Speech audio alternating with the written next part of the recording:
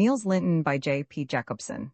She had the black, luminous eyes of the Blid family with delicate, straight eyebrows. She had their boldly shaped nose, their strong chin, and full lips. The curious line of mingled pain and sensuousness about the corners of her mouth was likewise an inheritance from them, and so were the restless movements of her head, but her cheek was pale. Her hair was soft as silk, and was wound smoothly around her head. Not so the Blids. Their coloring was of roses and bronze. Their hair was rough and curly, heavy as a mane, and their full, deep, resonant voices bore out the tales told of their forefathers, whose noisy hunting parties, solemn morning prayers, and 1,001 amorous adventures were matters of family tradition.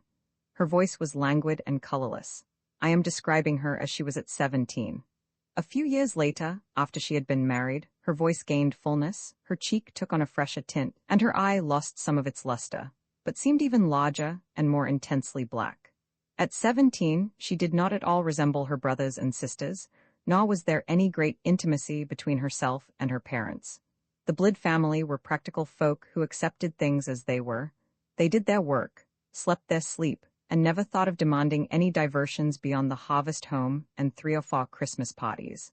They never passed through any religious experiences, but they would no more have dreamed of not rendering unto God what was God's than they would have neglected to pay their taxes. Therefore they said their evening prayers, went to church at Easter and Whitsun, sang their hymns on Christmas Eve, and partook of the Lord's Supper twice a year. They had no particular thirst for knowledge. As for their love of beauty, they were by no means insensible to the charm of little sentimental ditties, and when summer came with thick, luscious grass in the meadows and grain sprouting in broad fields, they would sometimes say to one another that this was a fine time for traveling about the country. But their natures had nothing of the poetic. Beauty never stirred any raptures in them, and they were never visited by vague longings or daydreams. Bartholine was not of their kind. She had no interest in the affairs of the fields and the stables, no taste for the dairy and the kitchen, none whatever. She loved poetry. She lived on poems, dreamed poems, and put her faith in them above everything else in the world. Parents, sisters and brothers, neighbors and friends, none of them ever said a word that was worth listening to. Their thoughts never rose above their land and their business. Their eyes never sought anything beyond the conditions and affairs that were right before them. But the poems? They teemed with new ideas and profound truths about life in the great outside world, where grief was black and joy was red. They glowed with images, foamed and sparkled with rhythm and rhyme. They were all about young girls, and the girls were noble and beautiful. How noble and beautiful they never knew themselves. Their hearts and their love meant more than the wealth of all the earth. Men bore them up in their hands, lifted them high in the sunshine of joy, honored and worshipped them, and were delighted to share with them their thoughts and plans, their triumphs and renown. They would even say that these same fortunate girls had inspired all the plans and achieved all the triumphs. Why might not she herself be such a girl? They were thus and so, and they never knew it themselves. How was she to know what she really was? And the poets all said very plainly that this was life, and that it was not life to sit and sew, work about the house, and make stupid calls. When all this was sifted down, it meant little beyond a slightly morbid desire to realize herself, a longing to find herself, which she had in common with many other young girls with talents a little above the ordinary. It was only a pity that there was not in her circle a single individual of sufficient distinction to give her the measure of her own powers. There was not even a kindred nature. So she came to look upon herself as something wonderful, unique, a sort of exotic plant that had grown in these ungentle climes and had barely strength enough to unfold its leaves. Though in more genial warmth, under a more powerful sun, it might have shot up, straight and tall, with a gloriously rich and brilliant bloom. Such was the image of her real self that she carried in her mind. She dreamed 1,000 dreams of those sunlit regions and was consumed with longing for this other and richer self, forgetting, what is so easily forgotten, that even the fairest dreams and the deepest longings do not add an inch to the stature of the human soul. One fine day, a suitor came to her. Young Lyhne of Lonbogad was the man, and he was the last male scion of a family whose members had for 3 generations been among the most distinguished people in the county. As burgomasters, revenue collectors, or royal commissioners, often rewarded with the title of Counselor of Justice, the Lyhnes in their maturer years had served king and country with diligence and honor.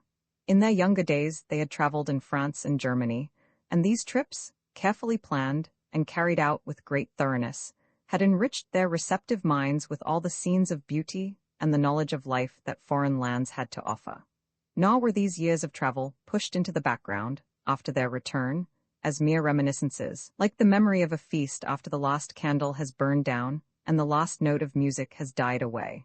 No, life in their homes was built on these years. The tastes awakened in this manner were not allowed to languish, but were nourished and developed by every means at their command. Rare copper plates, costly bronzes, German poetry, French juridical works, and French philosophy were everyday matters and common topics in the Lyhne households. Their bearing had an old-fashioned ease, a courtly graciousness, which contrasted oddly with the heavy majesty and awkward pomposity of the other county families. Their speech was well-rounded, delicately precise, a little marred, perhaps by rhetorical affectation, yet it somehow went well with those large, broad figures with their dome-like foreheads, their bushy hair growing far back on their temples, their calm, smiling eyes, and slightly aquiline noses. The lower part of the face was too heavy, however, the mouth too wide, and the lips much too full. Young Lyhne showed all these physical traits, but more faintly, and in the same manner, the family intelligence seemed to have grown weary in him. None of the mental problems or finer artistic enjoyments that he encountered stirred him to any zeal or desire whatsoever. He had simply striven with them in a painstaking effort, which was never brightened by joy in feeling his own powers unfold or pride in finding them adequate. Mere satisfaction in a task accomplished was the only reward that came to him. His estate, Lonbogard, had been left him by an uncle who had recently died, and he had returned from the traditional trip abroad in order to take over the management. As the Blid family were the nearest neighbors of his own rank, and his uncle had been intimate with them, he called, met Lyhne, and fell in love with her. That she should fall in love with him was almost a foregone conclusion. Here at last was someone from the outside world, someone who had lived in great, distant cities, where forests of spires were etched on a sunlit sky, where the air was vibrant with the chimes of bells, the pealing of organs, and the twanging of mandolins, while festal processions, resplendent with golden colors, wound their way through broad streets, where marble mansions shone, where noble families flaunted bright escutcheons hung 2 by 2 over wide portals, while fans flashed, and veils fluttered over the sculptured vines of curving balconies. Here was one who had sojourned where victorious armies had tramped the roads, where tremendous battles had invested the names of villages and fields with immortal fame, where smoke rising from gypsy fires trailed over the leafy masses of the forest, where red ruins looked down from vine-wreathed hills into the smiling valley, while water surged over the mill wheel, and cowbells tinkled as the herds came home over wide-arched bridges. All these things he told about, not as the poems did, but in a matter-of-fact way, as familiarly as the people at home talked about the villages in their own county or the next parish. He talked of painters and poets, too, and sometimes he would laud to the skies a name that she had never even heard. He showed her their pictures, and read their poems to her in the garden or on the hill, where they could look out over the bright waters of the fjord and the brown, billowing heath. Love made him poetic.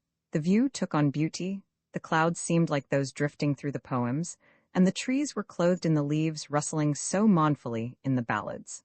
Lyhne was happy, for her love enabled her to dissolve the 24 hours into a string of romantic episodes. It was romance when she went down the road to meet him. Their meeting was romance, and so was their parting. It was romance when she stood on the hilltop in the light of the setting sun and waved him one last farewell before going up to her quiet little chamber, wistfully happy, to give herself up to thoughts of him. And when she included his name in her evening prayer, that was romance too. She no longer felt the old vague desires and longings. The new life with its shifting moods gave her all she craved, and moreover her thoughts and ideas had been clarified through having someone to whom she could speak freely without fear of being misunderstood. She was changed in another way, too. Happiness had made her more amiable toward her parents and sisters and brothers. She discovered that, after all, they had more intelligence than she had supposed and more feeling. And so they were married. The first year passed very much as their courtship. But when their wedded life had lost its newness, Lyhne could no longer conceal from himself that he wearied of always seeking new expressions for his love. He was tired of donning the plumage of romance and eternally spreading his wings to fly through all the heavens of sentiment and all the abysses of thought. He longed to settle peacefully on his own quiet perch and drowse, with his tired head under the soft, feathery shelter of a wing. He had never conceived of love as an ever-wakeful, restless flame, casting its strong, flickering light into every nook and corner of existence, making everything seem fantastically large and strange. Love to him was more like the quiet glow of embers on their bed of ashes, spreading a gentle warmth, while the faint dusk wraps all distant things in forgetfulness and makes the near seem nearer and more intimate. He was tired, worn out.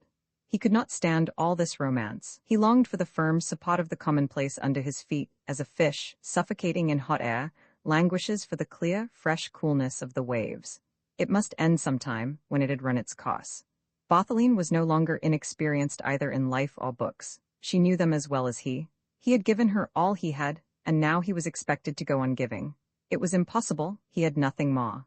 There was only one comfort. Lyhne was with child. Lyhne had long realized with sorrow that her conception of Lyhne was changing little by little, and that he no longer stood on the dizzy pinnacle to which she had raised him in the days of their courtship. While she did not yet doubt that he was at bottom what she called a poetic nature, she had begun to feel a little uneasy, for the cloven hoof of prose had shown itself once and again. This only made her pursue romance the more ardently, and she tried to bring back the old state of things by lavishing on him a still greater wealth of sentiment and a still greater rapture, but she met so little response that she almost felt as if she were stilted and unnatural. For a while she tried to drag Lyhne with her, in spite of his resistance. She refused to accept what she suspected. But when, at last, the failure of her efforts made her begin to doubt whether her own mind and heart really possessed the treasures she had imagined, then she suddenly left him alone, became cool, silent, and reserved, and often went off by herself to grieve over her lost illusions. For she saw it all now, and was bitterly disappointed to find that Lyhne, in his inmost self, was no whit different from the people she used to live among. She had merely been deceived by the very ordinary fact that his love, for a brief moment, had invested him with a fleeting glamour of soulfulness and exaltation, a very common occurrence with persons of a lower nature. Lyhne was grieved and anxious, too, over the change in their relationship, and he tried to mend matters by unlucky attempts at the old romantic flights, but it all availed nothing except to show Lyhne yet more clearly how great had been her mistake. Such was the state of things between man and wife when Lyhne brought forth her first child. It was a boy, and they called him Niels. Early that summer Eric Rifstrup came home after his 2 years in Italy. He had gone away a sculptor, he returned a painter, and he had already attracted attention, had sold his pictures, and received orders for others. The good fortune coming almost at his first call was due to the sure instinct for self-limitation, which bound his art closely to his own personality. His gift was not of the large and generous kind that is instinct with every promise, and seems about to grasp every laurel, that sweeps triumphantly through every realm like a bacchanalian troop, scattering golden seed on every side, and mounting genii on all its panthers. He was one of those in whom a dream is buried, making a peaceful sanctuary in one corner of their souls where they are most, and yet laced themselves. Through everything these people create their sounds the same wistful refrain, and every work of art that comes from their hands bears the same timidly circumscribed stamp of kinship, as if they were all pictures from the same little homeland, the same little nook deep among mountains. It was so with Eric. No matter where he plunged into the ocean of beauty, he always fetched the same pearl up to the light. His canvases were small, in the foreground a single figure, clay blue with its own shadow, behind it a heathery stretch of moor or campagna, and in the horizon a reddish-yellow afterglow of sunset. There was one picture of a young girl telling her own fortune in the Italian fashion. She is kneeling on a spot where the earth shows brown between tufts of shot grass. The heart, cross, and anchor of hammered silver, which she has taken from her necklace, are scattered on the ground. Now she is lying on her knees, her eyes closed in good faith with one hand covering them, the other reaching down, seeking rapture of love beyond words, bitter sorrow solaced by the cross, or the trusting hope of a common fate. She has not yet dared to touch the ground. Her hand shrinks back in the cold, mysterious shadow, her cheeks are flushed, and her mouth trembles between prayer and tears. There is a solemnity in the air. The sunset glow threatens, hot and fierce out there in the distance, but softly melancholy where it steals in over the heather. If you only knew, rapture of love beyond words, bitter sorrow solaced by the cross, or the trusting hope of a common fate. There was another in which she stands erect on the brown heath. tense with longing, her cheek pressed down on her folded hands. She is so sweet in her naive longing and a wee bit sad and angered with life for passing her by. Why does not Eros come with kissing roses? Does he think she is too young? Ah, if he would only feel her heart, how it beats. If he would only lay his hand there. A world is in there, a world of worlds, if it would only awaken. But why does it not call? It is there like a bud, tightly folded around its own sweetness and beauty, existing only for itself, oppressed by itself. For it knows there is something in life that it does not know. It is that which has warmed the sheltering petals and given light to the innermost heart of reddest dusk, where the scent lies yet scentless, a foreboding only, pressed into one tremulous tear. Will it never be freed and breathe out all its slumbering fragrance, never be rich in its own wealth? Will it never, never unfold and blush itself awake with gleaming rays of sunlight dotting in under its petals? She has no patience any more with Eros. Her lips are quivering with approaching tears, her eyes look out into space with hopeless defiance, and the little head sinks more and more forlornly, turning the delicate profile in toward the picture, where a gentle breeze wafts the reddish dust over dark green broom against a sherry golden sky. That was the way Eric painted. What he had to say always found expression in pictures such as these.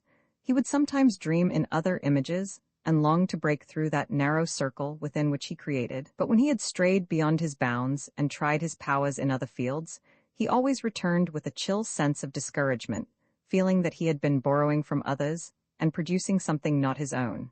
After these unfortunate excursions, which, however, always taught him more than he was aware of, he became more intensely Eric Rifstrup than ever before. Then he would abandon himself with more reckless courage and with almost poignant fervor to the cult of his own individuality, while his whole manner of associating with himself, to his slightest act, would be suffused with a religious enthusiasm. He seemed surrounded by shadowy throngs of beautiful forms, younger sisters of the slender-limbed women of Parmigianino, with their long necks and large, narrow princess hands. They sat at his table, poured his wine with movements full of noble grace, and held him in the spell of their fair dreams with Lyhne's mystic, contemplative smile, so inscrutably subtle in its enigmatic sweetness. But when he had served the god faithfully for 11 days, it sometimes happened that other powers gained the ascendancy over him, and he would be seized with a violent craving for the coarse enjoyment of gross pleasures. Then he would plunge into dissipations, feverish with that human thirst for self-destruction which yearns, when the blood burns as hotly as blood can burn, for degradation, perverseness, filth, and smut, with precisely the measure of strength possessed by another equally human longing, the longing to keep one's self greater than one's self and purer. In these moments there was but little that was rough and coarse enough for him, and when they had passed, it was long before he could regain his balance, for in truth these excesses were not natural to him. He was too healthy for them, too little poisoned by brooding. In a sense, they came as a rebound from his devotion to the higher spirits of his art, almost like a revenge, as though his nature had been violated by the pursuit of those idealistic aims which choice, aided by circumstances, had made his own. This twofold struggle, however, was not carried on along such definite lines that it appeared on the surface of Eric Rifstrup's life, nor did he feel the need of making his friends understand him in this phase. No, he was the same simple, happy-go-lucky fellow as of old, slightly awkward in his shrinking from emotions put into words, a little of a freebooter in his capacity for seizing and holding. Yet the other thing was in him, and could be sensed sometimes in quiet moments, like the bells that ring in a sunken city on the bottom of the sea. He and Niels had never understood each other so well as now. Both felt it, and silently each renewed the old friendship. And when vacation time came, and Niels felt that he really must make his long-deferred visit to his Aunt Rosalie, who was married to Consul Claudy in Fjordby, Eric went with him. The main highway from the richest district above Fjordby enters the town between two great thorn hedges, which bound Consul Claudy's vegetable garden and his large pleasure garden by the Shaw. What then becomes of the road, whether it ends in the consul's courtyard, which is as large as a marketplace, or whether it is continued in a bend running between his hayloft and his lumber yard to form, later, the main street of the town, is a matter of opinion. Many travelers follow the bend and drive on, but there are also many who stop and think the goal reached when they have come within the consul's wide tarred gateway, where the doors are always thrown back and covered with skins spread for drying. The buildings on the premises were all old with the exception of the tall warehouse, with its dead-looking slate roof, the newest architectural feature in Fjordby. The long, low main building appeared to be fast to its knees by 3 large gables, and was joined, in a dim corner, to the wing containing the kitchen and stables, in another lighter corner, to the warehouse. In the dark corner was the back door of the store, which formed, with the peasants' waiting room, the office, and the servants' hall, a rather dingy world of its own, where the mingled odor of cheap tobacco and moldy floors, of spices and dried codfish and wet wool, made the air so thick you could almost taste it. But when you had passed through the office with its pungent smoke of sealing wax, and had reached the hall, which formed the dividing line between the business and the family, a prevailing perfume of new millinery prepared you for the delicate scent in the living rooms. It was not the fragrance of any nosegay or of any real flower. It was the intangible, memory-laden atmosphere which pervades a home, though no one can say whence it comes. Every home has its own, and it may suggest 1,000 things, the smell of old gloves or new playing cards or open pianos, but it is always different. It may be stifled by incense, perfumes, or cigar smoke, but it cannot be killed. It always comes back unchanged and is there just as before.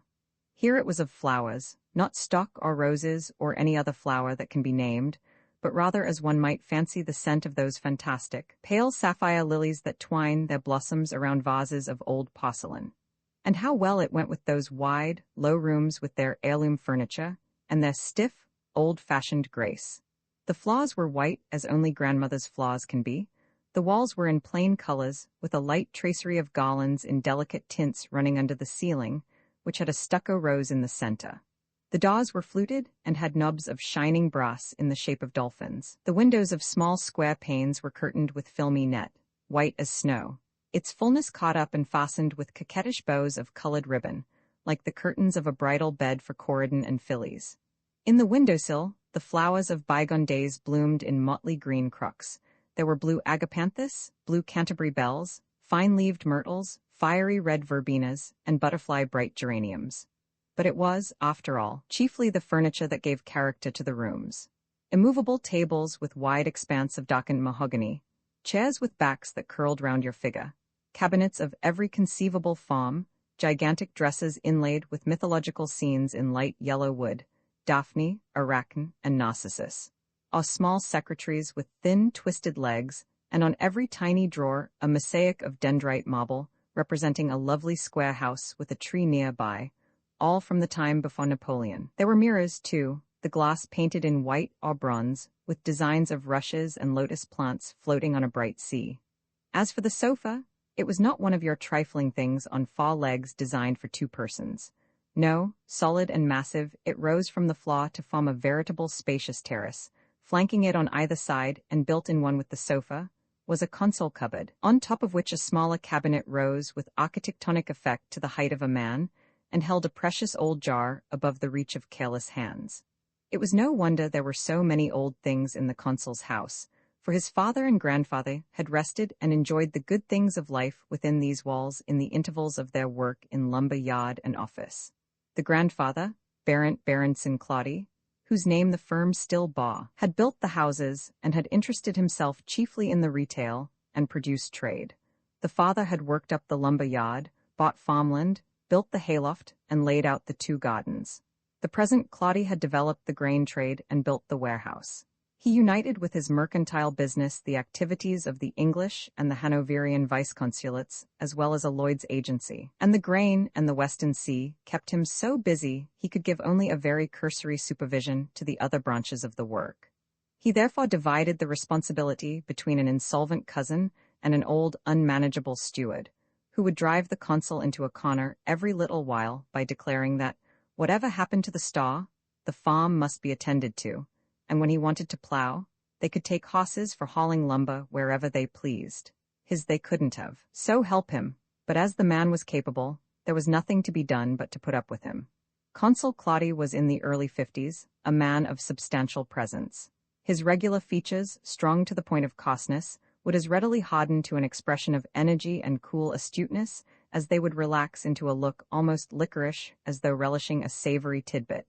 And he was, in fact, equally at home, whether driving a bargain with shrewd peasants or arguing with a stubborn salvage gang, or whether sitting with grey-bearded sinners over the last bottle of pot wine, listening to stories more than salacious, or telling them with the picturesque frankness for which he was noted. This, however, was not all of the man. His training naturally made him feel that he was on alien ground when he ventured outside of purely practical questions, but he never therefore scoffed at what he did not understand or tried to conceal his ignorance. Much less did it ever occur to him to give his opinion and demand that it be respected for the reason that he was a citizen of mature years and practical experience and a large taxpayer. On the contrary, he would often listen with a reverence that was almost touching when ladies and young men discussed such matters. Now and then, he would venture a modest question prefaced by elaborate excuses, which almost always elicited a scrupulously painstaking answer, and then he would express his thanks with all the courtesy which is so gracious in an older man thanking his juniors. At certain favorable moments, there could be something surprisingly fine about Consul Claudy, a wistful look in his clear brown eyes, a melancholy smile around his strong lips, a seeking, reminiscent note in his voice, as though he yearned for another, and in his own eyes better world than that to which his friends and acquaintances consigned him, hide and hair. The messenger between himself and this better world was his wife. She was one of those pale, gentle, virginal natures who have not the courage, or perhaps not the impulse, to give out their love in such fullness that there is no shred of self left in their innermost soul. Even in the most fleeting moment, they can never be so carried away by their feeling that they throw themselves in blind rapture under the chariot wheels of their idol. They cannot do it, but all else they can do for the beloved. They can fulfill the heaviest duties, are ready for the most grievous sacrifices, and do not flinch from any humiliation whatsoever. This is true of the best among them. Mrs. Claudy was not called on to bear such trials. Nevertheless, her marriage was not without its sorrows, for it was a matter of common knowledge in Fjordby that the consul was not, or at least had not been until a few years ago, the most faithful husband, and that he had several illegitimate children in the neighborhood. This was, of course, a bitter grief to her, and it had not been easy to keep her heart steadfast through the tumult of jealousy, scorn and anger, shame and sickening fear, which had made her feel as though the ground were slipping away under her feet. But she stood firm. Not only did she never allow a reproachful word to pass her lips, but she warded off any confession on the part of her husband, any direct prayer for forgiveness, and anything that might seem like a repentant vow. She felt that if it were ever put into words, they might sweep her along and away from him. Silently she would bear it, and in the silence she tried to make herself believe that she was in part to blame for her husband's crime, because of the barrier she had built around herself, which her love had not been strong enough to break down. She succeeded in magnifying this sin until she felt an indistinct need of forgiveness, and in course of time she brought herself to the point where she gave rise to a rumor that the girls whom Consul Claudy had seduced and their children were taken care of in other ways than with money. It seemed that a hidden woman's hand must be sheltering them, keeping them from harm, supporting and guiding them. So it came to pass that evil was turned into good, and a sinner and a saint each made the other better. The Claudys had 2 children, a son who was in a merchant's office in Hamburg, and a 19-year-old daughter named Fenimore, after the heroine, in St. Roch, one of Frau von Palso's novels, which had been very popular in the time of Mrs. Claudy's girlhood. Fenimore and the consul came down to meet the steamer on the day it brought Niels and Eric to Fjordby. Niels was pleasantly surprised to see that his cousin was pretty, for hitherto he had known her only from a terrible old family daguerreotype, where she appeared in a misty atmosphere, forming a group with her brother and her parents, all with hectic crimson on their cheeks and bright gilding on their jewelry. And now he found her simply lovely as she stood there in her light mourning dress and her dainty little shoes with their black ribbons crossing a white stockinged instep.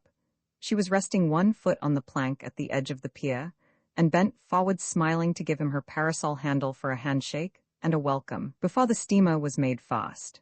Her lips were so red and her teeth so white, and her forehead and temples so delicately outlined under the wide brim of her Eugenie hat, from which shadowing edges of deep black lace fell weighted with bright jet. At last the gangplank was let down, and the consul started off with Eric. He had already introduced himself with 12 feet of water between them, and, still shouting, had drawn Eric into a humorous conversation about the agonies of seasickness, which he carried on with a wizened hatter's widow on board. Now he was calling on him to admire the large linden trees outside of the revenue collector's house, and the new schooner standing ready to be launched from Thomas Rasmussen's shipyard. Niels walked with Fenimore. She pointed to the flag flying in the garden in honor of him and his friend, and then they began to discuss the Neergaards in Copenhagen. They quickly agreed that Mrs. Neergaard was a very little. They would not say the word, but Fenimore smiled primly and made a cat-like movement with her hand. The characterization was evidently plain enough to them both, for they smiled and quickly became serious again. Silently they walked on, each wondering how he or she appeared in the other's eyes. Fenimore had imagined Niels Lyhne taller, more distinguished, and of an individuality more marked, like an underscored word. He, on the other hand, had found much more than he expected. He thought her charming, almost alluring, in spite of her dress which savored too much of small-town elegance. When they had entered the hall, and she stood looking down with a preoccupied air, as she took off her hat and smoothed her hair with wonderfully soft, languid, graceful turns of hand and wrist, he felt as grateful as if her movements had been caresses. This almost puzzling sense of gratitude did not leave him either that day or the next, and sometimes it welled up so strong and warm that he felt it would have been the greatest happiness if he might have thanked her in words for being so pretty and so sweet. Very soon Eric, as well as Niels, felt quite at home in the consul's hospitable house. Before many days, they had slipped into that pleasantly arranged idling, which is the real vacation life, and which it is so difficult to guard against the friendly encroachments of well-meaning people. They had to use all their diplomacy to avoid the stuffy evening parties, large boating excursions, summer balls, and amateur theatricals, which were constantly threatening their peace.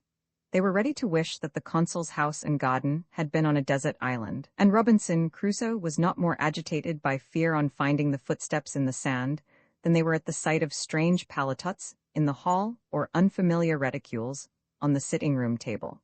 They much preferred to be by themselves, for they had scarcely passed the middle of the first week before they were both in love with Fenimore. It was not the mature passion which must and will know its fate and longs to have and to hold and to be assured. As yet it was only the first dawn of love, like a hint of spring in the air, instinct with a longing akin to sadness and with an unrest that is gently pulsing joy. The heart is so tender and yielding and easily moved. A light on the water, a rustling in the leaves, a flower unfolding its petals, all seem to have a strange new power. Vague hopes without a name burst out, suddenly flooding the earth with sunlight and as suddenly vanishing again. Weak despondency sails like a broad cloud over the glory, churning the flashes of hope down into its own gray wake.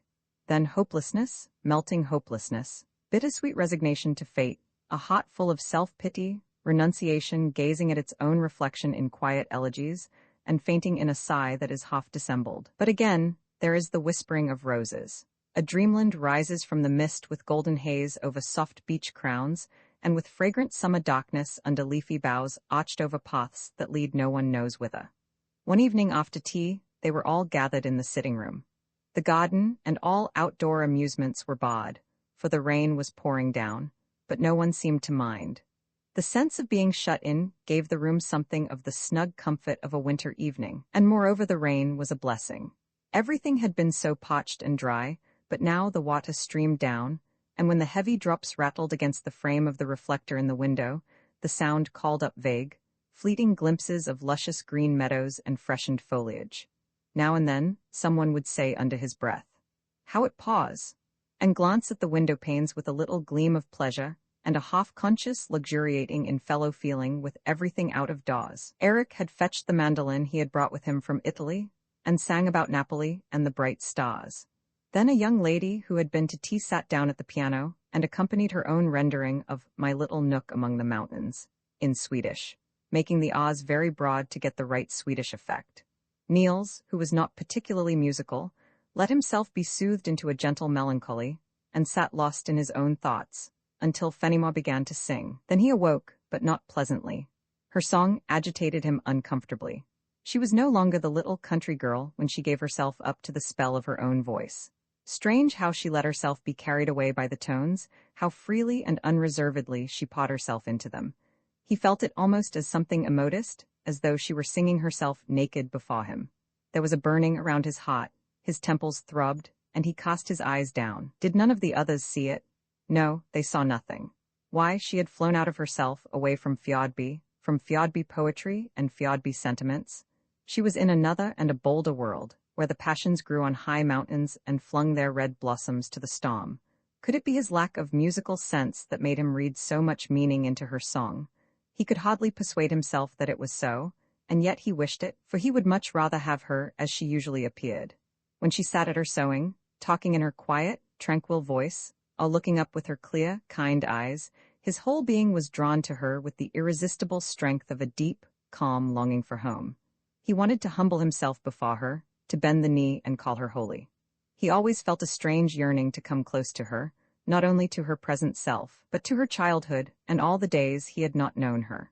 When they were alone, he would lead her to talk of the past, of her little troubles and mistakes and the vagaries that every childhood is full of.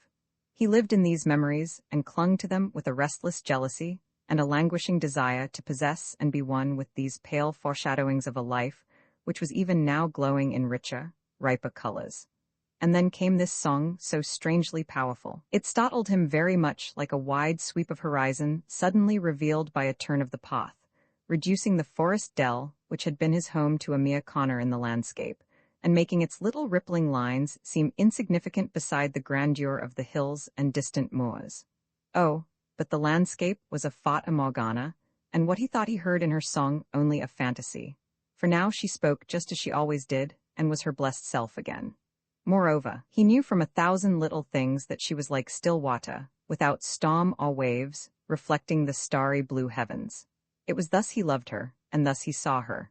And when she was with him, she gradually formed herself upon his image of her, not with any conscious dissembling, for after all his conception was partly true, and it was only natural, when his every word and look, his every thought and dream, appealed to that side of her nature and did homage to it, that she should assume the guise he almost forced upon her. Besides, how could she bother about giving each and every one a correct impression of herself when all her thoughts centered around the one, Eric, the only one, her chosen lord, whom she loved with a passion that was not of herself, and with an idolatrous worship that terrified her. She had imagined love to be a sweet dignity, not this consuming unrest, full of fear and humiliation and doubt. Many a time when the declaration seemed trembling on Eric's lips, she had felt as if it were her duty to put her hand on his mouth and warn him against speaking, accusing herself and telling him how she had deceived him and how unworthy of his love she was, how earthly and small and impure, so far from noble, so wretchedly low and common and wicked. She felt herself dishonest under his admiring gaze, calculating when she failed to avoid him, criminal when she could not bring herself to beg God in her evening prayer that he would turn Eric's heart from her in order that his life might be all sunlight and honor and glory. For she knew that her low-born passion would drag him down. It was almost in spite of himself that Eric loved her. His ideal had always been high, proud, and noble, with quiet melancholy suffusing her pale features and coolness of temple, ere lingering in the severe folds of her garment. But Fenimore's sweetness conquered him. He could not resist her beauty. There was such a fresh, innocent sensuousness about her whole form. When she walked, her gait whispered of her body. There was a nakedness in her movements and a dreamy eloquence in her repose, neither of which she could help, for she could not conceal the one or silence the other, even had she been in the slightest degree conscious of their existence. No one saw this better than Eric, and he was fully aware of what a large part her purely physical beauty played in her attraction for him. He struggled against it, for there were exalted ideals of love in his soul, ideals which had their source, perhaps, not only in tradition and poetry, but in deeper strata of his nature than those that appeared on the surface.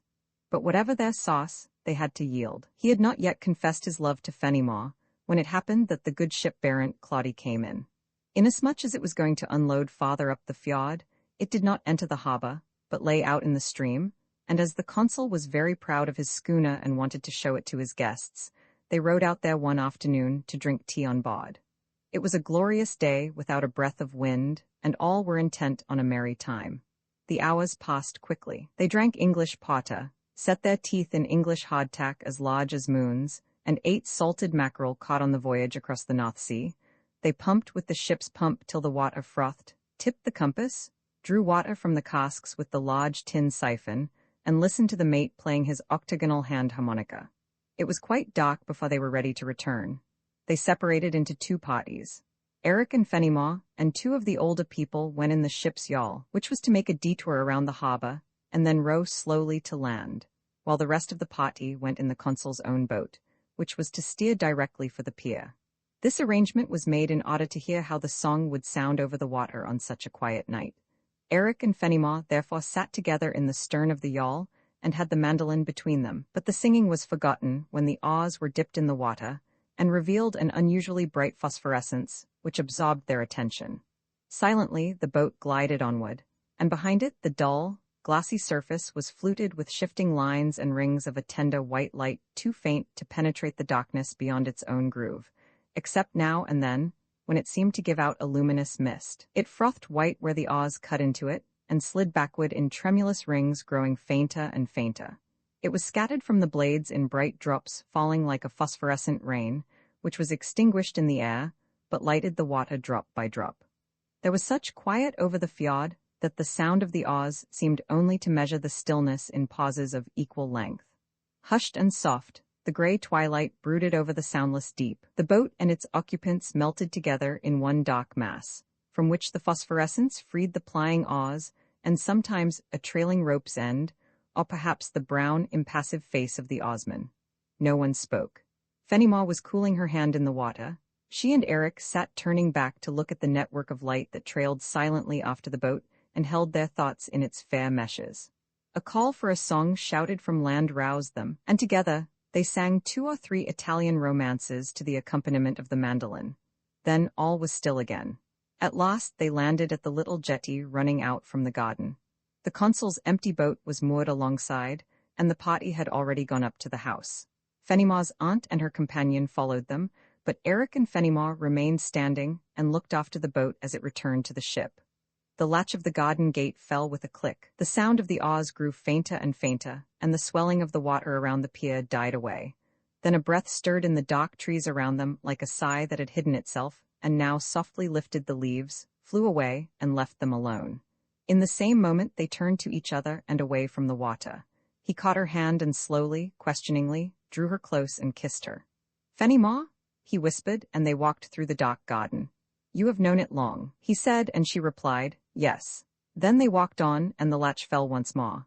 Eric could not sleep when he reached his room at last, after drinking coffee with the company and saying good night at the street door. There was no air in there. He flung the windows wide open, then threw himself on the couch and listened. He wanted to get out again. How everything resounded through the house! He could hear the consul's slippers, and now Mrs. Claudy opened the kitchen door to see if the fire was out. What in the world could Niels want in his trunk at this time of night? Ah, there was a mouse behind the wainscoting. Now someone crossed the attic in stocking feet, now another. There were 2. At last, he opened the door to the guest room within and listened, then he carefully opened the window, straddled over the sill, and slid into the courtyard. He knew that he could get down to the Shaw through the mangling room. If anyone saw him, he meant to say that he had forgotten his mandolin down by the jetty and wanted to rescue it from the dew. Therefore he slung the mandolin on his back. The garden was a little lighter now. There was a slight breeze and a bit of moon, which laid a tremulous strip of silver from the jetty out to the barren Claudy. He went through the garden out on the stone sloping, which protected it from the water, running in abrupt angles round a large embankment and all the way out to the end of the harbor mole. Balancing uncomfortably on the flat, slanting stones, he finally reached the molehead and, rather out of breath, sat down on the bench. Above his head, the red lantern of the harbor light swung slowly back and forth with a sound like the sighing of iron, while the flag line flapped gently against its staff. The moon had come out a little more, and cast a cautious grayish-white light over the quiet ships in the harbor, and over the maze of rectangular roofs and white dark-eyed gables in the town. Above and beyond it all, the church steeple rose, calm and light. He leaned back dreaming, while a wave of unutterable joy and exultation surged through his heart. He felt rich and full of strength and the warmth of life.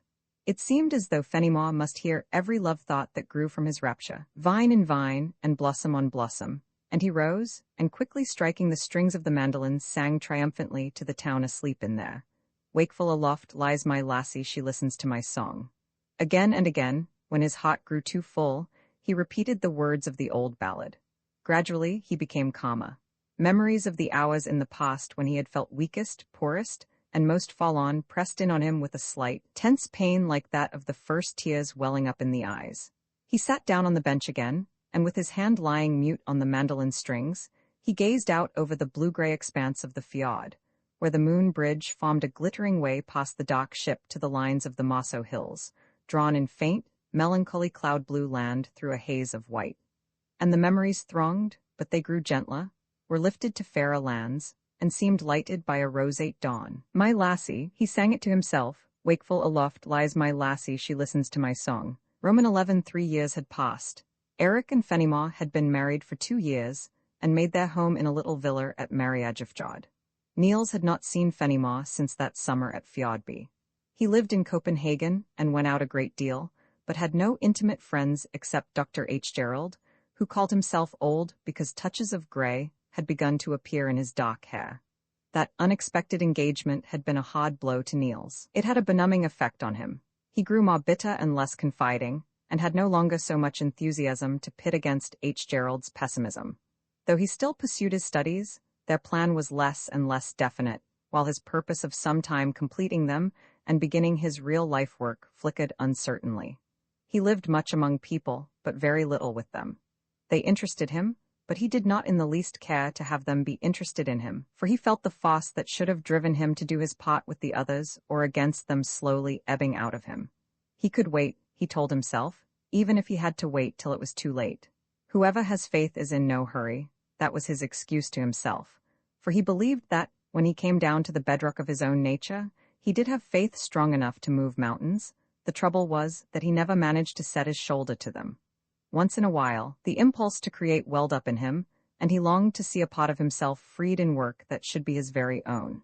For days, he would be excited with the happy, titanic effort of cutting the clay for his atom, but he never formed it in his own image. The willpower necessary to persistent self-concentration was not in him. Weeks would pass before he could make up his mind to abandon the work, but he did abandon it, asking himself, in a fit of irritation, why he should continue. What more had he to gain? He had tasted the rapture of conception. There remained the toil of rearing, cherishing, nourishing, carrying to perfection. Why? For whom? He was no pelican, he told himself. But argue as he might, he was dissatisfied with himself and felt that he had not fulfilled his own expectations. Nor did it avail him to cop at these expectations and ask whether they were well-founded.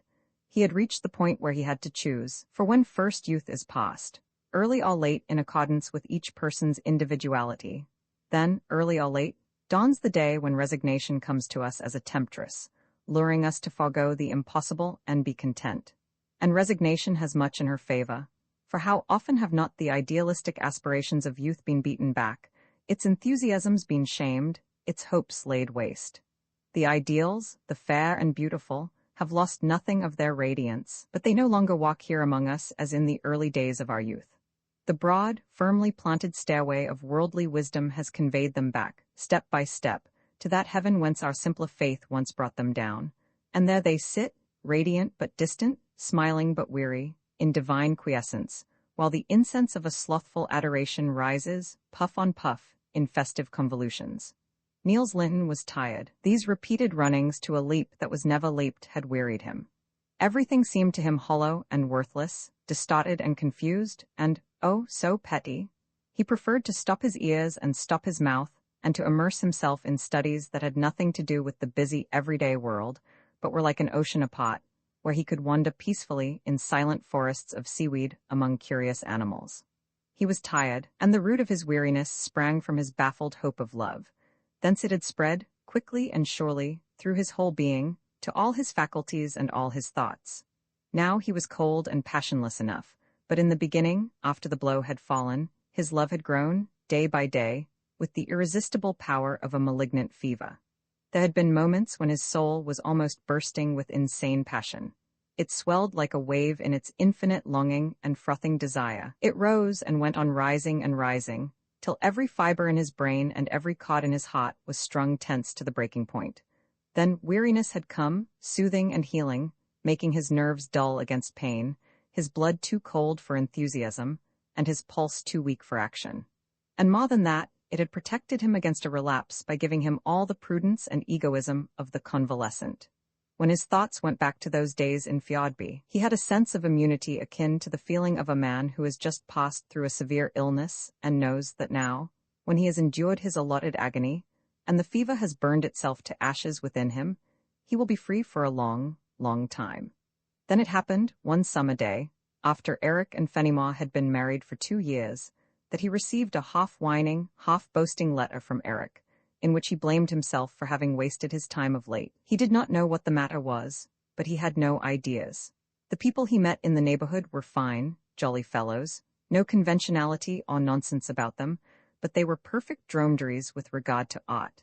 There was not a human being he could talk with, and he had gotten himself into a slough of laziness and stagnation which he could not pull out of. He never had a glimmering of an idea or a mood, and never felt inspired. Sometimes he was afraid that his power had run out, and that he never would do anything anymore. But this could not possibly go on forever. It must come back. He had been too rich to end like this, and when it came he would show them what art was, those fellows who painted away all the time as if they had learned it by rote. For the present, however, he was as if bewitched, and it would be an act of friendship if Niels would visit Mariagefjord.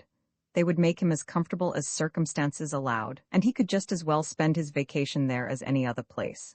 Fenimore sent her love and would be glad to see him. This letter was so unlike Eric that Niels saw at once there must be something serious amiss, or he would not complain in this fashion. He was aware, too, of how little volume there was in the wellspring of Eric's production, a slender stream only, which unfavorable circumstances could easily dry out. He would go at once. For all that had happened, Eric should find him a faithful friend. Whatever the years had loosened of old ties and uprooted of old illusions, he would at least know how to guard this old friendship of their childhood. He had helped Eric before, and he would help him now. A fanaticism of friendship possessed him. He would renounce his future, fame, ambitious dreams, everything, for Eric's sake. All that he owned of smoldering enthusiasm and creative ferment should be Eric's. He would merge himself in Eric with his whole self and all his ideas, holding nothing back, keeping nothing for himself. He dreamed of greatness for the friend who had torn his life asunder so roughly, and saw himself blotted out, forgotten, impoverished, deprived of his intellectual heritage. And he went on dreaming that his gift to Eric should become no longer a loan, but Eric's very own, as he coined it into works and deeds and gave it his stamp. Eric in honor and glory, and he himself one of the many, many commonplace folk and nothing else. Poor at last, by necessity, not by choice. A real beggar, not a prince in disguise, and it was sweet to dream himself so bitterly humble. But dreams are dreams, and he laughed at himself, as he thought that people who neglect their own work always have no end of time to interest themselves in that of others. It also occurred to him that, when he came face to face with Eric, the latter would, of course, disclaim his letter and pass it off as a joke. He certainly would think it extremely absurd if Niels were actually to present himself with the announcement that he was ready to help him recover his creative power. Nevertheless, he went. In his inmost heart, he believed that he could do some good, and no matter how much he tried to explain it away or cast doubts upon it, he could not rid himself of the feeling that it really was the friendship of their boyhood, which had reasserted itself in all its old simplicity and warmth, in spite of the years and what the years had brought. The villa at Mariagefjord belonged to an elderly couple who had been forced by ill health to make their home in the south for an indefinite period. They had not intended to rent the place, as they had started out with the idea of returning after 6 months, and therefore had left everything just as it was. So when Eric leased the house fully furnished, this was so literally true that he got it with bric-a-brac, family portraits, and everything else, even to an attic full of decrepit furniture with old letters in the drawers of the secretaries. Eric had discovered the villa when he left Fjordby after his engagement. As it contained everything they needed, and as he hoped to go to Italy in a year or two, he had persuaded Consul Claudy to postpone the purchase of household furnishings for a while. They had moved into Marianelland very much as into a hotel, except that they brought a few more trunks than travelers usually carry. The house fronted the fjord, less than 20 feet from the water, and was rather ordinary in appearance. It had a balcony above, a veranda below, and at the back a young garden with trees no thicker than walking sticks. But from the garden one could step right into a magnificent bit of beech woods, with heathery glades and wide clefts opening between banks of white clay, and that made up for many shortcomings. This was Fenimore's new home, and for a while it was as bright as happiness could make it, for they were both young and in love, strong and healthy, and without a care for their means of subsistence, either spiritual or material. But every palace of joy that rises heavenward has sand mixed in the earth on which it is founded, and the sand will collect and run away, slowly perhaps, imperceptibly perhaps, but it runs and runs, grain by grain. And love? Even love is not a rock, however much we may wish to believe it. She loved him with her whole soul, with the hot, tremulous passion born of fear. He was to her much more than a god, much nearer. He was an idol, whom she worshipped without reason and without reserve.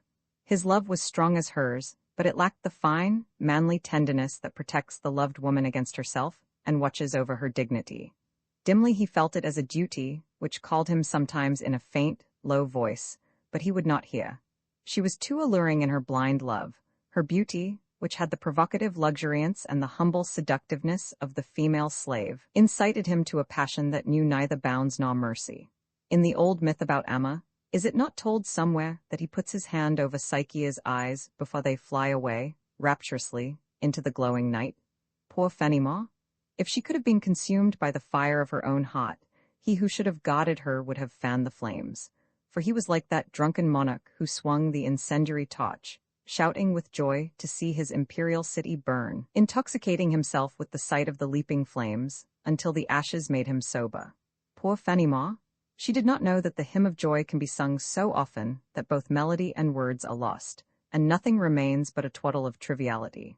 She did not know that the intoxication which uplifts today takes its strength from the wings of tomorrow, and when at length sobriety dawned, gray and heavy, she realized tremblingly that they had loved themselves down to a sweet contempt for themselves and each other, a sweet contempt which day by day lessened in sweetness and became, at last, utterly bitter.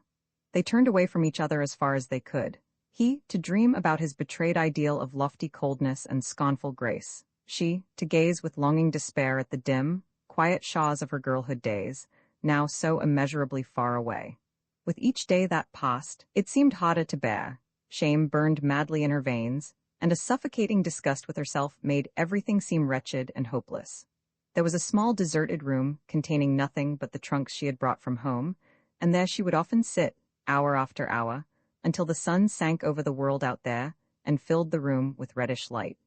There she tortured herself with thoughts sharper than thorns and scourged herself with words more stinging than whips, until she was stupefied by misery and tried to deaden her pain by throwing herself down on the floor as something too full of corruption and dregs, a carrion of herself, too foul to be the seat of a soul. Her husband's mistress. That thought was never out of her mind. With that she threw herself in the dust and trampled on herself. With that she bowed every hope of regeneration and turned every happy memory to stone. Gradually a hard, brutal indifference came over her, and she ceased to despair, as she had long ceased to hope. Her heaven had fallen, but she did not try to raise the vault again in her dreams. The earth was good enough for her, since she was but of earth earthy. She did not hate Eric, nor did she draw away from him. No, she accepted his kisses. She despised herself too much to repulse them, and besides, was she not his wife, his woman? For Eric, too, the awakening was bitter, although his man's prosaic common sense had warned him that some time it must come. When it really came, however, when love no longer gave boot for every bane, and the veil of gleaming gold in which it had descended to earth for him had been wafted away, he felt such a sinking of his spirits, and such a sluggishness creeping over all his powers that he was angered and alarmed. Feverishly, he turned to his work to assure himself that he had lost nothing else besides happiness, but aught did not give him the answer he hoped for. He got hold of some unlucky ideas which he could not do anything with, and yet could not make up his mind to abandon. Though they refused to take shape, they continued to tease his mind and prevented other ideas from breaking through or absorbing his energy. He grew despondent and dissatisfied, and sank into a moody idleness, since work was so confoundedly perverse, and since, of course, he had only to wait for the spirit to move him again. But time passed. His talent was still barren, and here by the quiet fjord there was nothing that could fructify it, nor were there any fellow artists whose triumphs could spur him on either to emulation or to creative opposition. This inactivity grew unbearable. He was seized with a violent craving to feel himself, no matter how or in what, and since nothing else offered, he turned to a crowd of older and younger men about the neighborhood who enlivened the dullness of country life by such dissipations as their limited fancy could invent, and their rather one-sided taste could savor. The kernel of their pleasures was always drinking and cards, no matter whether the shell enclosing them was called a market day or a hunt. Nor did it make any particular difference that the scene was occasionally laid in a small neighboring town, and certain real or imagined business was transacted with the tradesmen during the afternoon, for the bargain was always closed at night in the tavern, where the discriminating landlord always showed persons of the right stripe into number caveat. If there happened to be strolling players in town, the tradesmen were let go, for the players were more sociable, did not shy at the bottle, and were usually ready to undergo the miraculous, though never quite successful, cure of drinking themselves sober in gin after getting drunk on champagne. The latter of the crowd was a hunting squire of 60, and its main stock was made up of small landowners and country gentlemen in the neighborhood, though it also included a massive young dandy of a brandy distiller and a white-necked tutor, who had not been a tutor for 20 years or more, but had gone as a vagrant from house to house with a sealskin bag and an old gray mare, which he used to say he had bought from a horse butcher. He was a silent drinker, a virtuoso on the flute, and was supposed to know Arabic. Among those whom the squire called his staff were also a solicitor, who always had new stories to tell, and a doctor, who knew only a single one from the siege of Lubeck in the year 6. The members of this band were widely scattered, and it scarcely ever happened that they were all together at one time. But whenever anyone stayed away from the company too long, the squire would issue a summons to the faithful to inspect the renegade's oxen, which all understood to mean that they should quarter themselves upon the unfortunate man for 2 or 3 days, and turn his house upside down with drinking, gambling, and whatever rustic amusements the season afforded. During such a punitive visit, it once happened that the whole party was snowbound, and the host's supply of coffee, rum, and sugar ran out, so that they were reduced to drinking a coffee punch boiled of chicory, sweetened with syrup, and strengthened with brandy. It was a coarse-grained crowd of boon companions that Eric had fallen in with, but perhaps people of such tremendous animal vitality could hardly find sufficient outlet in more civilized amusements, and their unfailing good humor and broad, Bruin-like joviality really took away much of the grossness. If Eric's talent had been akin to that of Brouwer or Ostade, this choice band of revelers would have been a perfect gold mine to him. As it was, he got nothing out of it except that he enjoyed it very much, too much in fact, for soon this wild racketing became indispensable to him and took up nearly all his time. Now and then, he would blame himself for his idling and vow to end it, but whenever he made an attempt at working, the sense of blankness and spiritual impotence would come over him again and drive him back to the old life. The letter to Niels had been framed one day when his everlasting barrenness had made him wonder if his talent had been attacked by a wasting disease. As soon as it was sent, he regretted it and hoped that Niels would let his plaint go in at one ear and out at the other. But Niels he came, the knight-errant of friendship personified, and was met with that mixture of rebuff and pity which knights-errant in all times have encountered from those in whose behalf they have dragged Rocinante out of her snug stable. As Niels was tactful, however, and bided his time, Eric thawed before long, and the old intimacy was soon established between them, for Eric's need of pouring himself out in complaint and confession had grown into an almost physical craving. One evening after bedtime, when Fenimore had retired, they sat over their cognac and water in the dark sitting-room. Only the glow of their cigars showed where they were, and once in a while, when Niels leaned far back in his chair, his upturned profile would stand out black against the dark window-pane. They had been drinking a good deal, Eric especially, while they sat talking of the time when they were boys at Lonbogard. Now Fenimore's departure had made a pause which neither of them seemed inclined to break, for their thoughts came stealing upon them in a pleasant languor, as they listened drowsily to the singing of their blood, warm from the cognac. "What fools we were when we were 20, came Eric's voice at last. God knows what we expected and how we had got it into our heads that such things were on earth. We called them by the same names that they bear in reality, but we meant something entirely above and beyond comparison with this tame sufficiency that we've got. There isn't much to life. Really, do you think so? Oh, I don't know, I take it for what it is worth. We don't generally live very much. Most of the time we only exist. If you could get life handed to you in one whole large, appetizing cake that you could set your teeth in, but doled out in bits. No, it's not amusing. Tell me, Niels, it's only to you I can talk of such absurd things. I don't know how it is, but you're so queer. Tell me, is there anything in your glass, all right? Have you ever thought of death? Have I? Why, yes, have you? I don't mean at funerals or when a man is sick, but sometimes when I'm just sitting here comfortably, it comes over me like a despair simply. When I sit here and mope and don't do anything and can't do anything, then I actually feel the time slipping away from me. Hours and weeks and months rush past with nothing in them, and I can't nail them to the spot with a piece of work. I don't know if you understand what I mean, but I want to get hold of it with something achieved. When I paint a picture, the time I use for it remains mine forever. It isn't lost, even though it's past. I am sick when I think of the days as they go, incessantly, and I have nothing, or I can't get at it. It's torture. I sometimes get into such a rage that I have to get up and walk the floor and sing some idiotic thing to keep myself from crying. And then when I stop, I am almost mad to think that the time has gone meanwhile, and is going while I think, and going and going. There is nothing more wretched than to be an artist. Here I am, strong and healthy, I have eyes to see, my blood is warm and red, my heart beats, and there is nothing the matter with my head, and I want to work, but I can't. I am struggling and groping for something that eludes me, something that I can't grasp even if I toil and moil till I sweat blood. What can a man do for inspiration or to get an idea? It is all one whether I concentrate or whether I go out and pretend I am not looking for anything. Never, never anything except the sense that now time is standing up to the waist in eternity and hauling in the hours, and they rush past, 12 white and 12 black, never stopping, never stopping. What shall I do? What do people do when they feel like that? Surely, I can't be the first. Have you nothing to suggest? Travel. No, anything but that. What made you think of that? You don't believe I'm done for, do you? Done for? No, but I thought the new impressions. The new impressions, exactly. Have you never heard about people who had plenty of talent in their first youth while they were fresh and full of hope and plans, but when youth had passed their talent was gone too, and never came back? They were silent for a long time. They traveled, Niels, to get new impressions. That was their fixed idea. The South, the Orient, it was all in vain. It slid off from them as from a looking-glass. I have seen their graves in Rome, 2 of them, but there are many, many others. One of them went mad. I have never heard that about painters before. It's true. What can it be, do you think? A hidden nerve that's given way?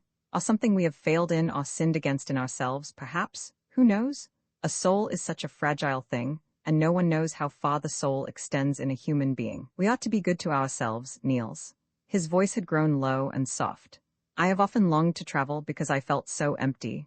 You have no idea how I have longed for it, but I simply don't dare to, for suppose it didn't help, and that I was one of those people I was telling you of. What then? Think of standing face to face with the certainty that I was done for, didn't possess anything, couldn't do anything. Think of it. Couldn't do anything? A paltry wretch, a cursed dog of a cripple, a miserable eunuch. What do you think would become of me? And after all, it is not impossible. My first youth is past, and as for illusions and that sort of thing, I can assure you I haven't many left. It's terrible how we go through them, and yet I was never one of those who are anxious to get rid of them. I was not like you and the rest of the people who used to foregather at Mrs. Boy's. You were always so busy plucking the fine feathers from one another, and the balder you got, the more you crowed. Still, what's the difference? Sooner or later we all start molting. They were silent again. The air was bitter with cigar smoke and heavy with cognac, and they sighed drearily, oppressed by the stuffiness of the room and by their own very sad hearts. Niels had traveled 200 miles to bring aid, and here he sat feeling his impulse put to shame, while the colder side of his nature looked on. For what could he do, when it came to the point? What if he tried to talk picturesquely to Eric, in many words of purple and ultramarine, dripping with light and wading in shadow? There had been a dream of something like that in his brain when he started out. How utterly absurd! To bring aid? You might perhaps drive away the goddess with the closed hands from an artist's door, but that was certainly the utmost. You could no more help him to create than you could help him, if he were paralyzed, to lift his little finger by his own strength. No, not though your heart overflowed with affection and sympathy and devotion and everything else that was generous. What you ought to do was to mind your own affairs. That was useful and healthy, but of course it was easier to let your heart run amok in a large and generous way. The only trouble was that it was so lamentably impracticable and so utterly ineffective. Minding your own affairs and doing it well did not ensure you paradise, but at least you did not have to cast down your eyes before either God or man. Opportunity was abundant for Niels to make melancholy reflections on the impotence of a kind heart, for all that he accomplished was to keep Eric at home, a little more than usual for a month or so. Nevertheless, he did not care to return to Copenhagen during the hot season, and as he did not wish to remain a guest indefinitely, he engaged a room with a family a little above the peasant class, on the opposite shore of the fjord, so near that he could row over to Marianelland in 15 minutes. Now that he was accustomed to the neighborhood, he would just as lief stay there as any other place, for he was one of the susceptible people over whom outward surroundings easily acquire a hold. Besides, his friend and his cousin Fenimore were there, and that was reason enough, especially as there was not a human being anywhere else expecting him. During the trip from Copenhagen, he had carefully thought out his behavior to Fenimore and how he would show her that he had forgotten so completely that he did not remember there was anything to forget. Above all, no coldness, but a friendly indifference, a superficial cordiality, a polite sympathy. That was the proper attitude. But it was all thrown away. The Fenimore he met was a different person from the one he had left. She was still lovely, her form was luxuriant and beautiful as before, and she had the same slow, languid movements that charmed him in former days, but there was a dreary thoughtlessness in the expression of her mouth, as of one who had thought too much, and a pitiful, tortured cruelty in her gentle eyes. He did not understand it at all, but one fact was at least clear, and that was that she had had other things to think of than remembering him, and that she was quite callous to any memories he could awaken. She looked like one who had made her choice and done the worst she could do with it. Little by little, he began to spell and put things together, and one day, when they were walking along the shore, he began to understand. Eric was cleaning up his studio, and as they were strolling by the water, the maid came out with an apronful of refuse which she threw on the beach. There was a litter of old brushes, fragments of casts, broken palette knives, bits of oil bottles, and empty paint tubes. Niels poked the heap with his foot, and Fenimore looked on with the vague curiosity people often feel in turning over old rubbish. Suddenly Niels drew his foot away as if something had burned it, but caught himself as quickly and gave the pile another kick. "Oh, let me see it," begged Fenimore, and put her hand on his arm as if to stop him. He bent down and pulled out a plaster cast of a hand holding an egg. "It must be a mistake," he said. "Why no, it is broken," she replied quietly, as she took it from him. "See, the forefinger is gone," she added, pointing, but when she suddenly became aware that the egg had been cut in two and a yolk painted inside it with chrome yellow, she blushed, and bending down, she slowly and deliberately knocked the hand against a stone until it was broken into little bits. "Do you remember the time it was cast?" Niels asked, in order to say something. "I remember that my hand was smeared with green soap so the plaster should not stick to it. Is that what you were thinking of?" "No, I mean the time when Eric passed the cast around at the tea table. Don't you remember, when it came to your old aunt, how her eyes filled with tears, and she embraced you with the deepest compassion and kissed you on the brow, as if some harm had been done to you?" "Yes, people are so sensitive." No, we all laughed at her, but there was a delicacy in it nevertheless, although it was so nonsensical. "Yes, there is much of that nonsensical delicacy in the world. I believe you want to quarrel with me today." "No, I don't, but there is something I want to say to you. You won't take offense at a little frankness. Well, then, suppose a man tells a story that is not very nice in his wife's presence, and perhaps otherwise shows what appears to you a lack of consideration for her. Don't you think it is unnecessary for you then to express your protest by your emphatic fastidiousness and your exceeding great chivalry? It is fair to assume that the man knows his own wife best, and knows that it won't offend or wound her. Otherwise he would not do it. Is not that true?" "No, it is not true, generally speaking, but in this case and on your authority, I don't mind saying yes." "That's right. You may be sure that women are not the ethereal creatures many a good youth fancies. They are really no more delicate than men, and not very different from them. Take my word for it, there has been some filthy clay used in the shaping of them both." "Dearest Fenimore, thank God you don't know what you are saying, but you are very unjust to women and to yourself. I believe in woman's purity." "Woman's purity? What do you mean by woman's purity?" "I mean, that is, I will tell you you mean nothing, for that is another piece of nonsensical delicacy. A woman can't be pure and isn't supposed to be. How could she? It is against nature. And do you think God made her to be pure? Answer me. No, and 10,000 times no. Then why this lunacy? Why fling us up to the stars with one hand when you have to pull us down with the other? Can't you let us walk the earth by your side, one human being with another, and nothing more at all? It is impossible for us to step firmly on the prose of life when you blind us with your poetic will-o'-the-wisps. Let us alone. For God's sake, let us alone." She sat down and wept. Niels understood much. Fenimore would have been miserable had she known how much. Was it not partly the old story of love's holiday fare which refuses to turn into daily bread, but goes on being holiday fare, only more tasteless, more insipid, and less nourishing? Day by day, one can't perform a miracle, and the other can't perform it, and there they sit in their banqueting clothes, careful to smile and to use festive words, but underneath they feel the agony of hunger and thirst, while their eyes shrink from each other, and hatred begins to grow in their hearts. Was not that the first chapter, and was not the other the equally dreary tale of a woman's despair at not being able to recover herself after finding out that the demigod, whose bride she became so joyously, was only an ordinary mortal? First the despair, the bootless despair, and then the merciful stupor. That must be the explanation. It seemed to Niels that he understood everything, the hardness in her, the dreary humility, and her costness, which was the bitterest drop in the whole goblet.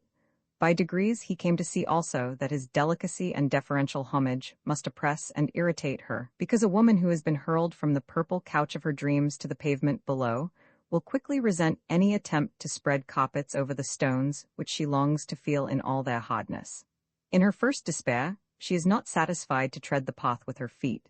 She is determined to crawl it on her knees, choosing the way that is steepest and roughest. She desires no helping hand and will not lift her head. Let it sink down with its own heaviness, so that she may put her face to the ground and taste the dust with her tongue. Niels pitied her with all his heart, but he left her alone as she desired. It was hard to look on and not help, to sit apart and dream her happy, in stupid dreams, or to wait and calculate, with the cold knowledge of the physician, how long she had to suffer.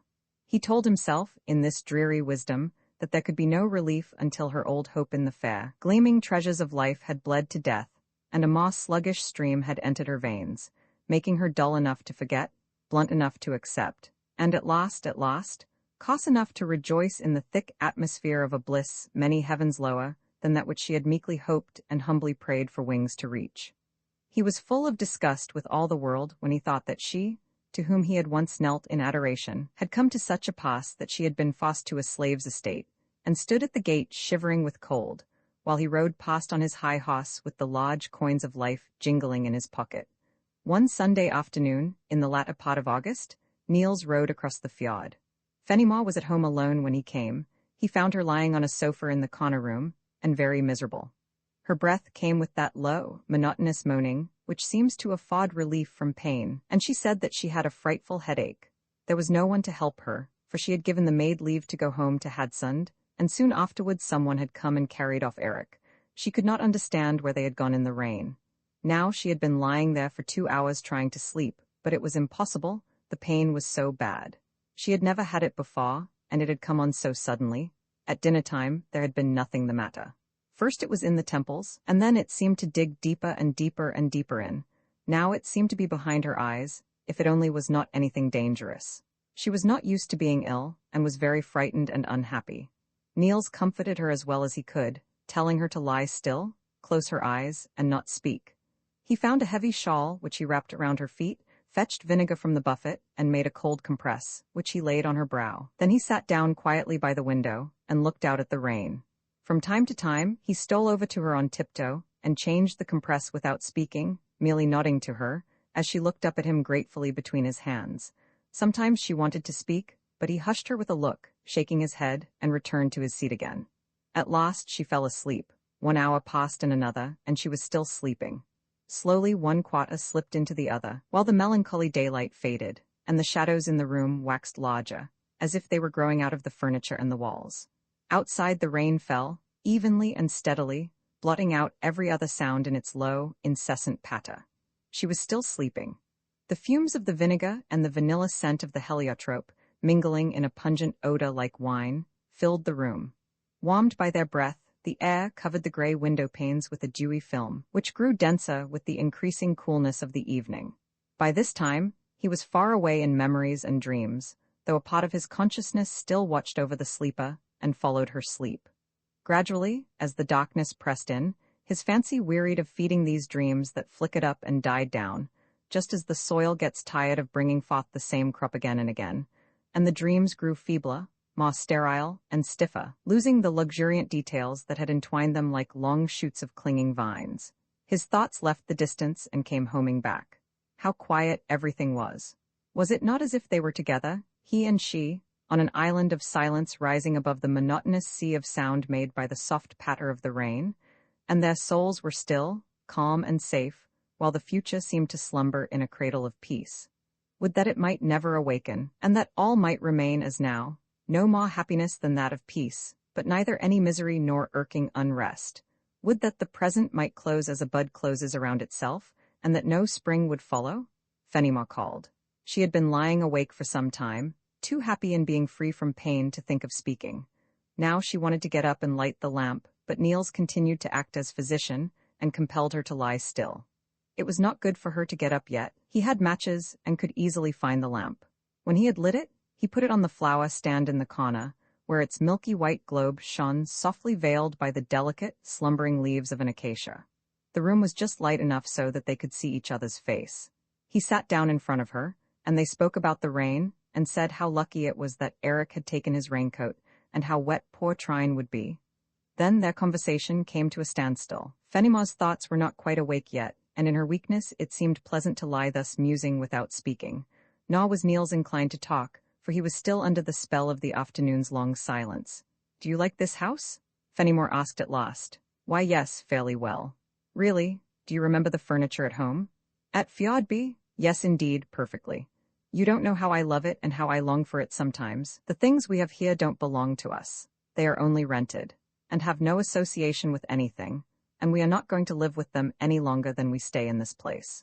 You may think it queer, but I assure you, I often feel lonely here among all these strange pieces of furniture that stand around here so indifferent and stupid, and take me for what I am, without caring the least bit about me. And as I know they are not going with me, that they will just stay here and be rented by other people, I can't get fond of them or interested in them as I should if I knew that my home would always be theirs, and that whatever came to me of good or ill would come in the midst of them. Do you think it childish? Perhaps it is, but I can't help it. I don't know what it is, but I have felt it too. When I was left alone abroad, my watch stopped, and when it came back from the watchmaker and was going as before, it was just what you mean. I liked the feeling. There was something peculiar about it, something genuinely good. Yes, indeed. Oh, I should have kissed it if I had been you. Would you? Do you know, she said suddenly, you have never told me anything about Eric as a boy. What was he like? Everything that is good and fine, Fenimore. Splendid, brave, a boy's ideal of a boy, not exactly a mother's or a teacher's ideal, but the other, which is so much better. How did you get along together? Were you very fond of each other? Yes, I was in love with him, and he didn't mind. That is about how it was. We were very different. I always wanted to be a poet and become famous, but what do you suppose he said he wanted to be, one day when I asked him? An Indian, a real red Indian with war paint and all the rest. I remember that I couldn't understand it at all. It was incomprehensible to me how anyone could want to be a savage, civilized creature that I was. But was it not strange, then, that he should become an artist? Said Fenimore, and there was something cold and hostile in her tone as she asked. Niels noticed it with a little start. Not at all, he answered. It is really rare that people become artists with the whole of their nature, and such strong fellows overflowing with vitality like Eric often have an unutterable longing for what is fine-grained and delicate, for an exquisite virginal coldness, a lofty sweetness. I hardly know how to express it.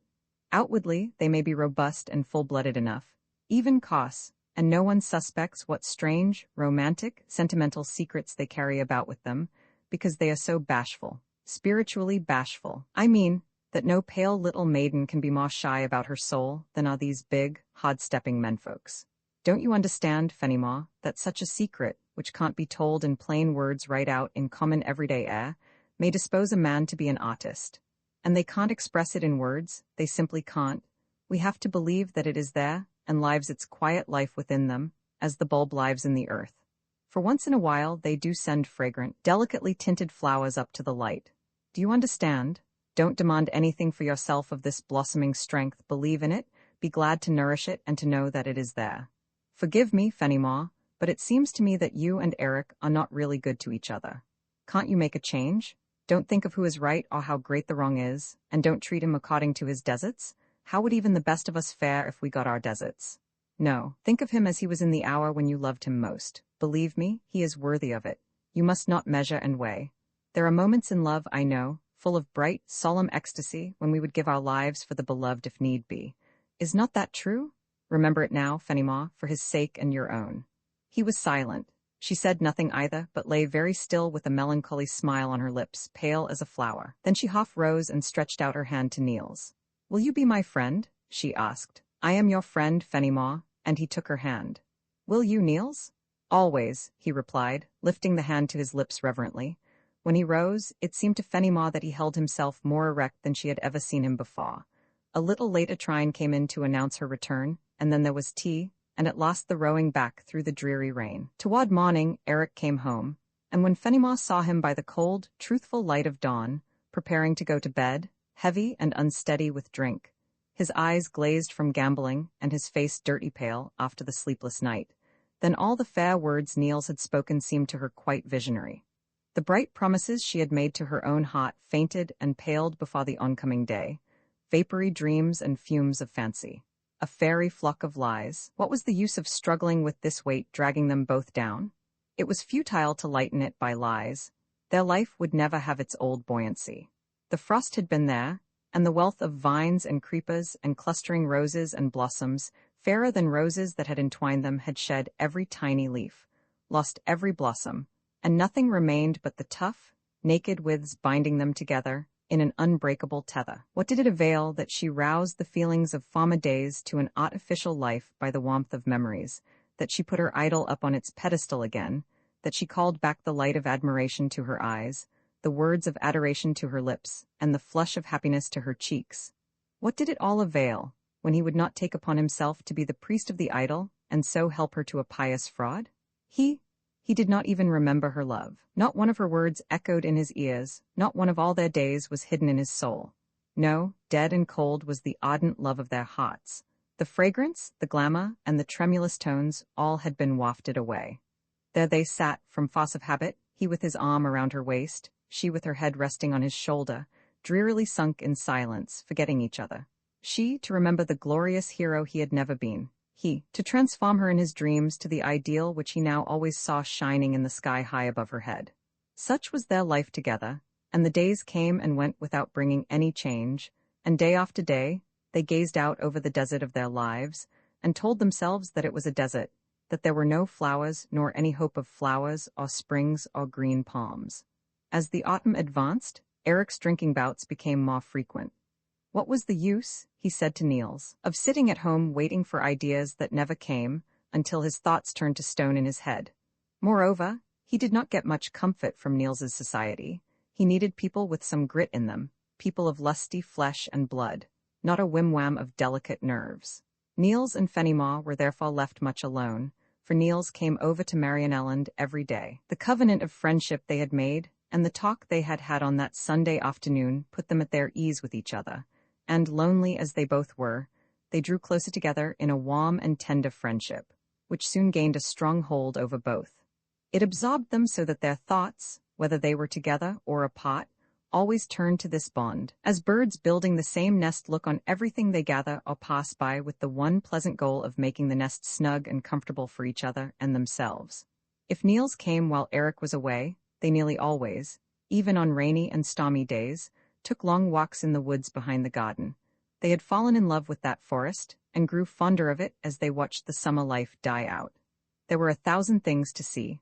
First, how the leaves turned yellow and red and brown, then how they fell off, whirling on a windy day in yellow swams, or softly rustling in still air, single leaf after leaf, down against the stiff boughs and between the pliant brown twigs.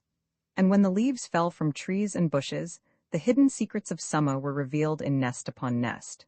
What treasures on the ground and on the branches, dainty seeds and bright-colored berries, brown nuts, shining acorns, and exquisite acorn cups, tassels of coral on the barberry, polished blackberries on the buckthorn, and scarlet urns on the dogrose. The bare beeches were finely dotted with prickly beechnuts, and the roan bent under the weight of its red clusters, acid in fragrance like apple cider. Late brambleberries lay black and brown among the wet leaves at the wayside. Red hottelberries grew among the heather, and the wild raspberries brought forth their dull crimson fruit for the second time. The ferns turned all colors as they faded, and the moss was a revelation. Not only the deep, luscious moss in the hollows and on the slopes, but the faint, delicate growth on the tree trunks, resembling what one might imagine the cornfields of the elves to be, as it sent forth the finest of stalks with dark brown buds like ears of corn at the tip. They scoured the forest from end to end, eager to find all its treasures and marvels. They had divided it between them as children do. The part on one side of the road was Fenimor's property, and that on the other side was Niels's, and they would compare their realms and quarrel about which was the more glorious. Everything there had names, clefts and hillocks, paths and stiles, ditches and pools, and when they found a particularly magnificent tree, they gave that too a name. In this way they took complete possession and created a little world of their own, which no one else knew and no one else was at home in, and yet they had no secret which all the world might not have heard. As yet they had not. But love was in their hearts and was not there, as the crystals are present in a saturated solution, and yet are not present, not until a splinter or the merest particle of the right matter is thrown into the solution, releasing the slumbering atoms as if by magic, and they rush to meet one another, joining and riveting themselves together according to unsearchable laws, and in the same instant there is crystal. So it was a trifle that made them feel they loved. There is nothing to tell. It was a day like all other days, when they were alone together in the sitting room, as they had been 100 times before. Their conversation was about things of no moment, and that which happened was outwardly as common and as everyday-like as possible. It was nothing except that Niels stood looking out of the window, and Fenimore came over to him and looked out too. That was all, but it was enough, for in a flash like lightning, the past and present and future were transformed for Niels Lyhne by the consciousness that he loved the woman standing by his side, not as anything bright and sweet and happy and beautiful that would lift him to ecstasy or rapture. Such was not the nature of his love. But he loved her as something he could no more do without than the breath of life itself, and he reached out, as a drowning man clutches, and pressed her hand to his heart. She understood him. With almost a scream, in a voice full of terror and agony, she cried out to him an answer and a confession. "Oh, yes, Niels," and snatched away her hand in the same instant. A moment she stood, pale and shrinking, then sank down with one knee in an upholstered chair, hiding her face against the harsh velvet of the back, and sobbed aloud. Niels stood a few seconds as though blinded, groping around among the bulb glasses for support. It was only for a very few seconds. Then he stepped over to the chair where she was lying and bent over without touching her, resting one hand on the back of the chair. "Don't be so unhappy, Fenimore. Look up and let us talk about it. Will you, or will you not? Don't be afraid. Let us bear it together, my own love. Come, try if you can't." She raised her head slightly and looked up at him. "Oh, God, what shall we do? Isn't it terrible, Niels? Why should such a thing happen to me? And how lovely it all could have been, so happy." And she sobbed again. "Should I not have spoken?" he moaned. "Poor Fenimore, would you rather never have known it?" She raised her head again and caught his hand. "I wish I knew it and were dead. I wish I were in my grave and knew it. That would be good, oh, so peaceful and good. It is bitter for us both, Fenimore, that the first thing our love brings us should be only misery and tears. Don't you think so? You must not be hard on me. Niels, I can't help it. You can't see it as I do. I am the one that should be strong, because I am the one that is bound. I wish I could take my love and force it back into the most secret depth of my soul, and lock it in and be deaf to all its wailing and its prayers, and then tell you to go far, far away. But I can't. I have suffered so much. I can't suffer that too. I can't, Niels. I can't live without you, see, can I? Do you think I can?" She rose and flung herself on his breast. "Here I am, and I won't let you go. I won't send you away, while I sit here alone in the old darkness. It is like a bottomless pit of loathing and misery. I won't throw myself into it. I would rather jump into the fjord, Niels. Even if the new life brings other agonies, at least they are new agonies, and haven't the dull sting of the old, and can't stab home like the old, which know my heart so cruelly well. Am I talking wildly? Yes, of course I am, but it is so good to talk to you without any reserve, and without having to be careful not to say what I have no right to. For now you have the first right of all. I wish you could take me wholly, so that I could belong to you utterly and not to anyone else at all. I wish you could lift me out of all relations that hedge me in. We must break through them, Fenimore. I will arrange everything as well as possible. Don't be afraid. Some day, before anyone suspects anything, we shall be far away. No, we mustn't run away. Anything but that. Anything else rather than have my parents hear their daughter had run away. It is impossible. I will never do it. By God in heaven, Niels, I will never do it. Oh, but you must, girlie, you must. Can't you see all the baseness and ugliness that will rise and close in around us everywhere, if we stay? All the lies and deceptions that will entangle us and drag us down? I won't have you smooched by all that. I refuse to let it eat into our love like corroding rust. But she was immovable. You don't know what you are condemning us to, he said sadly. It would be far better to crush under iron heels now instead of sparing. Believe me, Fenimore, we must let our love be everything to us, the first and only thing in the world, that which must be saved, even at the cost of stabbing where we would rather heal and bringing sorrow where we would rather keep every shadow of sorrow far away. If we don't do that, you will see that the yoke we bend our necks under now will weigh on us and at last force us to our knees, unmercifully, inexorably. A fight on our knees? You don't know how hard that is. Shall we fight the fight anyway, girlie, side by side against everything? For the first few days, Niels persisted in his attempts to persuade her to flight. Then he began to picture to himself what a blow it would be to Eric if he were to come home one day and find friend and wife gone away together, and by degrees, the whole thing took on an unnaturally tragic air of the impossible. He accustomed himself not to think of it, as he did with many other things that he might have wished different, and threw himself with his whole soul into the situation as it was, without any conscious attempts to make it over by dreams or cover its defects with imaginary festoons and garlands. But oh, how sweet it was to love for once with the love of real life. For now, he knew that nothing of what he had imagined to be love was real love, neither the turgid longing of the lonely youth, nor the passionate yearning of the dreamer, nor yet the nervous foreboding of the child. These were currents in the ocean of love, single reflections of its full light, fragments of love as the meteors rushing through space are splinters of a world, for that was love. A world complete in itself, fully rounded, vast, and orderly. It was no medley of confused sensations and moods rushing one upon another. Love was like nature, ever-changing, ever-renewing. No feeling died and no emotion withered without giving life to the seed of something still more perfect which was embedded in it. Quietly, sanely, with full, deep breaths, it was good to love so and love with all his soul. The days fell, bright and new-coined, down from heaven itself. They no longer followed one upon another as a matter of course like the hackneyed pictures in a peep show. Everyone was a revelation. With each day that passed, he felt stronger, greater, and nobler. He had never known such strength and fullness of feeling. There were moments when he seemed to himself titanic, much more than man. So inexhaustible was the wellspring of his soul, so broad-winged the tenderness that swelled his heart, so wondrous the sweep of his vision, so infinite the gentleness of his judgments. This was the beginning of happiness, and they were happy long. The daily falsehood and deception, and the atmosphere of dishonor in which they lived, had not yet gained power over them, and could not touch them on those ecstatic heights to which Niels had lifted their relationship, and, with it, themselves. For he was not simply a man who seduced his friend's wife, or rather, so he told himself defiantly, he was that man, but he was also the one who saved an innocent woman whom life had wounded, stoned, and defiled, a woman who had lain down to let her soul die. This woman he had given back her confidence in life, her faith in the powers of good. He had lifted her spirit to noble heights, had given her happiness. What, then, was best, the old blameless misery, or that which he had won for her? He did not ask, he had made his choice. He did not quite mean this, if the truth were told. Man often builds for himself theories in which he refuses to dwell.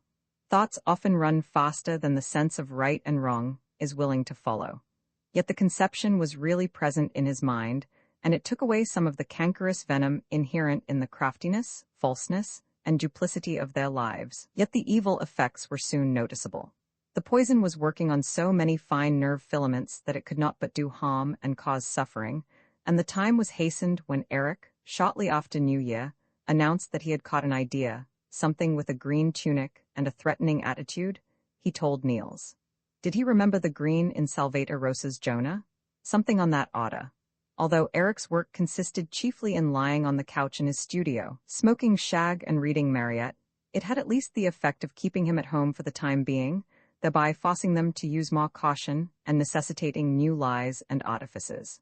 Fenimore's ingenuity in this direction was what brought the first cloud to their heaven. It was scarcely perceptible at first, only a doubt, light as thistledown, flitting through Niels's mind as to whether his love were not nobler than the one he loved. It had not yet taken shape as a thought. It was only a dim foreboding which pointed in that direction, a vague giving way in his mind, a leaning to that side. Yet it came again and brought others in its wake, thoughts at first vague and indistinct, then clearer and sharper for each time they appeared. It was astonishing with what furious haste these thoughts could undermine, debase, and take away the glamour. Their love was not lessened.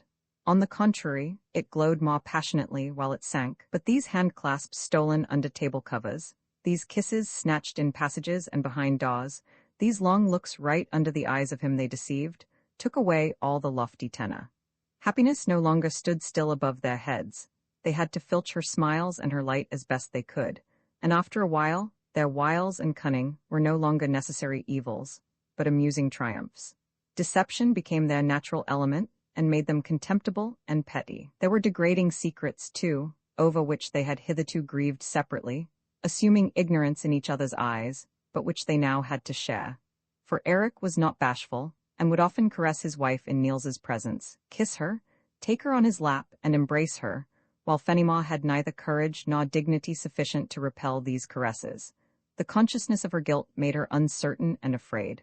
So it sank and went on sinking, that lofty castle of their love, from the pinnacles of which they had gazed so proudly out over the world, and within which they had felt so strong and noble. Still they were happy among the ruins. When they walked in the woods now, it was usually on gloomy days, when the fog hung under the dark branches and thickened between the wet trunks, so that none should see how they kissed and embraced, both here and there, and none should hear how their frivolous talk rang with peals of wanton laughter. The melancholy of eternity, which had exalted their love, was gone. Now there was nothing but smiles and jests between them. With feverish haste they snatched greedily at the fleeting seconds of joy, as though they must hurry in their love and had not a lifetime before them. It brought no change when Eric, after a while, grew tired of his idea and again began his carousing so eagerly that he was rarely at home for 48 hours at a stretch. Where they had fallen, there they lay. Once in a great while, perhaps, in lonely hours, they gazed regretfully toward the heights from which they had fallen, or perhaps they only wondered, and thought what a strain it must have been to stay on that level, and felt themselves more snugly housed where they were. There was no change. At least there was no return to the former days, but the flabby uncleanness of living as they did, and not running away together, became more present in their consciousness, and linked them together, in a closer and baser union, through the common sense of guilt. For neither of them wished any change in things as they were. Nor did they pretend to each other that they did, for there had developed a cynical intimacy between them such as often exists between fellow criminals, and there was nothing in their relations that they shrank from putting into words. With sinister frankness, they called things by their right names and, as they put it to themselves, faced the facts as they were. In February, it had seemed that the winter was over. But then Mother March had come shaking her white mantle with its loose lining, and snowstorm after snowstorm covered the ground with thick layers. Then followed calm weather and hard frost, and the fjord settled under a crust of ice 6 inches thick, which lay there a long time. One evening toward the end of the month, Fenimore was sitting alone in her parlor after tea and waiting. The room was brightly illumined, the piano stood open with candles lit, and the silk shade had been taken from the lamp. The gilded moldings caught the light, and the pictures on the walls seemed to stand out with a kind of vigilance. The hyacinths had been moved from the windows to the writing table, where they made a mass of delicate colors, filling the air with a penetrating fragrance that seemed cool in its purity. The fire in the stove burned with a pleasant, subdued crackle. Fenimore was walking up and down the room, almost as if she were balancing on a dark red stripe in the carpet. She wore a somewhat old-fashioned black silk dress with a heavily embroidered edge that weighed it down and trailed, first on one side, then on the other, with every step she took. She was humming to herself and holding with both hands a string of large pale yellow amber beads that hung from her neck. Whenever she wavered on the red stripe, she would stop humming, but still grasped the necklace. Perhaps she was making an omen for herself. If she could walk a certain number of times up and down without getting off the red stripe, and without letting go with her hands, Niels would come. He had been there in the morning, when Eric went away, and had stayed till late in the afternoon, but he had promised to come again as soon as the moon was up, and it was light enough to see the holes in the ice on the fjord. Fenimore had obtained her omen, whatever it was, and stepped over to the window. It looked as if there would not be any moon tonight. The sky was very black, and the darkness must be more intense out there on the gray-blue fjord than on land where the snow lay.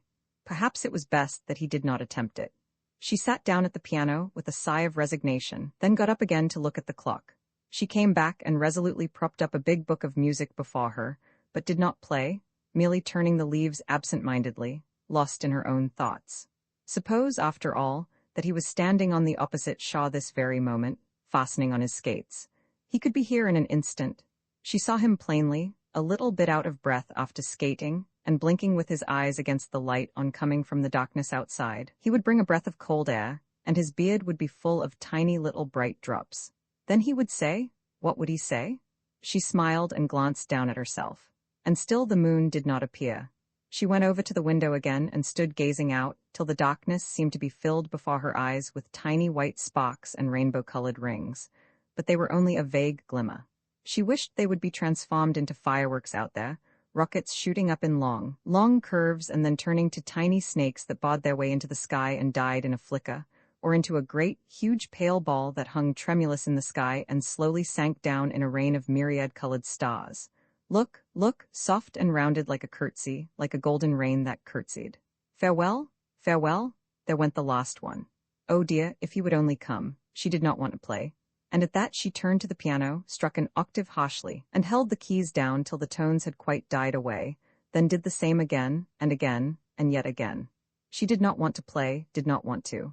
She would rather dance. For a moment she closed her eyes, and in imagination she felt herself whirling through a vast hall of red and white and gold.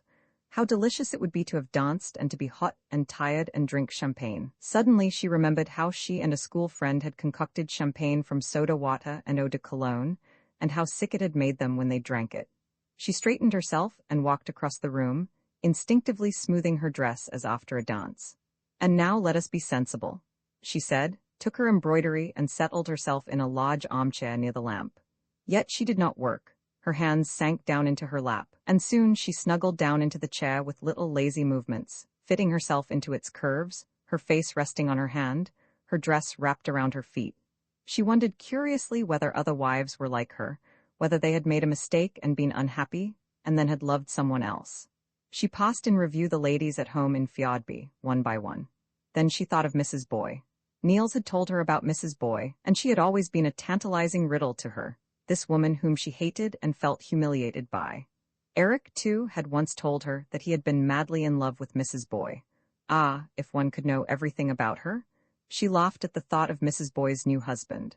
All the time, while her thoughts were thus engaged, she was longing and listening for Niels, and imagined him coming, always coming out there on the ice. She little guessed that for the last 2 hours, a tiny black dot had been working its way over the snowy meadows with a message for her very different from the one she was expecting from across the fjord. It was only a man in homespun and greased boots, and now he tapped on the kitchen window, frightening the maid. It was a letter, Trine said when she came in to her mistress. Fenimore took it. It was a telegram. Quietly she gave the maid the receipt and dismissed her. She was not in the least alarmed, for Eric of late had often telegraphed that he would bring 1 or 2 guests home with him the following day. Then she read. Suddenly she turned white and darted wildly from her seat out into the middle of the room, staring at the door with expectant terror. She would not let it come into the house, did not dare to, and with one bound she threw herself against the door, pressing her shoulder against it, and turned the key till it cut her hand. But it would not turn, no matter how hard she tried. Her hand dropped. Then she remembered that the thing was not here at all. It was far away from her in a strange house. She began to shake, her knees would no longer support her, and she slid along the door to the floor. Eric was dead. The horses had run away, had overturned the carriage at a street corner, and hurled Eric with his head against the wall. His skull had been fractured, and now he lay dead at Aalborg. That was the way it had happened, and most of this story was told in the telegram. No one had been with him in the carriage except the white-necked tutor known as the Arab. It was he who had telegraphed. She crouched on the floor moaning feebly, both palms spread out on the carpet, her eyes staring with a fixed, empty look as she swayed helplessly to and fro. Only a moment ago everything had been light and fragrance around her, and however much she tried, she could not instantly put all this out of her consciousness to admit the inky black night of grief and remorse. It was not her fault that her mind was still haunted by fitful, dazzling gleams of love's happiness and love's pleasure, that intense, foolish desires would force their way out of the whirl, seeking the bliss of forgetfulness, or trying to stop with a frenzied wrench the revolving wheel of fortune. But it soon passed. In black swarms from everywhere, dark thoughts came flying like ravens, lured by the copse of her happiness, and hacked it beak by beak, even while the warmth of life still lingered in it. They tore and slashed and made it hideous and unrecognizable, until the whole thing was nothing but a carrion of loathing and horror. She rose and walked about, supporting herself by chairs and tables like one who is ill. Desperately, she looked around for some cobweb of help, if it were only a comforting glance, a sympathetic pat of the hand, but her eyes met nothing but the glaring family portraits, all the strangers who had been witnesses of her fall and her crime, sleepy old gentlemen, prim-mouthed matrons, and their ever-present gnome child, the girl with the great round eyes and bulging forehead. It had acquired memories enough at last, this strange furniture, the table over there, and that chair, the footstool with the black poodle dog, and the portiere like a dressing gown. She had saturated them all with memories, adulterous memories, which they now spewed out and flung after her. Oh, it was terrible to be locked in with all these spectres of crime and with herself. She shuddered at herself. She pointed accusing fingers at herself, at this dishonored Fenimore who crouched at her feet. She pulled her dress away from between her imploring hands. Mercy? No, there was no mercy. How could there be mercy before those dead eyes in the strange town, those eyes which had become seeing, now that they were glazed in death, and saw how she had thrown his honor in the mud, lied at his lips, been faithless at his heart. She could feel those dead eyes riveted on her. She did not know whence they came, but they followed her, gliding down her body like two ice-cold rays. As she looked down, while every thread of the carpet, every stitch in the footstools, seemed unnaturally clear in the strong, sharp light, she felt something walking about her with the footsteps of dead men, felt it brushing against her dress so distinctly that she screamed with terror, and darted to one side. But it came in front of her like hands, and yet not like hands, something that clutched at her slowly, clutched derisively and triumphantly at her heart, that marvel of treachery, that yellow pearl of deceit. And she retreated till she backed up against the table, but it was still there, and her bosom gave no protection against it. It clutched through her skin and flesh. She almost died of terror as she stood there, helplessly bending back over the table, while every nerve contracted with fear, and her eyes stared as if they were being murdered in their sockets. Then that passed. She looked around with a haunted look, then sank down on her knees and prayed a long time. She repented and confessed, wildly and unrestrainedly, in growing passion, with the same fanatic self-loathing that drives the nun to scourge her naked body. She sought fervently after the most groveling expressions, intoxicating herself with self-abasement and with a humility that thirsted for degradation. At last she rose. Her bosom heaved violently, and there was a faint light in the pale cheeks, which seemed to have grown fuller during her prayer. She looked around the room as if she were taking a silent vow. Then she went into the adjoining room, closed the door after her, stood still a moment as though to accustom herself to the darkness, groped her way to the door which opened on the glass-enclosed veranda, and went out. It was lighter there. The moon had risen, and shone through the close-packed frozen crystals on the glass. The light came yellowish through the panes, blue and red through the squares of colored glass that framed them. She melted a hole in the ice with her hand, and carefully wiped away the moisture with her handkerchief. As yet there was no one in sight out on the fjord. She began to walk up and down in her glass cage. There was no furniture out there except a settee of cane and bent wood, covered with withered ivy leaves from the vines overhead. Every time she passed it, the leaves rustled faintly with the stirring of the air, and now and then her dress caught a leaf on the floor, drawing it along with a scratching sound over the boards. Back and forth she walked on her dreary watch, her arms folded over her breast, hardening herself against the cold. He came. She opened the door with a quick wrench and stepped out into the frozen snow in her thin shoes. She had no pity on herself. She could have gone barefooted to that meeting. Niels had slowed up at the sight of the black figure against the snow and was skating toward land with hesitating, tentative strokes. That stealthy figure seemed to burn into her eyes. Every familiar movement and feature struck her as a shameless insult, as a boast of degrading secrets. She shook with hatred, her heart swelled with curses, and she could scarcely control her anger. "It is I," she cried out to him jeeringly, "the harlot Fenimore. But for God's sake, sweetheart?" he asked, astonished as he came within a few feet of her. "Eric is dead." "Dead? When?" He had to step out into the snow with his skates to keep from falling. "Oh, but tell me." Eagerly he took a step nearer. They were now standing close together, and she had to restrain herself from striking that pale, distorted face with her clenched fist. "I will tell you, never fear," she cried. "He is dead, as I said. He had a runaway in Aalborg and got his head crushed while we were deceiving him here. It is terrible, Niels moaned, pressing his hands to his temples. Who could have dreamed? Oh, I wish we had been faithful to him, Fenimore. Eric, poor Eric. I wish I were in his place. He sobbed aloud, writhing with pain. I hate you, Niels Lyhne. Oh, what does it matter about us? Niels groaned. If we could only get him back. Poor Fenimore, he said with a change of feeling. Never mind me. You hate me, you say? You may well hate me. He rose suddenly. Let us go in, he said. I don't know what I am saying. Who was at that telegraph, did you say? In? Fenimore screamed, infuriated by his failure to notice her hostility. In there, never shall you set your craven, despicable foot inside that house again. How do you think of it? You wretch, you false dog, who came sneaking in here and stole your friend's honor because it was too poorly hidden. What, did you not steal it under his very eyes because he thought you were honest, you house thief? Hush, hush, are you mad? What is the matter with you? What sort of language are you using? He had caught her arm firmly, drawing her to him, and looked straight into her face in amazement. You must try to come to your senses, child, he said in a gentler tone. You can't mend matters by slinging ugly words. She wrenched her arm away with such force that he staggered and almost lost his uncertain foothold. Can't you hear that I hate you? She screamed shrilly. And isn't there so much of a decent man's brain left in you that you can understand it? How blind I must have been when I loved you, you patched together with lies, when I had him at my side, who was 10,000 times better than you. I shall hate and despise you to the end of my life. Before you came, I was honest, I had never done anything wicked. But then you came with your poetry and your rubbish and dragged me down with your lies, into the mud with you. What have I done to you that you could not leave me alone? I who should have been sacred to you above all others. Now, I have to live day after day with this shameful blot on my soul, and I shall never meet anyone so base, but that I know myself to be Beza. All the memories of my girlhood you have poisoned. What have I to look back on that is clean and good now?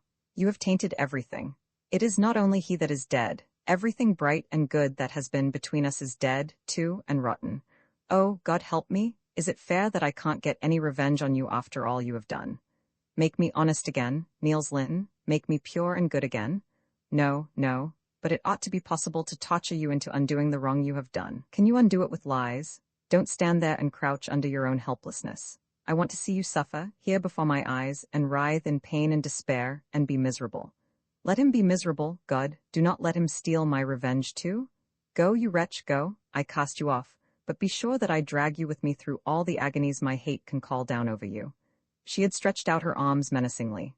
Now she turned and went in, and the veranda door rattled softly as she closed it. Niels stood looking after her in amazement, almost with disbelief. That pale, vengeful face seemed to be still there before him, so strangely base-souled and coarse, all its delicate beauty of contour gone, as if a rough, barbarous hand had plowed up all its lines. He stumbled cautiously down to the ice and began to skate slowly toward the mouth of the fjord, with the moonlight in front of him and the wind in his back. Gradually he increased his speed, as his thoughts took his attention from the surroundings, till the ice splinters flew from the runners of his skates and rattled on the smooth surface, blown along with him by the rising frost wind. So that was the end. So that was the way he had saved this woman's soul and lifted it and given it happiness. It was certainly beautiful, his relation to the dead friend, his childhood friend, for whom he would have sacrificed his future, his life, his all. He with his sacrificing and his saving? Let heaven and earth behold in him a man who preserved his life on the heights of honor without spot or blemish in order, not to cast a shadow over the idea he served and was called to promulgate. No doubt that was another of his boastful fancies that his paltry little life could put spots on the sun of the idea. Good God, he was always taking these high and mighty views of himself. It was bred in his bone. If he could not be anything better, he must at least be a Judas and call himself Iscariot in grandiose gloom. That sounded like something. Was he forever going to put on airs as if he were a responsible minister to the idea, a member of its privy council, getting everything concerning humanity at first hand? Would he never learn to do his duty in barrack service for the idea with all simplicity as a private of a very subordinate class? There were red fires out on the ice, and he skated so near them that a gigantic shadow shot out for a moment from his feet, turned forward, and disappeared again. He thought of Eric and of what kind of a friend he had been to Eric.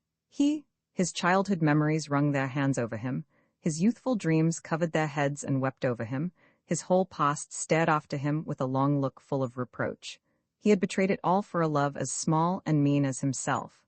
There had been exaltation in this love, but he had betrayed that too. Whither could he flee to escape these attempts that always ended in the ditch? All his life had been nothing else, and it would never be anything else in the future. He knew that, and felt it with such certainty that he sickened at the thought of all this futile endeavor, and he wished with all his soul that he could run away and escape this meaningless fate. If only the ice would break under him now, as he skated, and all would be over with a gasp and a spasm in the cold water. He stopped, exhausted, and looked back. The moon had gone down, and the fjord stretched long and dark between the white hills on either side. Then he turned and worked his way back against the wind. It was very strong now, and he was tired. He skated closer to the shore to get the shelter of the hills, but as he struggled thus, he came on a hole in the ice made by the winds sweeping down from the hills, and he felt the thin, elastic crust give way under him with a crackling sound. Ah, he breathed more easily, in spite of all, when he set foot on the firm ice again. Under the stimulus of fear, his exhaustion had almost left him, and he skated on vigorously. While he was struggling out there, Fenimore sat in the lighted room, baffled and miserable.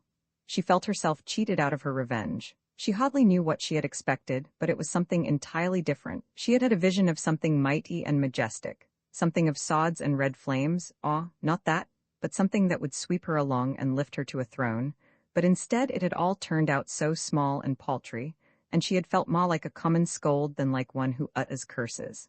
After all, she had learned something from Niels. Early in the morning of the following day, while Niels, overcome with exhaustion, was still asleep, she left the house. Roman 12 For the better part of 2 years Niels Lyhne had roamed about on the continent. He was very lonely, without kith or kin, or any close friend of his heart. Yet there was another and greater loneliness that encompassed him. For however desolate and forsaken a man may feel when he has no single spot on all this vast earth to which his affections can cling, which he can bless when the heart will overflow and yearn for, when longing will spread its wings. There is no existence so lonely that he is utterly alone if he can only see the fixed bright star of a life goal shining overhead. But Niels Lyhne had no star. He did not know what to do with himself and his gifts. It was all very well to have talent if he could only have used it, but he went about like a painter without hands. How he envied the people, great and small, who always, whenever they reached out into life, found a handle to lay hold of, for he could never find any handle. It seemed as though he could do nothing but sing over again the old romantic songs, and in truth he had so far done nothing else. His talent was like something apart in him, a quiet Pompeii, or a hop that had to be taken out of its corner. It was not all-pervading, did not run down the street with him or tingle in his fingertips, not in the least. His talent had no grip on him. Sometimes it seemed to him that he had been born half a century too late, sometimes that he had come altogether too early. His talent was rooted in something of the past. It could not draw nourishment from his opinions, his convictions and his sympathies could not absorb them and give them form. The two elements seemed always to be gliding apart like water and oil, which can be shaken together, but can never mix, never become one. Gradually, as he began to realize this, he sank into a boundless dejection and grew inclined to take an ironic, suspicious view of himself and his whole past. There must be something wrong with him, he told himself, something incurably wrong in the very marrow of his being, for surely a man could fuse the varying elements in his own nature, that he firmly believed. This was the state of his mind when he settled down, in the month of September, toward the end of the second year of his exile, on the shores of Lake Garda, in the little town of Riva. Not long afterward, the region was hedged about by difficulties that put a stop to traveling and kept all strangers away. Cholera had broken out round about Venice and down south in Desenzano, and in the north by the Trentino. Under these circumstances, Riva was not lively, for the hotels had been emptied at the first rumor, and tourists bound for Italy took another route. Naturally, the few people who remained drew all the more closely together. The most remarkable person among them was a famous opera singer, whose real name was Madame Odero. Her stage name was far more celebrated. She and her companion, Niels, and a deaf doctor from Vienna were the only guests at the Golden Sun, the leading hotel in town. Niels felt very much attracted to her, and she yielded to that warmth of manner in him, which is often a characteristic of people who are at strife with themselves, and therefore feel the need of establishing their relations with others on a safe basis. Madame Odero had lived there for nearly 7 months, trying to recover, by complete rest, from the after effects of a throat trouble that had threatened her voice. Her physician had told her to abstain for a year from singing and, in order to avoid temptation, from all music. Not until the year was over would he allow her to attempt to sing, and then, if no weariness followed, she might consider herself cured.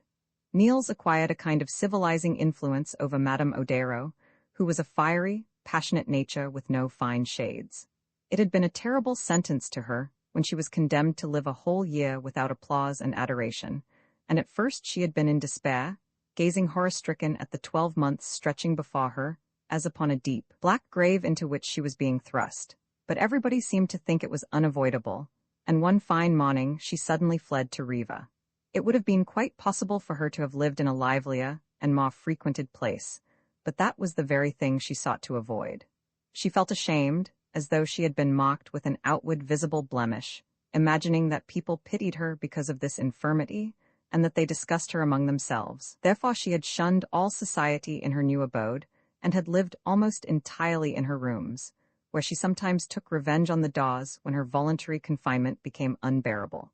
Now that everybody had left, she appeared again and learned to know Niels Lyhne, for she was not at all afraid of people individually.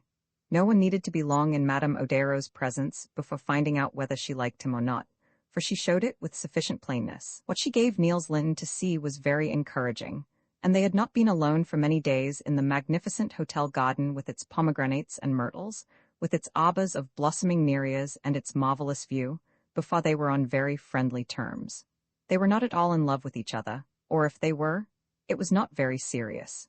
It was one of the vague, pleasant intimacies that will sometimes grow up between men and women who are past the time of early youth, when nature flames up and yearns toward an unknown bliss. It is a kind of waning summer, in which people promenade decorously side by side, gather themselves into graceful nosegays, each caressing himself with the other's hand and admiring himself with the other's eyes. They take out all their store of pretty secrets, all the exquisite, useless trifles people accumulate like bric-a-brac of the soul, pass them from hand to hand, turn them round and hold them up, seeking the most artistic light effect, comparing and analyzing. It is, of course, only when life passes in a leisurely way that such Sunday friendships are possible, and here by the quiet lake these two had plenty of time. Niels had made a beginning by draping Madame Odero in a becoming robe of melancholy. At first, she was several times on the point of tearing the whole thing off and revealing herself as the barbarian she was, but when she found that she could wear the drapery with patrician effect, she took her melancholy as a role, and not only stopped slamming the doors, but sought out the moods and emotions in herself that might suit her new pose. It was astonishing how she came to realize that she had actually known herself very little in the past. Her life had, in fact, been too eventful and exciting to give her time for exploring herself, and besides, she was only now approaching the age when women who have lived much in the world and seen much commence to collect their memories, to look back at themselves and assemble a past.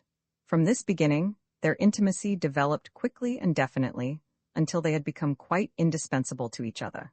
Each led only a half-hearted existence without the other. Then it happened one morning, as Niels was starting out for a sail, that he heard Madame Odero singing in the garden.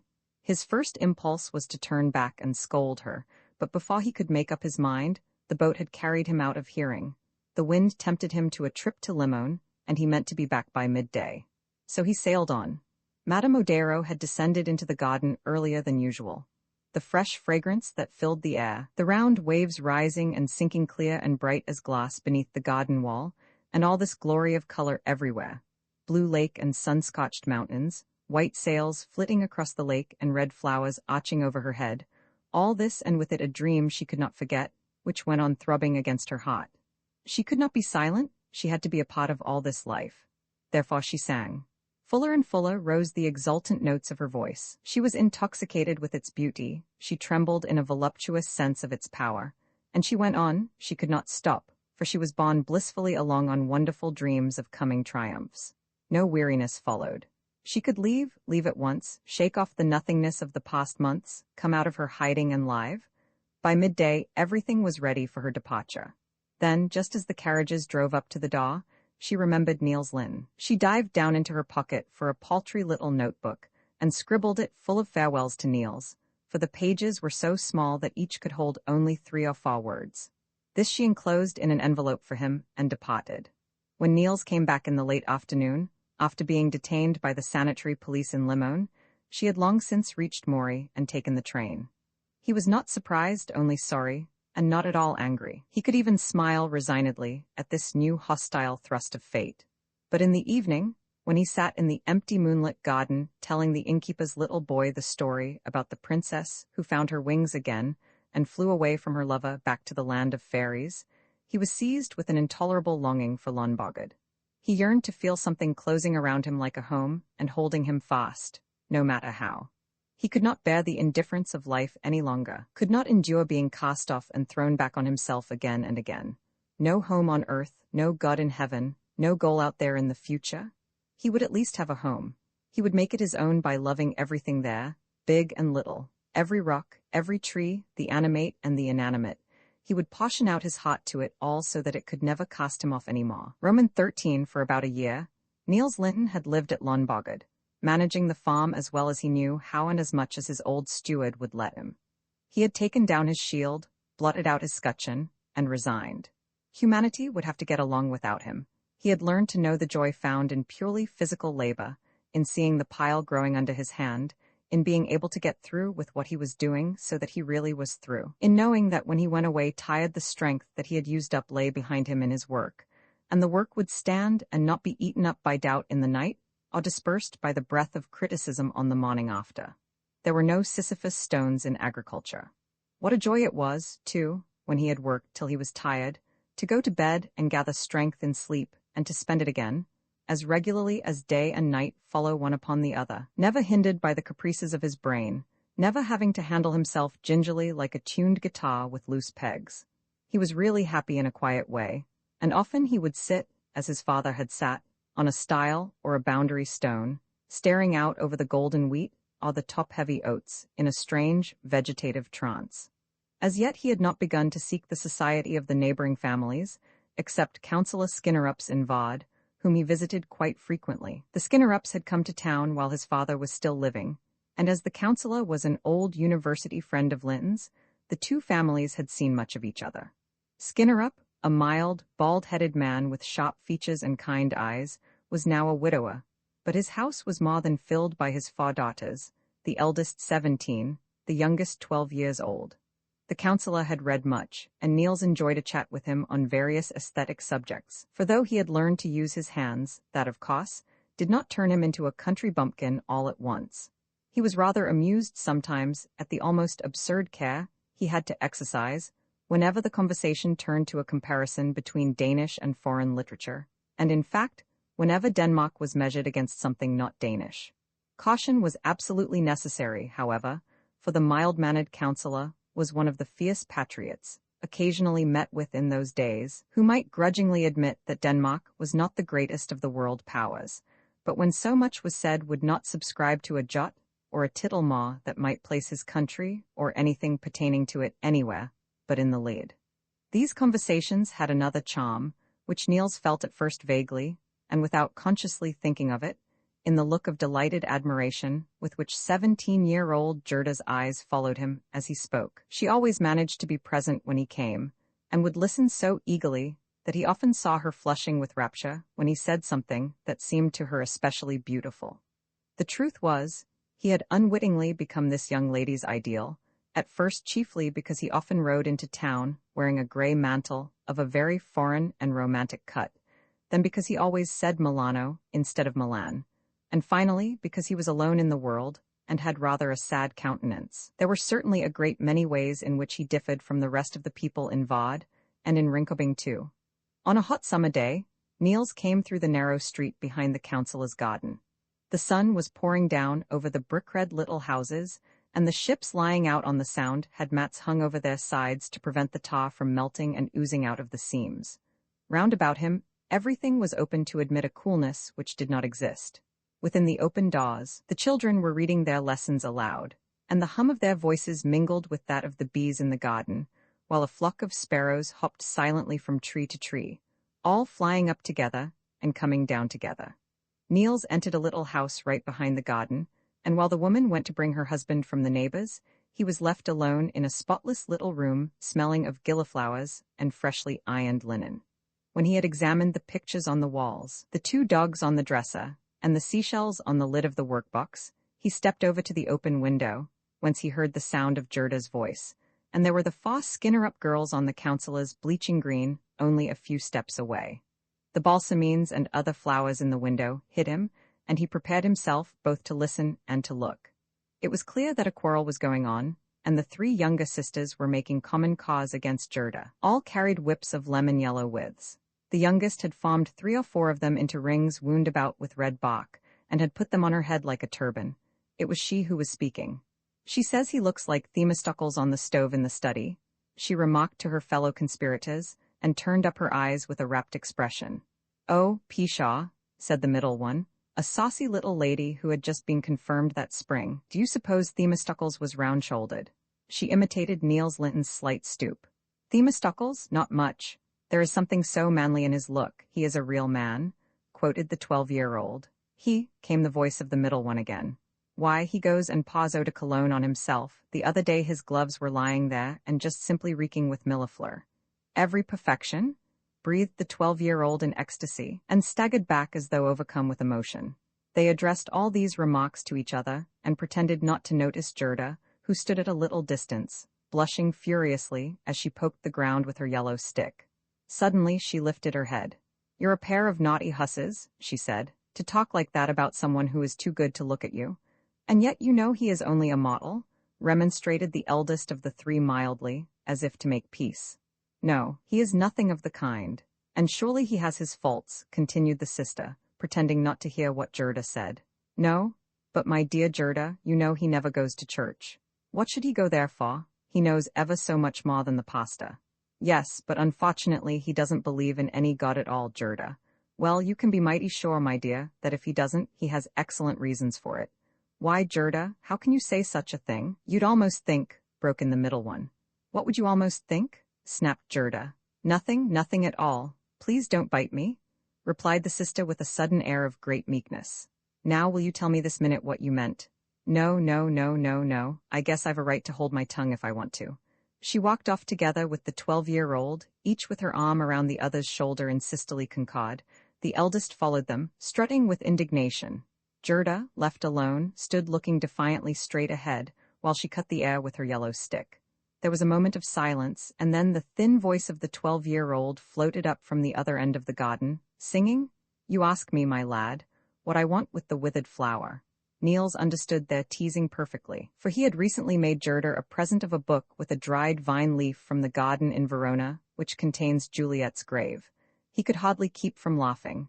But just then, the woman returned with her husband, whom she had at last found, and Niels had to give the order for the carpenter work he had come to see about. From that day, Niels observed Gerda more closely, and every time he saw her, he felt more keenly how sweet and fine she was. As time went on, his thoughts turned more and more frequently to this confiding little girl. She was very lovely, with the tender, appealing beauty that almost brings tears to the eyes. Her figure, in its early ripening, retained something of the child's roundness, which gave an air of innocence to her luxuriant womanhood. The small, softly molded hands were losing the rosy color of adolescence, and were without any of the restless, nervous curiosity often seen at that age.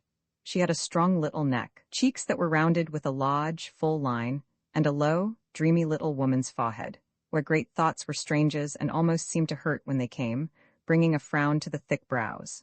And her eye? How deep and blue it lay there, but deep only as a lake where one can see the bottom. And in the soft corners the smile brooded happily under lids that were lifted in slow surprise. This was the way she looked, little Gerda, white and pink and blonde, with all her shot, bright hair demurely gathered into a knot. They had many a talk, Niels and Gerda, and he fell more and more in love with her. Open and frank and chivalrous was his regard, until a certain day there came a change in the air about them, a gleam of that which is too imponderable to be called sensuousness, and yet is of the senses, that which impels the hand and mouth and eyes to reach out for what the hot cannot get close enough to its own hot. And another day, not long after, Niels went to Gerda's father, because Gerda was so young, and because he was so sure of her love. And her father said yes, and Gerda said yes. In the spring they were married. It seemed to Niels Lyhne that existence had grown wonderfully clear and uncomplicated, that life was simple to live and happiness as near and easy to win as the air he drew in with his breath. He loved her, the young wife he had won, with all the delicacy of thought and feeling, with all the large, deep tenderness of a man who knows the tendency of love to sink and believes in the power of love to rise.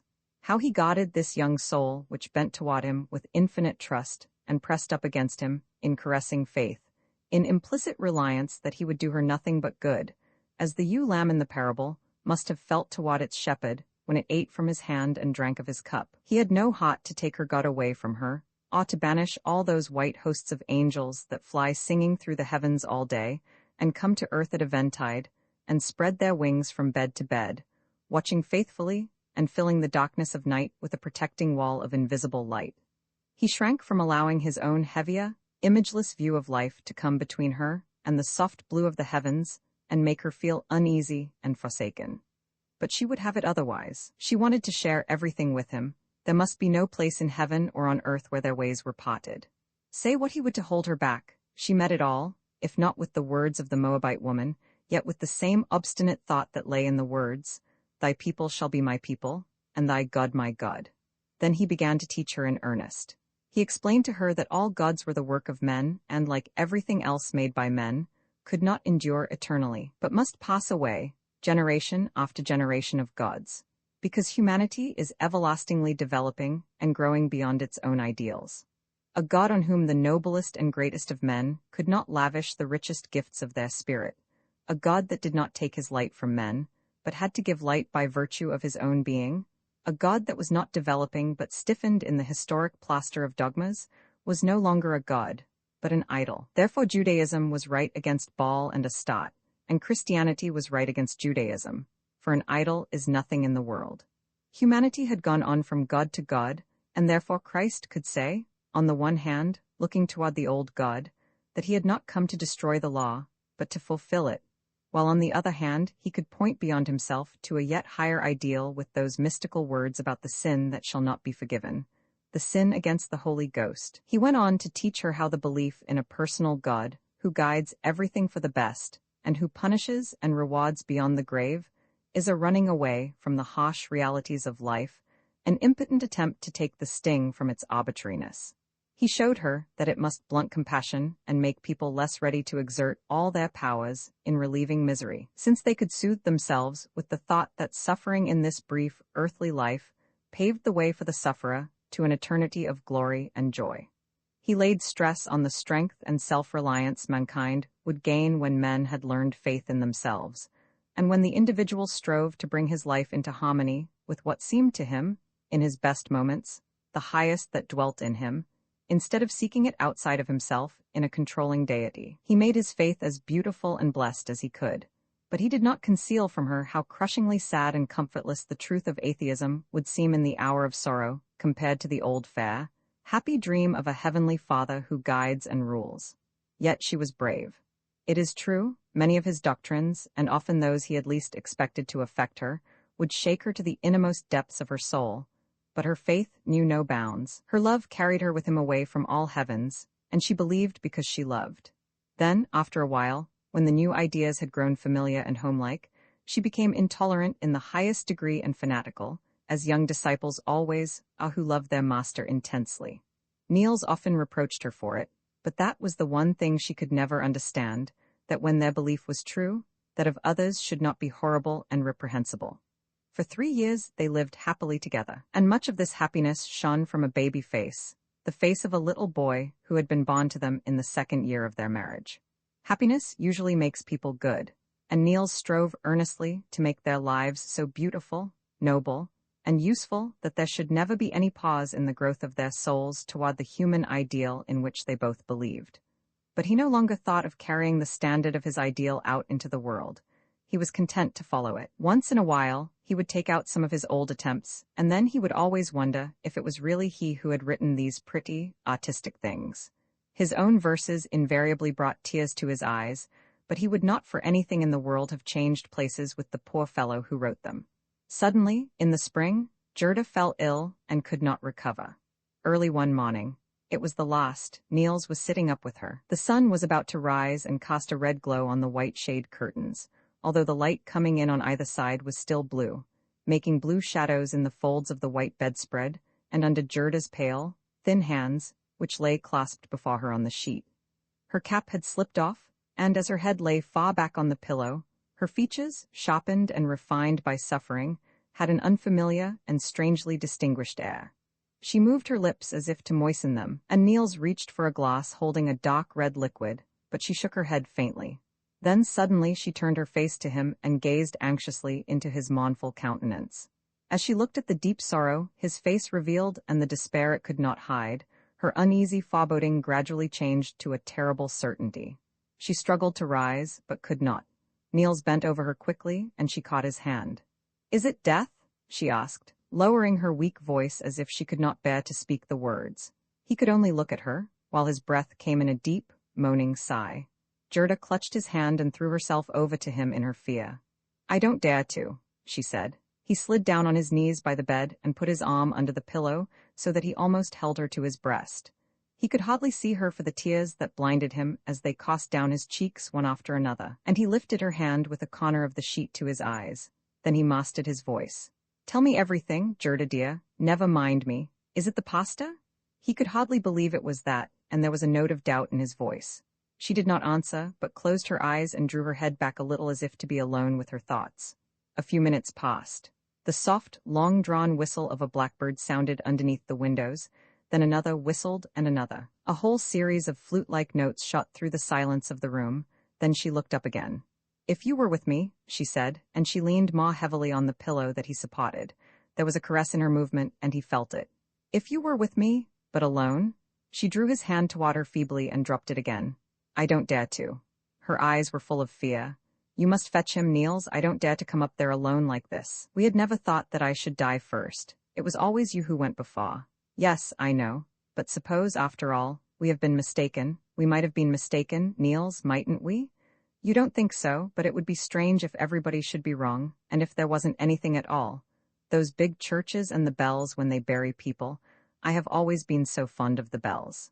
She lay quite still as if she were listening for them and could hear them. "It is impossible, Niels, that it should all be over when we die.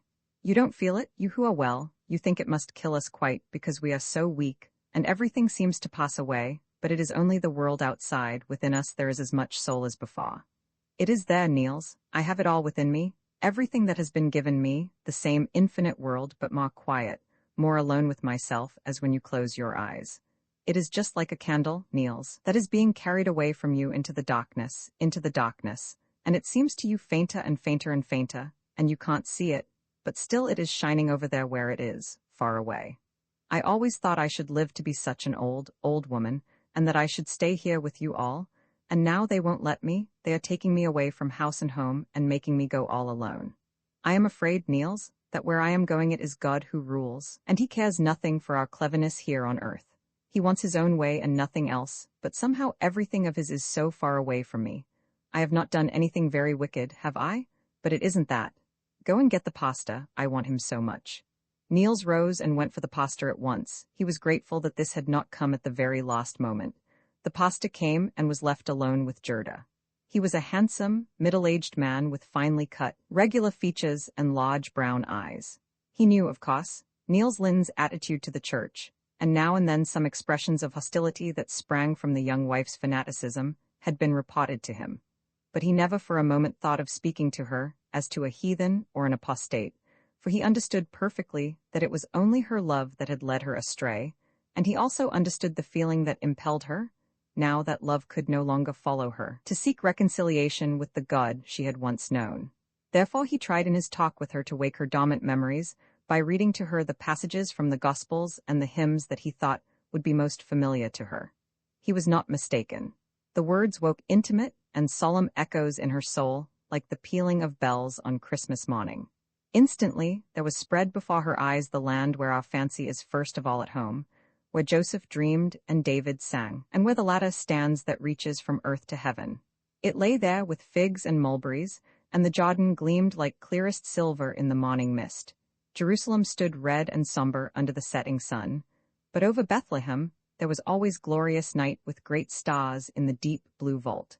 How her childhood faith welled up once more. She was again the little girl who went to church clinging to her mother's hand, and sat there shivering with cold and wondering why people sinned so much. Then she grew to full stature again, under the lofty words of the Sermon on the Mount, and she lay there like a prostrate sinner, while the pastor spoke of the sacred mysteries of baptism and of Holy Communion. At last the true longing arose in her heart, the meek kneeling before the omnipotent and judging God, the bitter tears of remorse before the betrayed and reviled and tortured God, and the humbly audacious desire for the new covenant of wine and bread with the hidden God. The pastor left her. Toward noon he came back and gave her the sacrament. Her strength waned in a fitful flicker, yet at dusk, when Niels took her in his arms for the last time to say farewell, before the shadows of death approached too near, she was fully conscious. But the love that had been the purest joy of his life had died out of her eyes. She was no longer his. Even now her wings were growing, and she yearned only for her God. At midnight she died. They were dreary months that followed. Time seemed to swell up into something enormous and hostile. Every day was an unending desert of emptiness, every night a hell of memories. The summer was almost over before the rushing, frothing torrent of his grief had hollowed out a riverbed in his soul where it could flow in a turgid, murmuring stream of sadness and longing. Then it happened one day that he came home from the fields and found his little boy very ill. The child had been ailing for the last few days and had been restless in the night, but no one had believed it to be anything serious. Now he lay in his little bed hot and cold with fever and moaning with pain. The carriage was instantly sent to Vard for a physician, but none of the doctors were at home, and it had to wait for hours. At bedtime it had not yet returned. Niels sat by the child's cot. Every half hour oftener, he would send someone out to listen and look for the carriage. A mounted messenger was also dispatched to meet it, but he failed to see any carriage and rode all the way to Vard. This waiting for help that did not come made it all the more agonizing to watch the suffering of the sick child. The malady made rapid progress. Toward 11, the first attack of convulsions set in, and after that they came again and again at shorter and shorter intervals. A little after 1, the mounted messenger returned, saying that the carriage could not be expected for some hours yet, as none of the doctors had been at home when he rode out of town. Then Niels broke down. He had fought against his despair as long as there was any hope, but now he could fight no more. He went into the dark parlor adjoining the sick room and stared out through the dusky panes, while his nails dug into the wood of the casement. His eyes seemed to burrow into the darkness for some hope, his brain crouched for a spring up toward a miracle. Then suddenly all was still and clear for an instant, and in the clearness he turned away from the window to a table standing there, threw himself over it, and sobbed without tears. When he came into the sick room again, the child was in convulsions. He looked at it as if he would stab himself to death with the sight. The tiny hands, clenched and white, with bluish nails, the staring eyes turning in their sockets, the distorted mouth, and the teeth grinding with a sound like iron on stone. It was terrible, and yet that was not the worst. No, but when the convulsions ceased and the body grew soft again, relaxing with the happy relief of lessened pain, then to see the terror that came into the child's eyes when it felt the first faint approach of the convulsions returning, the growing prayer for help when the pain came nearer and yet nearer. To see this and not be able to help, not with his heart's blood, not with all he possessed. He lifted his clenched hands threateningly to heaven. He caught up his child in a mad impulse of flight, and then he threw himself down on the floor on his knees, praying to the Lord who is in heaven, who keeps the earth in fear through trials and chastisements, who sends want and sickness, suffering and death, who demands that every knee shall bend to him in trembling, from whom no flight is possible, either at the utmost ends of the ocean or in the depths of the earth. He, the God who, if it pleases him, will tread the one you love best under his foot, torture him back into the dust from which he himself created him. With such thoughts, Niels Lyhne sent prayers up to the God. He threw himself down in utter abandonment before the heavenly throne, confessing that his was the power and his alone. Still the child suffered. Toward morning, when the old family physician drove in through the gate, Niels was alone. Roman 14 autumn had come. There were no flowers any more on the graves up there in the churchyard, and the fallen leaves lay brown and moldering in the wet under the trees of Långbågad. Niels Lyhne went about in the empty rooms in bitter despondency. Something had given way in him the night the child died. He had lost faith in himself, lost his belief in the power of human beings to bear the life they had to live. Existence had sprung a leak, and its contents were seeping out through all the cracks without plan or purpose. It was of no avail that he called the prayer he had prayed, a father's frenzied cry for help for his child, even though he knew none could hear his cry. He had known well what he did even in the depths of his despair. He had been tempted and had fallen, for it was a fall, a betrayal of himself and his ideal. No doubt tradition had been too strong in his blood. Humanity had cried to heaven in its agony for many thousands of years, and he had yielded to an inherited instinct. But he ought to have resisted it, for he knew with the innermost fibers of his brain that gods were dreams, and he knew that, when he prayed, he was taking refuge in a dream, just as surely as he knew in the old days, when he threw himself into the arms of his fancies, that they were fancies. He had not been able to bear life as it was. He had taken part in the battle for the highest, and in the stress of the fight, he had deserted the banner to which he had sworn allegiance.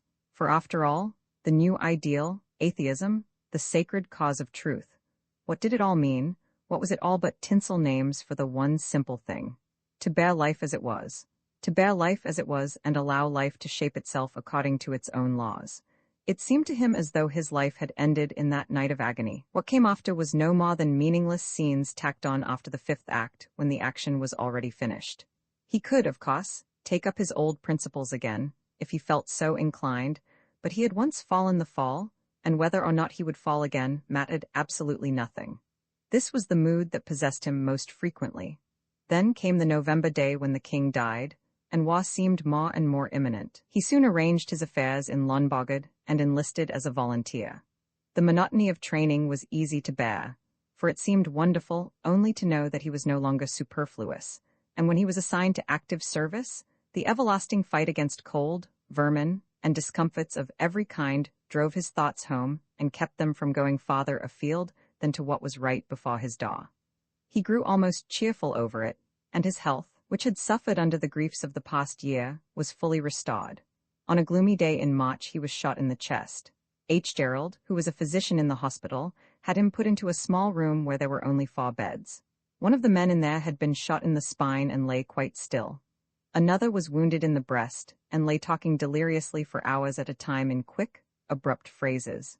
The third, who lay nearest Niels, was a great, strong peasant lad with fat, round cheeks. He had been struck in the brain by a fragment of a shell, and incessantly, hour after hour, about every half-minute, he would lift his right arm and his right leg simultaneously, and then let them fall again, accompanying his movements with a loud but dull and hollow ha-ho. Always in the same measure, always exactly the same. Ha when he lifted his limbs, ho when he let them fall. The Niels Lyhne lay. The bullet had entered his right lung and had not come out again. In war not much circumlocution can be used, and he was told he had but little chance of life. He was surprised, for he did not feel as though he were dying, and his wound did not pain him much. But soon a faintness came over him and warned him that the doctor was right. So this was the end. He thought of Gerda, he thought of her constantly the first day, but he was always disturbed by the strange, cool look in her eyes the last time he had taken her in his arms. How beautiful it would have been, how poignantly beautiful, if she had clung to him to the very last, and had sought his eye till her own was glazed in death. If she had been content to breathe out her life upon the heart that loved her so well, instead of turning away from him, at the last moment, to save herself over into more life, and yet more life. On the second day in the hospital, Niels felt more and more oppressed by the heavy atmosphere in the room, and his longing for fresh air was strangely intertwined in his mind with the desire to live. After all, there had been so much in life that was beautiful, he thought, as he remembered the fresh breeze along the shore at home, the cool soughing of the wind in the beech forests of Zealand, the pure mountain air of Clarens, and the evening zephyrs of Lake Garda. But when he began to think of human beings, his soul sickened again. He summoned them in review before him, one by one, and they all passed and left him alone, and not one stayed with him. But how far had he held fast to them? Had he been true? He had only been slower in letting go, that was all. No, it was not that. It was the dreary truth that a soul is always alone. Every belief in the fusing of soul with soul was a lie. Not your mother who took you on her lap, nor your friend, nor yet the wife who slept on your heart. Toward evening, inflammation set in, and the pain of his wound increased. H. Gerald came and sat by him for a few minutes in the evening, and at midnight he returned and stayed a long time. Niels was suffering intensely and moaned with pain. "A word in all seriousness, Lyhne," said H. Gerald. Do you want to see a clergyman? I have no more to do with clergymen than you have, Niels whispered angrily. Never mind me, I am alive and well. Don't lie there and torture yourself with your opinions. People who are about to die have no opinions, and those they have don't matter. Opinions are only to live by. In life they can do some good, but what does it matter whether you die with one opinion or another? See here, we all have bright, tender memories from our childhood. I have seen scores of people die, and it always comforts them to bring back those memories. Let us be honest. No matter what we call ourselves, we can never quite get that God out of heaven. Our brain has fancied him up there too often. The picture has been rung into it and sung into it from the time we were little children. Niels nodded. H. Gerald bent down to catch his words if he wished to say anything. You are very good, Niels whispered, but, and he shook his head decisively. The room was still a long time except for the peasant lad's everlasting ha-ho, hammering the hours to pieces. H. Gerald rose. Goodbye, Lyhne, he said. After all, it is a noble death to die for our poor country. Yes, said Niels, and yet this is not the way we dreamed of doing our part that time long, long ago. H. Gerald left him. When he came into his own room, he stood a long while by the window looking up at the stars. If I were God, he said under his breath, and in his thoughts he continued, I would much rather save the man who was not converted at the last moment. The pain in Niels's wound grew more and more intense. It tore and clutched at his breast. It persisted without mercy. What a relief it would have been if he had had a God to whom he could have moaned and prayed. Toward morning he grew delirious. The inflammation was progressing rapidly. So it went on for 2 more days and 2 more nights. The last time H. Gerald saw Niels Lyhne, he was babbling of his armor and of how he must die standing. And at last he died the difficult death. Roman too, in a way, the child brought the parents together again.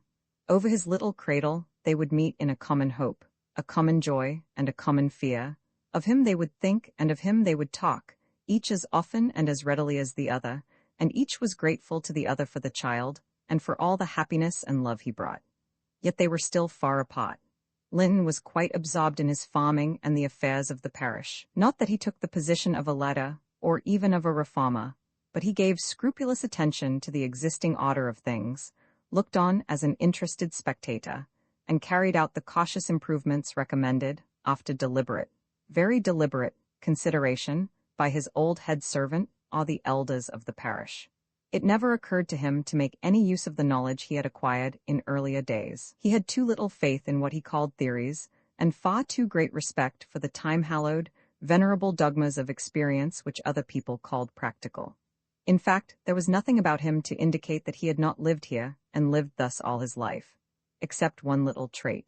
He had a habit of sitting for half-hours at a time, quite motionless, on a stile or a boundary stone, looking out over the luscious green rye, or the golden top-heavy oats, in a strange, vegetative trance. This was of the old Lyhne, the young Lyhne. Bartholine, in her world, was by no means so ready to adapt herself quickly and with a good grace. No, she first had to voice her sorrow through the verses of 100 poets, lamenting, in all the broad generalities of the period, the thousands of barriers and fetters that oppress humanity. Sometimes her lament would be clothed in lofty indignation, flinging its wordy froth against the thrones of emperors and the dungeons of tyrants. Sometimes it would take the form of a calm, pitying sorrow, looking on as the effulgent light of beauty faded from a blind and slavish generation cowed and broken by the soulless bustle of the day. Then again, it would appear only as a gentle sigh for the freedom of the bird in its flight and of the cloud drifting lightly into the distance. At last, she grew tired of lamenting, and the impotence of her grief goaded her into doubt and bitterness. Like worshippers who beat their saint and tread him underfoot when he refuses to show his power, she would scoff at the romance she once idolized, and scornfully ask herself whether she did not expect the bird rock to appear presently in the cucumber bed, or Aladdin's cave to open under the floor of the milk cellar. She would answer herself in a sort of childish cynicism, pretending that the world was excessively prosaic, calling the moon green cheese and the roses potpourri, all with a sense of taking revenge, and at the same time with a half-uneasy, half-fascinated feeling that she was committing blasphemy. These attempts at setting herself free were futile. She sank back into the dreams of her girlhood, but with the difference that now they were no longer illumined by hope. Moreover, she had learned that they were only dreams, distant, elusive dreams, which no longing in the world could ever draw down to her earth. When she abandoned herself to them now, it was with a sense of weariness, while an accusing inner voice told her that she was like the drunkard who knows that his passion is destroying him, that every debauch means strength taken from his weakness and added to the power of his desire. But the voice sounded in vain, for a life soberly lived, without the fair vice of dreams, was no life at all. Life had exactly the value that dreams gave it and no more. So widely different, then, were Niels Lyhne's father and mother, the two friendly powers that struggled unconsciously for mastery over his young soul from the moment the first gleam of intelligence in him gave them something to work on. As the child grew older, the struggle became more intense and was waged with a greater variety of weapons. The faculty in the boy through which the mother tried to influence him was his imagination. He had plenty of imagination, but even when he was a very small boy, it was evident that he felt a great difference between the fairy world his mother's words conjured up and the world that really existed. Often his mother would tell him stories and describe the woeful plight of the hero, until Niels could not see any way out of all this trouble, and could not understand how the misery closing like an impenetrable wall tighter and tighter around him, and the hero could be overcome. Then it happened more than 11 times that he would suddenly press his cheek against his mother's and whisper, with eyes full of tears and lips trembling, "But it isn't really true." And when he had received the comforting answer he wanted, he would heave a deep sigh of relief and settle down contentedly to listen to the end. His mother did not quite like this defection. When he grew too old for fairy tales, and she tired of inventing them, she would tell him, with some embroideries of her own, about the heroes of war and peace, choosing those that lent themselves to pointing a moral about the power dwelling in a human soul when it wills one thing only and neither, allows itself to be discouraged by the short-sighted doubts of the moment, nor to be enticed into a soft, enervating peace. All her stories went to this tune, and when history had no more heroes that suited her, she chose an imaginary hero, one whose deeds and fate she could shape as she pleased, a hero after her own heart, spirit of her spirit, aye, flesh of her flesh and blood of hers too. A few years after Niels was born, she had brought forth a stillborn boy child, and him she chose. All that he might have been and done, she served up before his brother, in a confused medley of Promethean longings, messianic courage, and Herculean might, with a naive travesty, a monstrous distortion, a world of cheap fantasies, having no more body of reality than had the tiny little skeleton mouldering in the earth of Lundborg graveyard. Niels was not deceived about the moral of all these tales.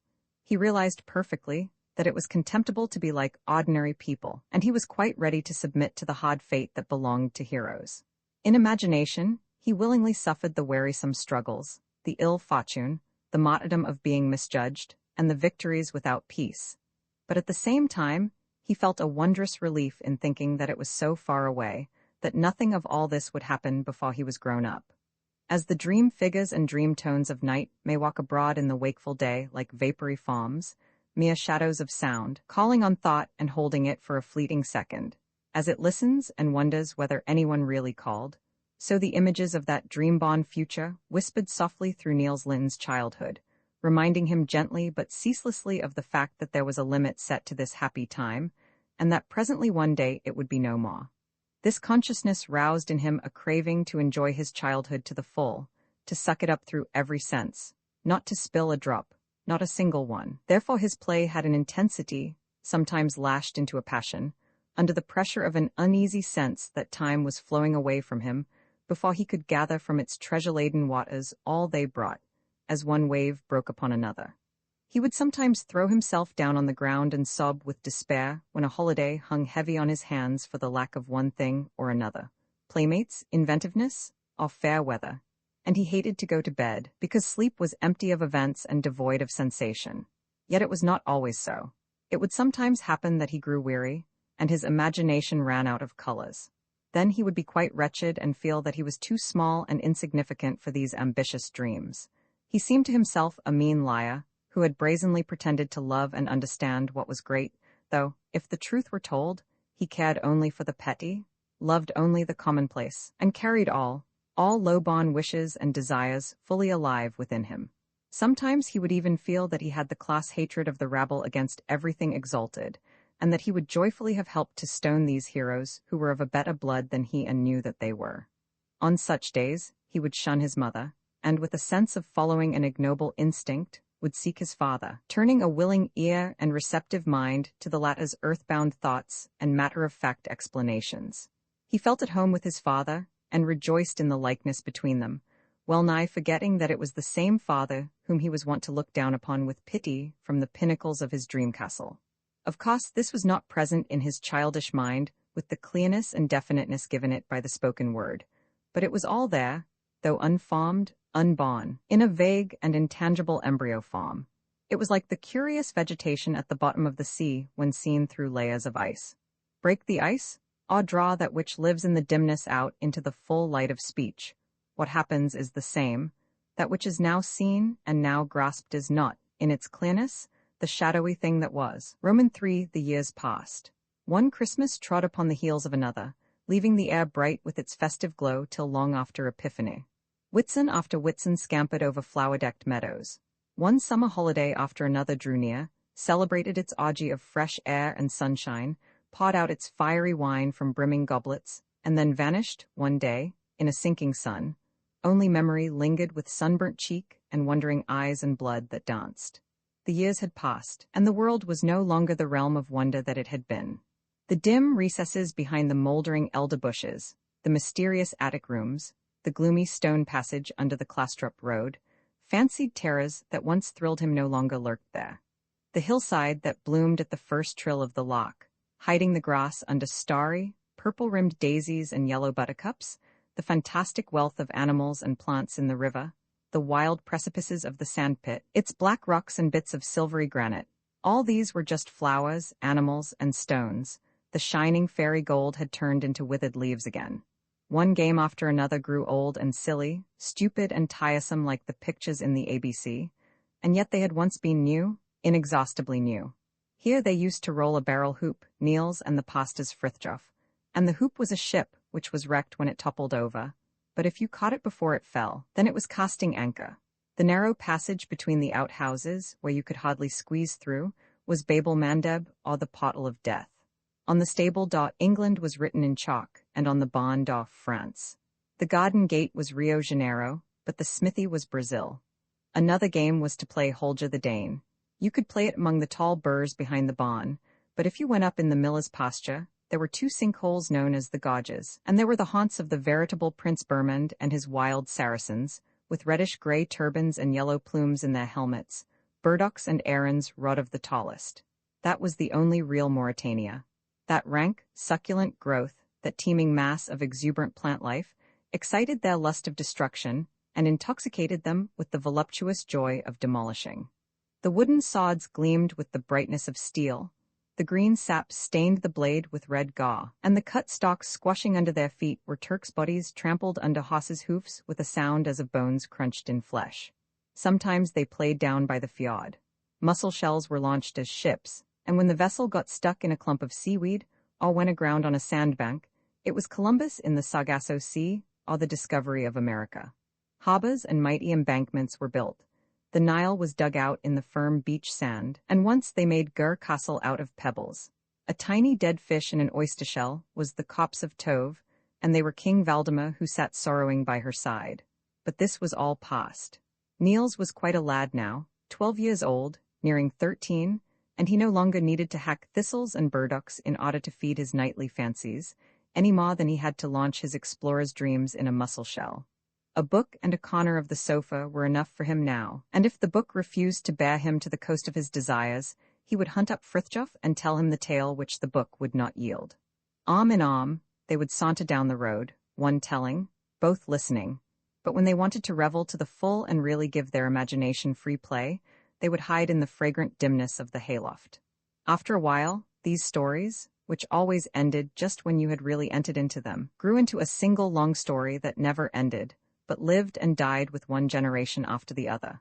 For when the hero had grown old, or you had been careless enough to let him die, you could always give him a son, who would inherit everything from the father, and whom, in addition, you could dower with any other virtues that you happened to value particularly just at the moment. Whatever stamped itself on Niels's mind, what he saw, what he understood, and what he misunderstood, what he admired, and what he knew he ought to admire, all was woven into the story. As running water is colored by every passing picture, sometimes holding the image with perfect clearness, sometimes distorting it or throwing it back in wavering, uncertain lines, then again drowning it completely in the color and play of its own ripples. So the lad's story reflected feelings and thoughts, his own and those of other people, mirrored human beings and events, life and books, as well as it could. It was a play life, running side by side with real life. It was a snug retreat where you could abandon yourself to dreams of the wildest adventures. It was a fairy garden that opened at your slightest nod and received you in all its glory, shutting out everybody else. Whispering palms closed overhead, flowers of sunshine and leaves like stars on vines of coral spread at your feet, and among them 1,000 paths led to all the ages and the climes. If you followed one, it would lead you to one place, and if you followed another, it would lead you to another place, to Aladdin and Robinson Crusoe, to Wallander and Henrik Magnard, to Niels Klim and Mungo Park, to Peter Simple and Odysseus, and the moment you wished it, you were home again. About a month after Niels's 12th birthday, 2 new faces appeared at Lonbogard. One was that of the new tutor, the other was that of Lyhne. The tutor, Mr. Bigham, was a candidate for orders and was at the threshold of the 40s. He was rather small, but with a stocky strength like that of a workhorse, broad-chested, high-shouldered, and slightly stooping. He walked with a heavy, slow, deliberate tread, and moved his arms in a vague, expressionless way that seemed to require a great deal of room. His high, wide forehead was flat as a wall, with 2 perpendicular lines between the eyebrows. The nose was short and blunt, the mouth large with thick, fresh lips. His eyes were his best feature, light in color, mild and clear. The movements of his eyeballs showed that he was slightly deaf. Nevertheless, he loved music and played his violin with passionate devotion, for the notes, he said, were not heard only with the ears, but with the whole body, eyes, fingers, and feet. If the ear failed sometimes, the hand would find the right note without its aid, by a strange, intuitive genius of its own. Besides, the audible tones were, after all, false, but he who possessed the divine gift of music carried within him an invisible instrument compared to which the most wonderful Cremona was like the stringed calabash of the savage. On this instrument the soul played. Its strings gave forth ideal notes, and upon it the great tone poets had composed their immortal works. The external music, which was born on the air of reality and heard with the ears, was nothing but a wretched simulation, a stammering attempt to say the unutterable. It resembled the music of the soul as the statue modeled by hands, carved with a chisel, and meted with a measure, resembled the wondrous marble dream of the sculptor which no eye ever beheld and no lip ever praised. Music, however, was by no means Mr. Bigham's chief interest. He was first of all a philosopher, but not one of the productive philosophers who find new laws and build new systems. He laughed at their systems, the snail shells in which they dragged themselves across the illimitable field of thought, fondly imagining that the field was within the snail shell. And these laws, laws of thought, laws of nature? Why, the discovery of a law meant nothing but the fixing of your own limitations. I can see so far and no farther, as if there were not another horizon beyond the first, and another and yet another, horizon beyond horizon, law beyond law, in an unending vista. No, he was not that kind of a philosopher. He did not think he was vain, or that he overvalued himself, but he could not close his eyes to the fact that his intellect had a wider span than that of other models.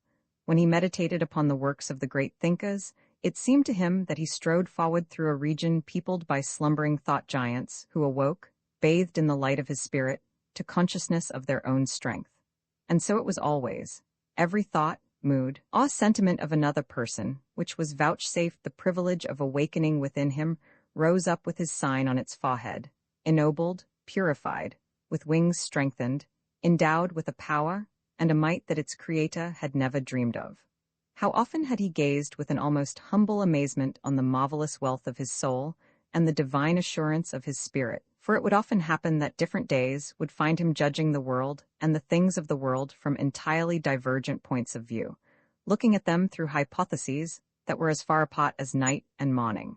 Yet these points of view and hypotheses, which he chose to make his own, never even for 1 second made him theirs, any more than the god who has taken on the semblance of a bull or a swan becomes a bull or a swan and ceases to be a god. And no one suspected what dwelt within him.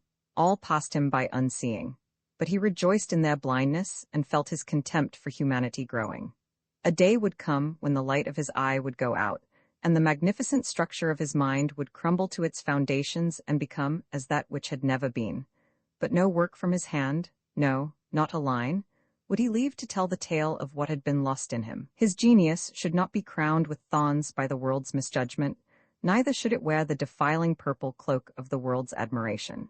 He exulted at the thought that generation after generation would be born and die, and the greatest men of all ages would spend years of their life in the attempt to gain what he could have given them if he had chosen to open his hand. The fact that he lived in such a humble fashion gave him a curious pleasure, simply because there was such a magnificent extravagance in using his mind to teach children, such a wild incongruity in paying for his time with mere daily bread, and such a colossal absurdity in allowing him to earn this bread upon the recommendation of poor, ordinary mortals, who had vouched for him that he knew enough to take upon himself the miserable task of a tutor. And they had given him none in his examination for a degree? Oh, there was rapture in feeling the brutal stupidity of an existence that cast him aside as poor chaff, and valued as golden grain the empty husks, while he knew in his own mind that his lightest thought was worth a world. Yet there were other times when the solitude of his greatness weighed upon him and depressed him. Ah, how often, when he had communed with himself in sacred silence, hour after hour, and then returned again to consciousness of the audible, visible life round about him, had he not felt himself a stranger to its paltriness and corruptibility. Then he had often been like the monk who listened in the monastery woods to a single trill of the paradise bird, and when he came back, found that a century had died. Ah, if the monk was lonely with the generation that lived among the groves he knew, how much more lonely was the man whose contemporaries had not yet been born. In such desolate moments he would sometimes be seized with a cowardly longing to sink down to the level of the common herd, to share their low-born happiness, to become a native of their great earth and a citizen of their little heaven. But soon he would be himself again. The other newcomer was Edel Lyhne, Lyhne's 26-year-old sister. She had lived many years in Copenhagen, first with her mother, who had moved to the city when she became a widow, and after her mother's death, in the home of a wealthy uncle, Councillor of State Neergaard. The Neergaards entertained on a large scale and went out a great deal, so Edel lived in a whirl of balls and festivities. She was admired wherever she went, and envy, the faithful shadow of admiration, also followed her. She was talked about as much as one can be without having done anything scandalous, and whenever men discussed the three reigning beauties of the town, there were always many voices in favor of striking out one name and substituting that of Edel Lyhne, but they could never agree on which of two others should yield to her. As for the third, it was out of the question. Yet very young men did not admire her. They were abashed in her presence, and felt twice as stupid as usual when she listened to them with her look of mild toleration. A maliciously emphasized toleration which crushed them with a sense that she had heard it all before and knew it by heart. They made efforts to shine in her eyes and their own by assuming blasés airs, by inventing wild paradoxes, or, when their desperation reached a climax, by making bold declarations. But all these attempts, jostling and crowding one upon the other in the abrupt transitions of youth, were met with the faint shadow of a smile, a deadly smile of boredom, which made the victim redden and feel that he was the 111th fly in the same merciless spider's web. Moreover, her beauty had neither the softness nor the fire to ensnare young hearts. On older hearts and cooler heads she exercised a peculiar fascination. She was tall. Her thick, heavy hair was blonde with the faint reddish sheen of ripening wheat, but fairer and curling where it grew in 2 points low on the nape of her neck. Under the high, clean-cut forehead, her eyebrows were pale and indefinite. The light gray eyes were large and clear, neither accented by the brows nor borrowing fitful shadows from the thin, delicate lids. There was something indeterminate and indeterminable in their expression.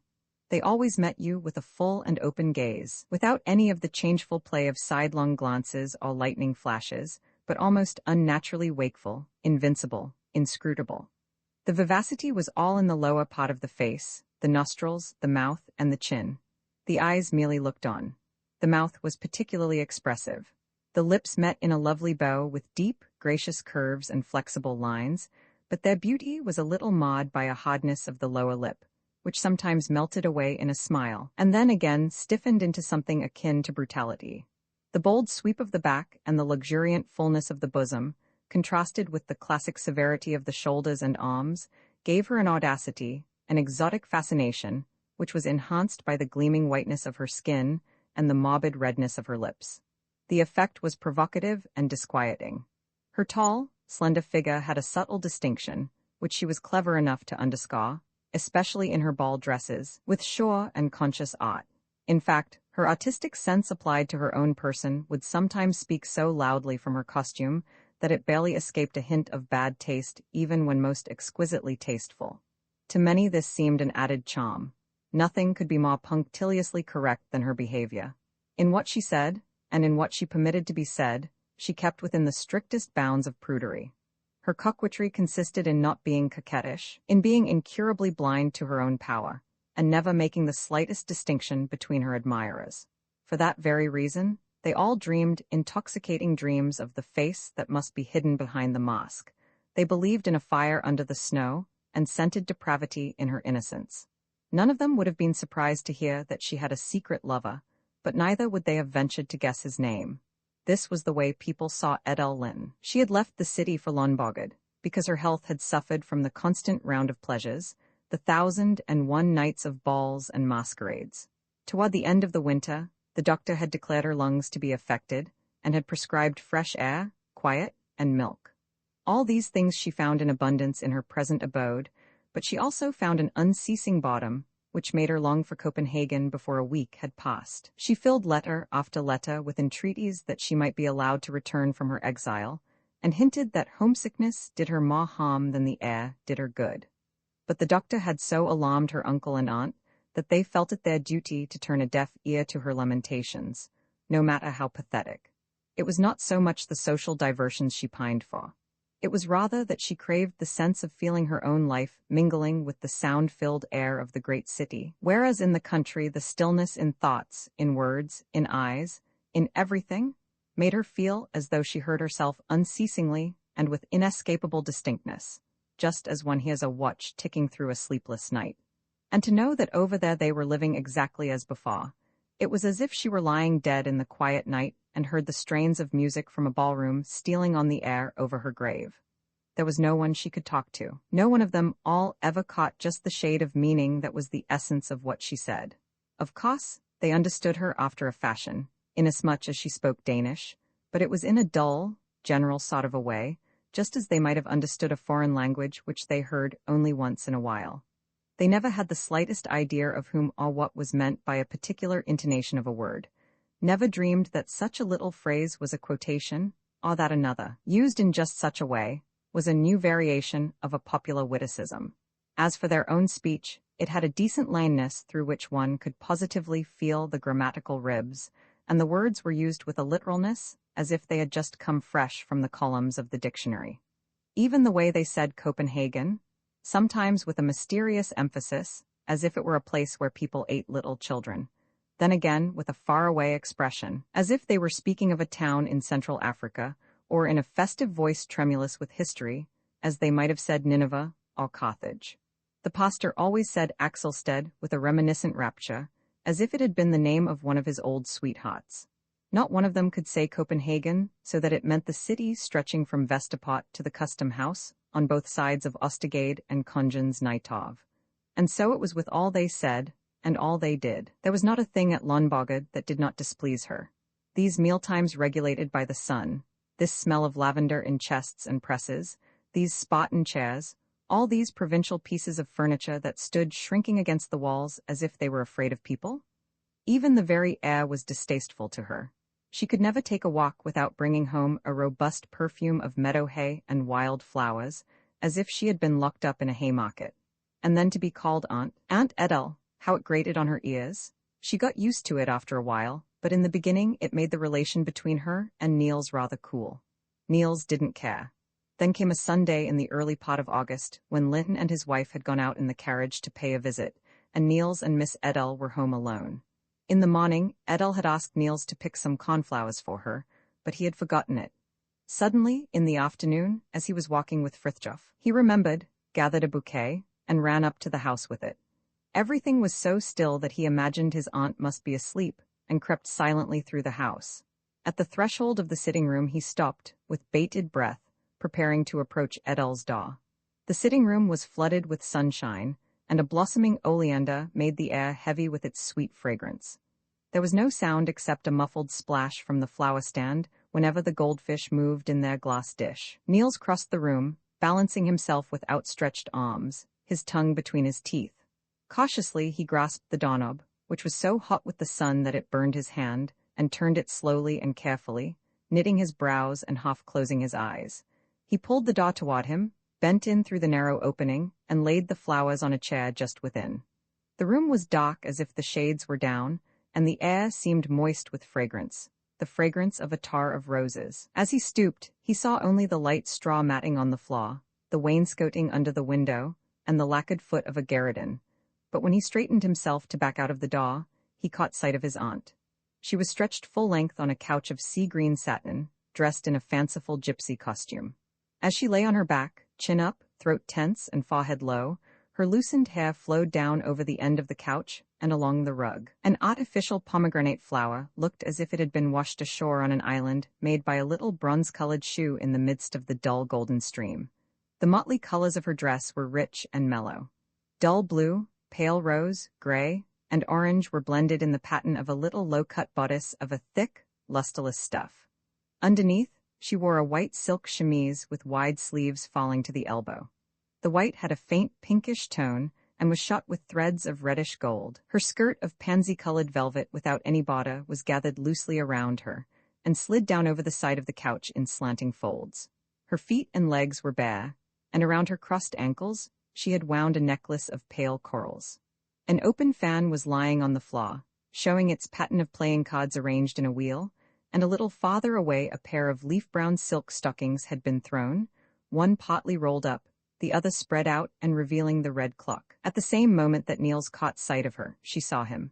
Involuntarily, she made a slight movement as if to rise, but checked herself and lay still as before, only turning her head a little to look at the boy with a questioning smile. "I brought these," he said, and went over to her with the flowers. She held out her hand, glanced at them, and then at her costume, comparing the colors, and dropped them with a wearily murmured, "Impossible." Niels would have picked them up, but she stopped him with a motion of her hand. "Give me that," she said, pointing to a red flask that lay on a crumpled handkerchief at her feet. Niels went to take it. His face was crimson as he bent over the milk-white, gently rounded legs and the long, slender feet, which had almost the intelligence of a hand in their fine, flexible curves.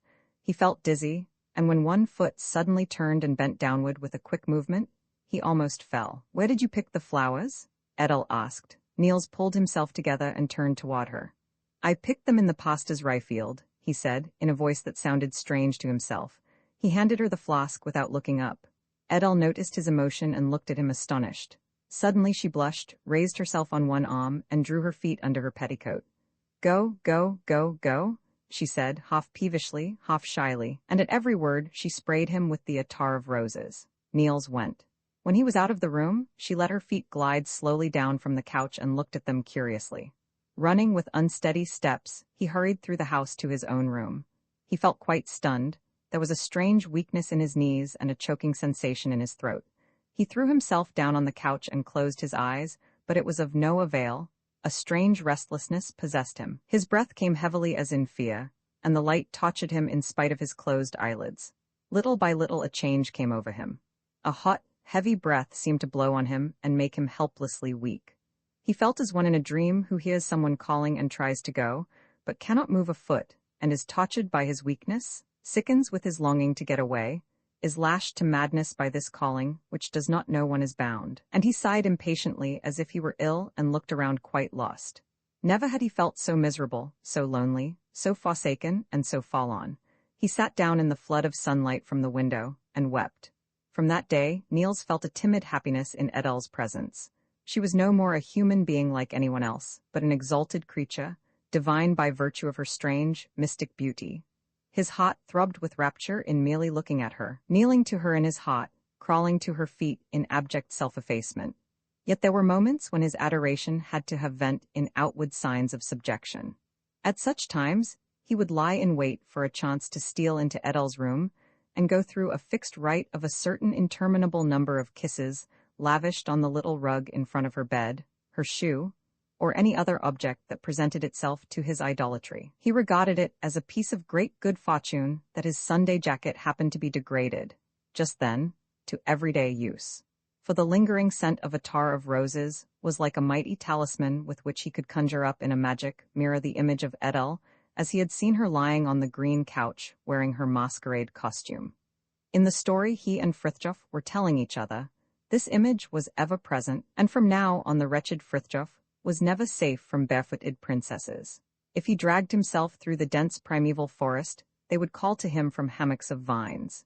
If he sought shelter from the storm in a mountain cave, they would rise from their couches of velvety moss to welcome him, and when he dashed, bloody and smoke-blackened, into the pirate's cabin, shivering the daw with a tremendous blow of his saber, he found them there too, resting on the captain's green sofa. They bought him terribly, and he could not see why they should suddenly have become so necessary to their beloved heroes.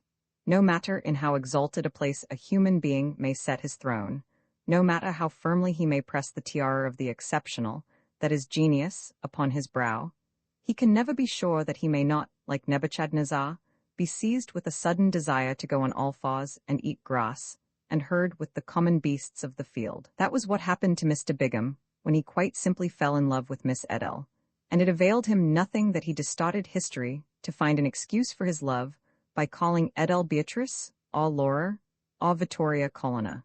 For all the artificial halos with which he tried to crown his love were blown out as fast as he could light them by the stubborn fact that it was Edel's beauty he was in love with.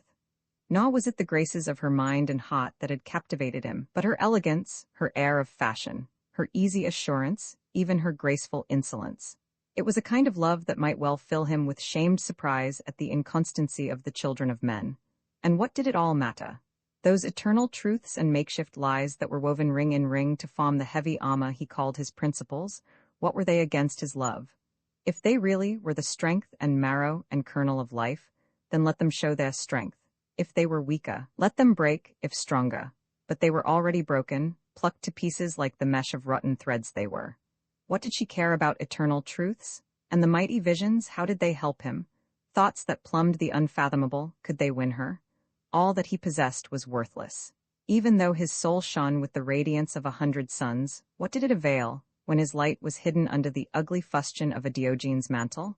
Oh, for beauty, take my soul and give me my 30 pieces of silver, Alcibiades' body, Don Juan's mantle, and a cot chamberlain's rank. But alas, he had none of these graces, and Edel was by no means attracted to his heavy, philosophic nature. His habit of seeing life in barbarously naked abstractions gave him a noisy dogmaticism, an unpleasant positiveness that jarred her like a misplaced drum in a concert of soft music. The strained quality of his mind, which always seemed to knit its muscles, and strike an attitude before every little question like a strong man about to play with iron balls, seemed to her ridiculous.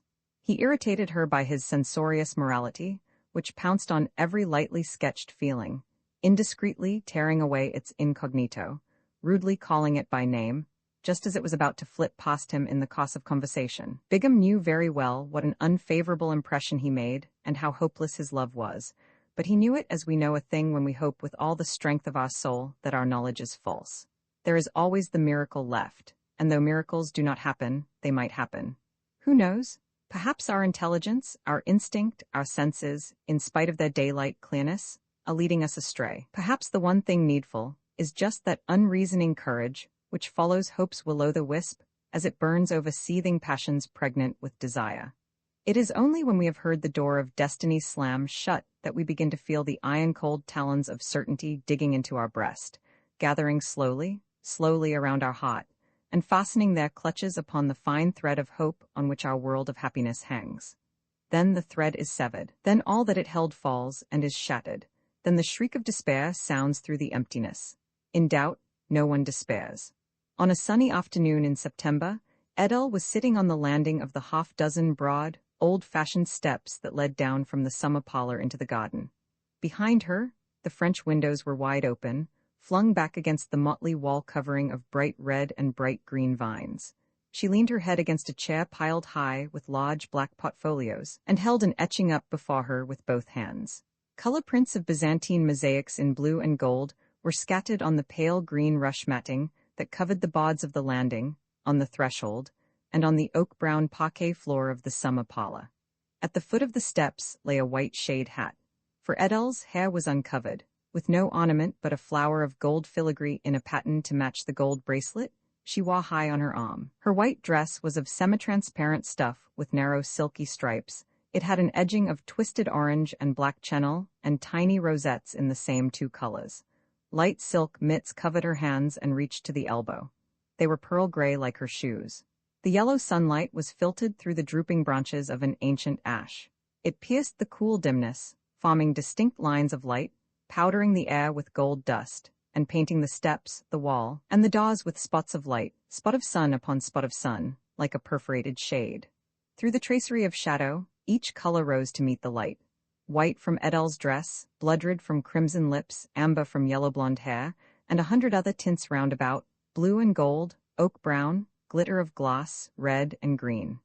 Adele dropped the etching and looked up despondently, her eyes expressing the silent plaint she was too weary to give vent to in a sigh. Then she settled down again, as if to shut out her surroundings and withdraw within herself.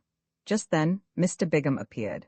Adele looked at him with a drowsy blinking like that of a child who is too sleepy and comfortable to stir, but too curious to shut its eyes. Mr. Bigham wore his new beaver hat. He was absorbed in his own thoughts and gesticulated with his tombak watch in his hand until the thin silver chain threatened to snap. With a sudden, almost vicious movement, he thrust the watch deep down into his pocket, threw back his head impatiently, caught the lapel of his coat in a peevish grasp, and would have gone on with an angry jerk of his whole body, his face darkened by all the hopeless rage that boils in a man when he is running away from his own torturing thoughts, and knows that he runs in vain. Adele's hat, lying at the foot of the steps and shining white against the black earth of the walk, stopped him in his flight.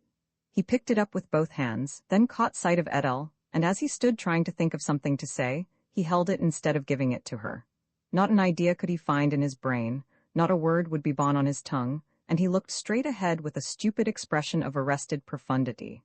"It is a hat, Mr. Bigham," said Adele carelessly, to break the embarrassed silence.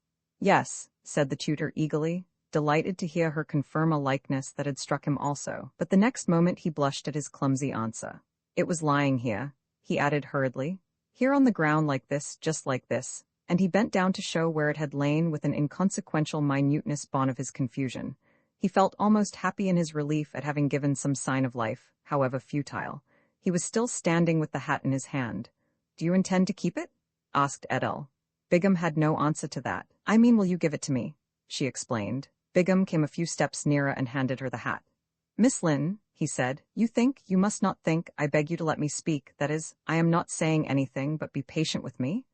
I love you, Miss Lyhne, unutterably, unutterably, beyond all words I love you. Oh, if language held a word that combined the cringing admiration of the slave, the ecstatic smile of the martyr, and the gnawing homesickness of the exile, with that word I could tell you my love. Oh, listen to me, do not thrust me away yet. Do not think that I am insulting you with an insane hope. I know how insignificant I seem in your eyes, how clumsy and repulsive, yes, repulsive. I am not forgetting that I am poor, you must know it, so poor that I have to let my mother live in a charitable institution, and I can't help it, can't help it. I am so miserably poor. Yes, Miss Lyhne, I am only a poor servant in your brother's house, and yet there is a world where I am ruler, powerful, proud, rich, with the crown of victory, noble by virtue of the passion that drove Prometheus to steal the fire from the heaven of the gods. There I am brother to all the great in spirit, whom the earth has borne, and who bear the earth. I understand them as none but equals understand one another. No flight that they have flown is too high for the strength of my wings. Do you understand me? Do you believe me? Oh, don't believe me. It isn't true. I am nothing but the kobold figure you see before you. It is all past, for this terrible madness of love has paralyzed my wings, the eyes of my spirit have lost their sight, my heart is dried up, my soul is drained to bloodless poltroonery. Oh, save me from myself, Miss Lyhne. Don't turn away in scorn. Weep over me, weep, it is Rome burning. He had fallen to his knees on the steps, wringing his hands. His face was blanched and distorted, his teeth were clenched in agony, his eyes drowned in tears, his whole body shook under the suppressed sobs that were heard only as a gasping for breath. "Control yourself, Mr. Bigham," she said in a slightly too compassionate tone. "Control yourself, don't give way so, be a man. Please get up and go down into the garden a little while and try to pull yourself together." And you can't love me at all? Groaned Mr. Bigham almost inaudibly. Oh, it's terrible. There is not a thing in my soul that I wouldn't murder and degrade if I could win you thereby. No, no, even if anyone offered me madness and I could possess you in my hallucinations. Possess you? Then I would say. Take my brain, tear down its wonderful structure with rude hands, break all the fine threads that bind my spirit to the resplendent triumphal chariot of the human mind, and let me sink in the mire of the physical, under the wheels of the chariot, and let others follow the shining paths that lead to the light. Do you understand me? Can you comprehend that even if your love came to me robbed of its glory, debased, befouled, as a caricature of love, as a diseased phantom, I would receive it kneeling as if it were the sacred host. But the best in me is useless, the worst in me is useless too. I cry to the sun, but it does not shine, to the statue, but it does not answer. Answer? What is there to answer except that I suffer? No, these unutterable torments that rend my whole being down to its deepest roots, this anguish is nothing to you but an impertinence. You feel nothing but a little cold offense. In your heart you laugh scornfully at the poor tutor and his impossible passion. You do me an injustice, Mr. Bigham, said Edel, rising, while Mr. Bigham rose too. I am not laughing. You ask me if there is no hope, and I answer, no, there is no hope. That is surely nothing to laugh at. But there is one thing I want to say to you. From the first moment you began to think of me, you must have known what my answer would be, and you did know it, did you not? You knew it all the time, and yet you have been lashing all your thoughts and desires on toward the goal which you knew you could not reach. I am not offended by your love, Mr. Bigham, but I condemn it. You have done what so many people do. They close their eyes to the realities and stop their ears when life cries no to their wishes. They want to forget the deep chasm fate has placed between them and the object of their ardent longing. They want their dream to be fulfilled, but life takes no account of dreams. There isn't a single obstacle that can be dreamed out of the world, and in the end, we lie there crying at the edge of the chasm, which hasn't changed and is just where it always was. But we have changed, for we have let our dreams goad all our thoughts and spur all our longings to the very highest tension. The chasm is no narrower, and everything in us cries out with longing to reach the other side, but no, always no, never anything else. If we had only kept a watch on ourselves in time, but now it is too late, now we are unhappy. She paused almost as if she woke from a trance. Her voice had been quiet, groping, as if she were speaking to herself, but now it hardened into a cold aloofness. I cannot help you, Mr. Bigham. You are nothing to me of what you wish to be. If that makes you unhappy, you must be unhappy. If you suffer, you must suffer. There are always some who have to suffer. If you make a human being your God and the ruler of your fate, you must bow to the will of your divinity, but it is never wise to make yourself gods, or to give your soul over to another, for there are gods who will not step down from their pedestals. Be sensible, Mr. Bigham. Your God is so small and so little worth your worship. Turn from it and be happy with one of the daughters of the land. With a faint little smile, she went in through the summer parlor, while Mr. Bigham looked after her, crestfallen. For another 15 minutes he walked up and down before the steps. All the words that had been spoken seemed to be still vibrating through the air. She had so lately gone, it seemed that her shadow must still linger there. It seemed that she could not yet be out of reach of his prayers, and everything could not be inexorably ended. But after a while the chambermaid came out and gathered up the engravings, carried in the chair, the portfolios, the rush matting, everything. Then he could go too. In the open gable window up above, Niels sat gazing after him. He had heard the whole conversation from beginning to end. His face had a frightened look, and a nervous trembling passed through his body. For the first time he was afraid of life. For the first time his mind grasped the fact that when life has sentenced you to suffer, the sentence is neither a fancy nor a threat, but you are dragged to the rack, and you are tortured, and there is no marvelous rescue at the last moment, no awakening, as from a bad dream. He felt it as a foreboding which struck him with terror. Edel did not have a good autumn, and the winter drained her strength completely. Spring, when it came, did not find one poor little life germ that it could warm and coax into growth. It found only a withering, which no gentleness and no warmth could arrest or even retard. But it could at least pour a flood of light over the paling life and caress the ebbing strength with fragrant, balmy air, as the evening crimson follows slowly in the wake of dying day. The end came in May, on a day flooded with sunshine, one of the days when the loch is never silent, and you can almost see the rye grow. The great cherry trees outside of her window were white with flowers, no scays of snow, wreaths of snow, cupolas, arches, garlands, a fairy architecture against the bluest of skies. She was very weak that day, and withal she felt a strange sense of lightness. She knew what was coming, for that morning she had sent for Bigham and said goodbye to him. Her uncle had come over from Copenhagen, and all that afternoon the handsome, white-haired man sat by her bedside with his hand folded in her hands. He did not speak, but once in a while he would move his hand, and she would press it. She would look up, and he would smile to her. Her brother, too, was in the room, gave her medicine, and helped her in other ways. She lay very still with closed eyes, while familiar pictures from life over there flitted past her. Saw Jenfrey with hanging birches, the red church at Lyngby standing on a foundation of graves, and the white country house with the bit of sunken road leading down to the sea, where the paling always was green as if painted by the water. The images took shape before her, grew clear, melted away, and vanished. And other pictures came. There was Bredgade when the sun went down, and the darkness closed in around the houses. There was the queer Copenhagen you found when you came in from the country in the forenoon. It seemed so weird with its hurry and bustle in the sunlight, with the whitened window panes and the streets smelling of fruit. There was something unreal about the houses in the strong light. The noise and rattle of wheels could not chase away the silence that seemed to enfold them. Then came the dim, quiet drawing room in the autumn evenings, when she was dressed for the theatre, and the others were not down yet. The smell of incense, the wood fire from the stove lighting up the carpet, the rain whipping the windows, the horses stamping at the door, the melancholy cry of the mussel vendors, and back of all this the theatre awaiting her with light and music and festive glow. With such pictures the afternoon wore away. Niels and his mother were in the parlor. Niels knelt by the sofa with his face pressed down against its brown velvet, and his hands clasped over his head. He wept and wailed aloud, giving himself up to his grief without any attempt at self-control. Mrs. Lyhne sat beside him. The hymn book lay on the table in front of her, open at the hymns usually sung at funerals. Now and then she read a few verses, and sometimes she would bend down over her son to speak a word of soothing or chiding, but Niels would not be comforted, and she could not stop his weeping or the wild prayers born of his despair. Presently Lyhne appeared in the door of the sick-room. He made no sign, but looked at them so solemnly that both rose and followed him in to his sister. He took them by the hand and led them to the bed. Edel looked up and gazed at each one in turn, while her lips motioned for words. Then Lyhne took his wife over to the window and sat down there with her. Niels threw himself on his knees at the foot of the bed.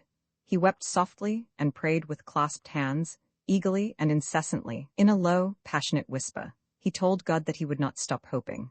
"I won't let you go, Lord. I won't let you go before you have said yes. You mustn't take her away from us, for you know how we love her. You mustn't, you mustn't. Oh, I can't say thy will be done, for your will is to let her die, but, oh, let her live. I will thank you and obey you. I will do everything I know you want me to do. I'll be so good and never offend you, if you will only let her live. Do you hear, God? Oh, stop and make her well before it's too late. I will, oh, what can I promise you? Oh, I'll thank you, never, never forget you. Oh, but hear me. Don't you see she's dying, don't you see she's dying? Do you hear? Take your hand away. I can't lose her, God, I can't let her live, won't you please, won't you please? Oh, it's wicked of you. Outside, beyond the window, the white flowers flushed to pink in the light of the setting sun.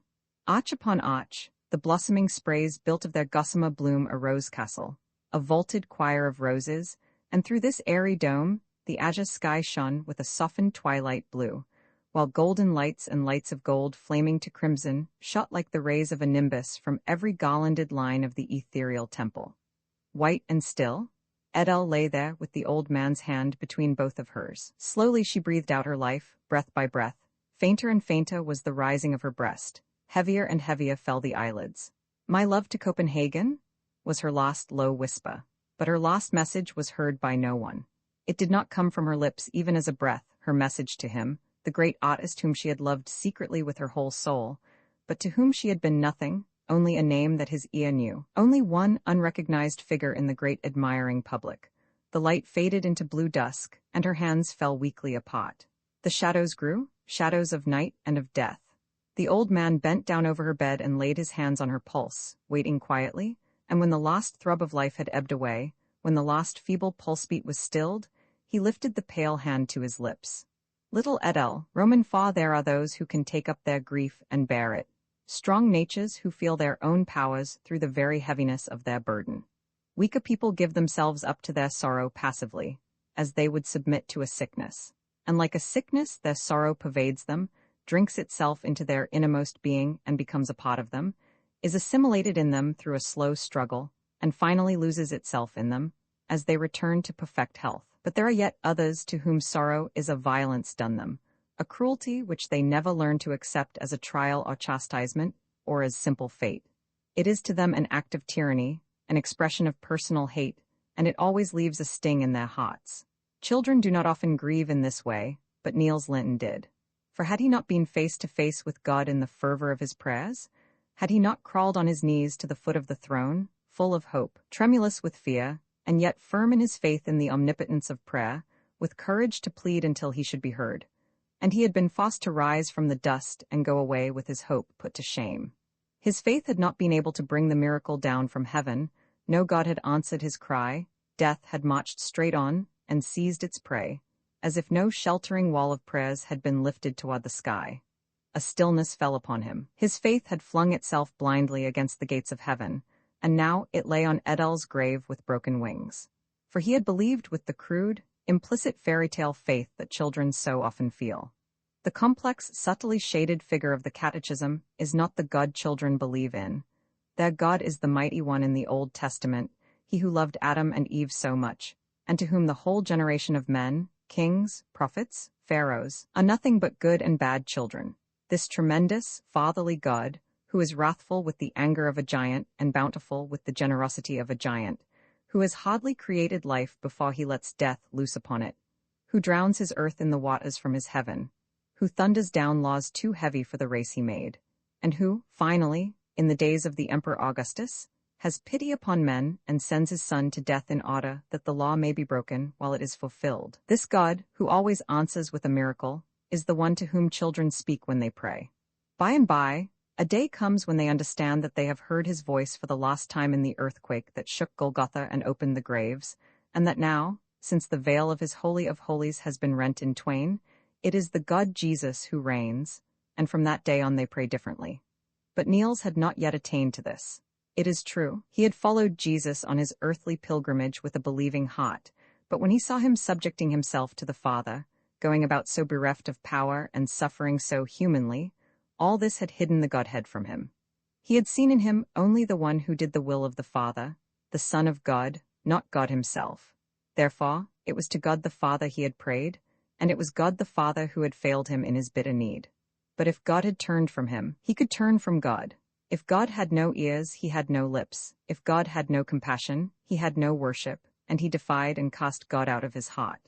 On the day Edel was buried, he spurned the earth of the grave with his foot, whenever the pastor spoke the name of the Lord, and when he met it afterwards in books or on the lips of people, a rebellious frown would wrinkle his youthful forehead. When he lay down to sleep at night, a sense of forsaken greatness came over him, as he thought that now all the others, children and grown people, were praying to the Lord and closing their eyes in his name, while he alone held his hands from clasping in prayer. He alone refused to do God homage. He was shut out from the sheltering care of heaven. No angel watched by his side. Alone and unprotected, he drifted on the strangely murmuring waters of darkness, and loneliness enfolded him, spreading out from his bed in ever-widening and receding circles. Still he did not pray, though he longed till tears came, he did not call. And it was so all his life. He had freed himself defiantly from the point of view imposed upon him by his teachers, and he fled with his sympathy to the side of those who had wasted their strength in vainly kicking against the pricks. In the books he had been given to read, and in what he had been taught, God and his chosen people and ideas marched on in an endless triumphal procession, and he had joined in the jubilant shouting, had exulted in the sense of being counted with the proud legions of the conqueror. For is not victory always righteous, and is not the victor a liberator, a reformer, a light bringer? But now the shouting had died down. Now he was silent, and he began to enter into the thoughts of the defeated and feel with the hearts of the vanquished. He understood that even when that which prevails is good, that which yields is not therefore bad. He went over to the losing side and told himself that this was finer and greater. The power of the victor he called mere brute force and violence. He took sides, as wholeheartedly as he could, against God, but as a vassal who takes up arms against his liege lord, for he still believed and could not drive out his faith by defiance. His tutor, Mr. Bigham, was not one who could lead a soul back to the old paths. Indeed, his temperamental philosophy, by virtue of which he could be fired and enraptured by each and every side of the question, today, one, tomorrow, another, set all dogmas adrift in the minds of his pupils. At bottom, he was really a man of Christian principles, and if anyone could have pinned him down to saying what was the fixed point in all this fluid matter, he would most likely have replied that it was the creed of the Evangelical Lutheran Church, or something akin to that, but he himself had very little inclination to drive his pupils along the straight road of orthodoxy, or to warn them at every step that the least deviation from the beaten track meant straying into lies and darkness, likely to end in perdition and hell, for he had none of the passionate concern of the orthodox for jots and tittles. He was, in fact, religious in the slightly artistic, superior manner such talented people affect, not afraid of a little harmonizing, easily enticed into half-unconscious rearrangements and adaptations, because, whatever they do, they must assert their own personality, and, in whatever spheres they fly, must hear the whirring of their own wings. Such people do not guide, but their instruction has a fullness, a copiousness, and a wobbly many-sidedness which, provided they do not utterly confuse a pupil, tend to develop his independence in a high degree, since they almost force him to make up his mind for himself. For children can never rest upon anything vague or indefinite. Their very instinct of self-preservation demands a plain yes or a plain no, a for or against, to show them where to turn with their hate and where with their love. Hence there was no firm and immutable authority that might have guided Niels with its constant clinching of arguments and pointing of ways. He had taken the bit in his teeth and plunged headlong on any path that opened before him, provided only that it led him away from what had been the home of his feelings and of his thoughts. He felt a new sense of power in thus seeing with his own eyes, and choosing with his own heart, and forming himself by his own will. Many new things came to his mind, traits of his own nature that he had never thought of, and that seemed unrelated one to the other, fitted themselves together wonderfully, and were fused into a rational whole. It was a fascinating time of discovery. Little by little, in fear and uncertain exultation, in incredulous joy, he found himself. He began to realize that he was not like others, and a new spiritual modesty made him shy, awkward, and taciturn. He grew suspicious of questions, and imagined he found hints of his own most hidden thoughts in everything that was said. Having learned to read in his own heart, he supposed everybody else could read what was written there, and he shunned his elders, preferring to roam about alone. It seemed to him that people had suddenly become very intrusive. He developed a slightly hostile feeling toward them as to creatures of another race, and in his loneliness, he began to hold them up for scrutiny and judgment. Formerly the names of father, mother, the pastor, the miller, sufficed to characterize, and the name had quite hidden the person from him. But now, he saw that the pastor was a jolly little man, who made himself as meek and demure as he could at home to escape the notice of his wife, while abroad he tried to forget the domestic yoke, by talking himself into a frenzy of rebellion and loud-voiced thirst for liberty. That was the pastor as he saw him now. And Mr. Bigham? He had seen him ready to throw everything overboard for Edel's love, had heard him deny himself and the soul within him in that hour of passion in the garden, and now he was always talking about the philosopher rising in Olympic calm above the vague whirlwinds and mist-born rainbows of life. It roused a painful contempt in the lad, and made his doubts sleep but lightly, ready to wake in a moment.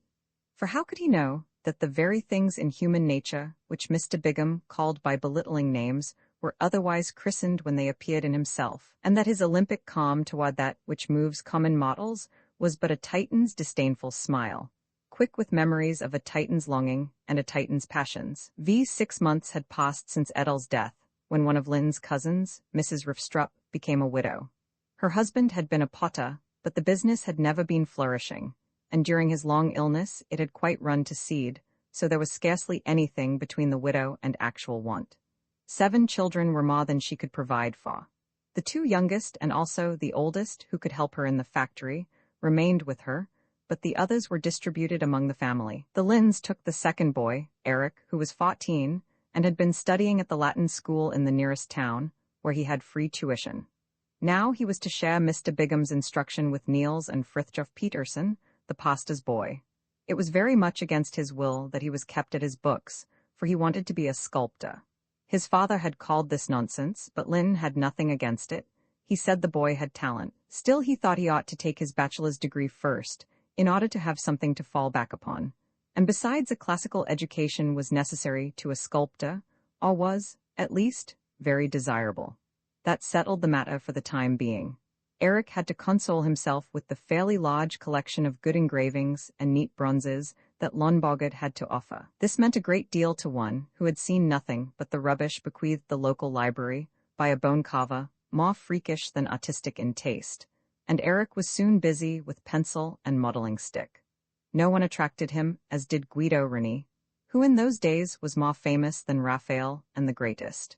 Nor is there anything that can open young eyes to the beauty of a work of art better than the certainty that their admiration is authorized up to the highest pinnacle. Andrea del Sarto, Parmigianino, and Lyhne, who were to mean so much to him later when he and his talent had found each other, left him quite indifferent, while the boldness of Tintoretto and the bitterness of Salvator Rosa and Caravaggio filled him with delight.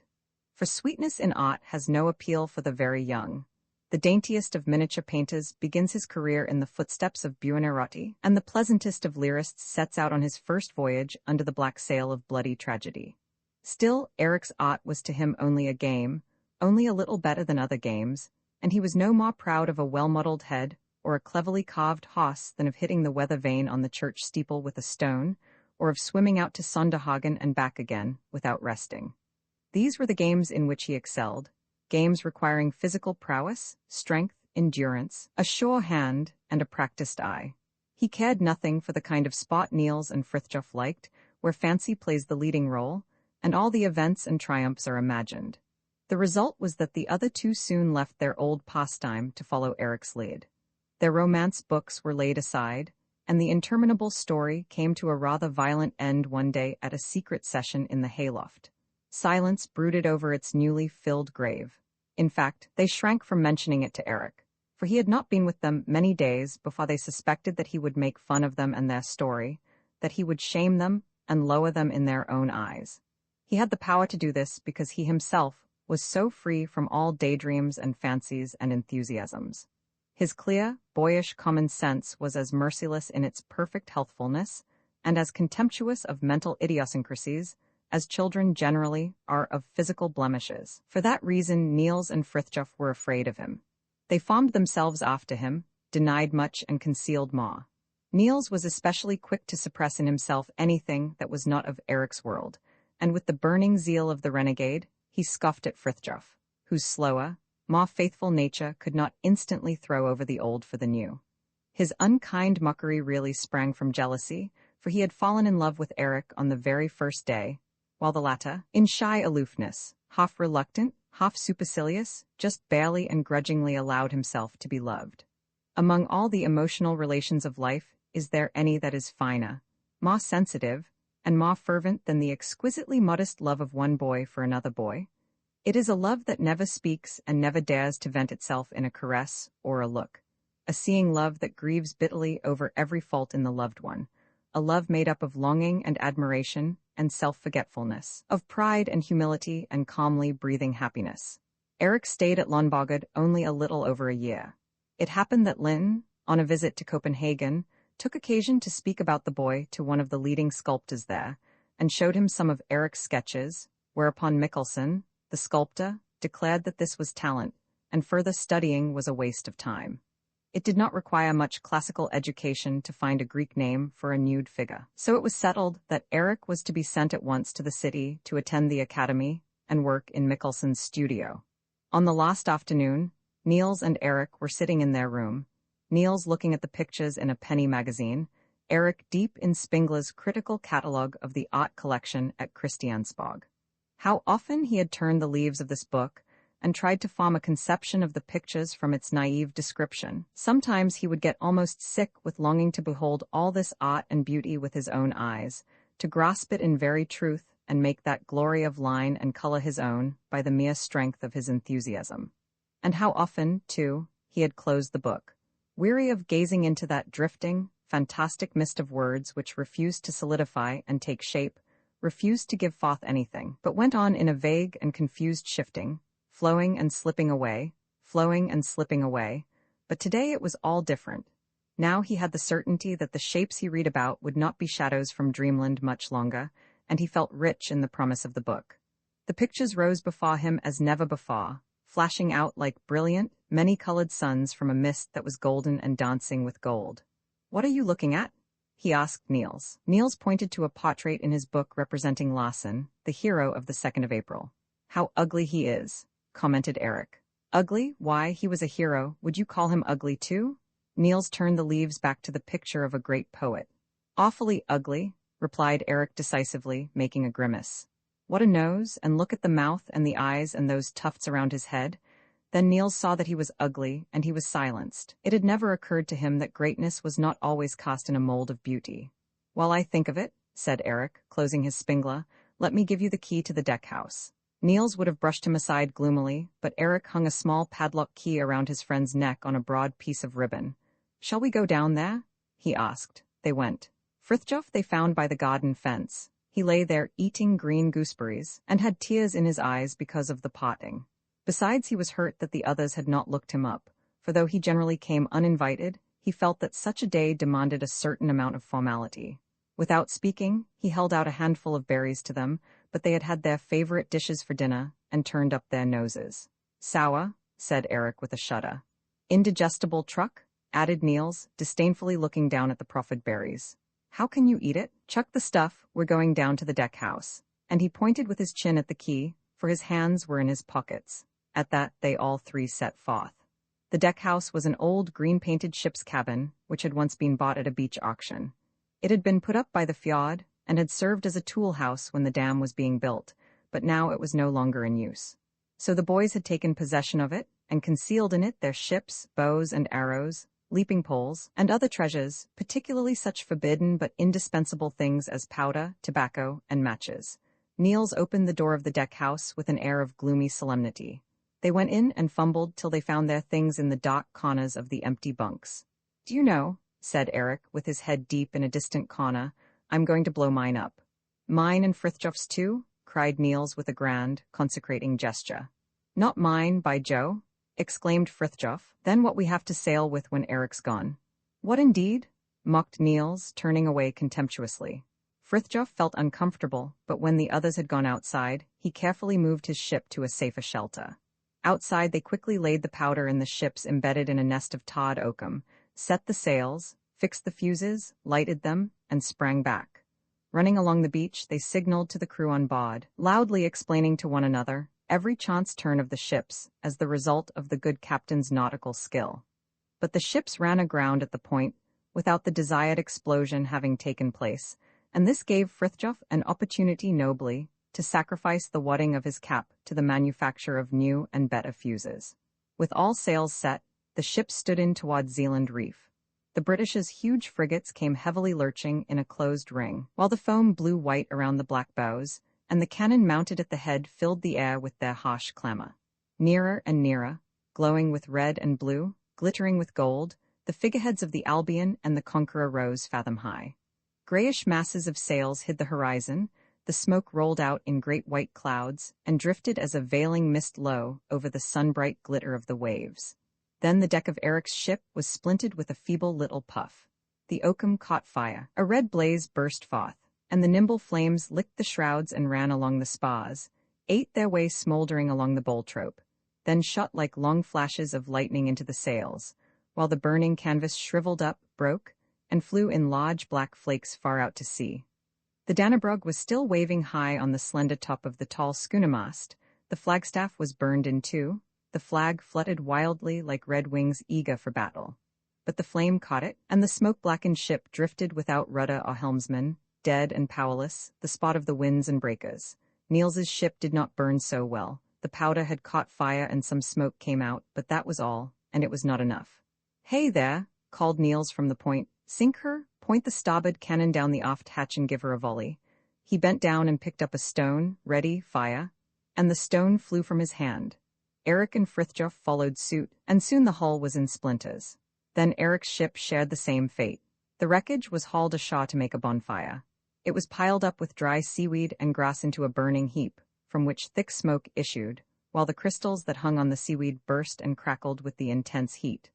For a long time the boys sat quietly around the bonfire, but suddenly Niels, still gloomy, jumped up and brought all his things from the deck house, broke them in little bits, and threw them into the flames.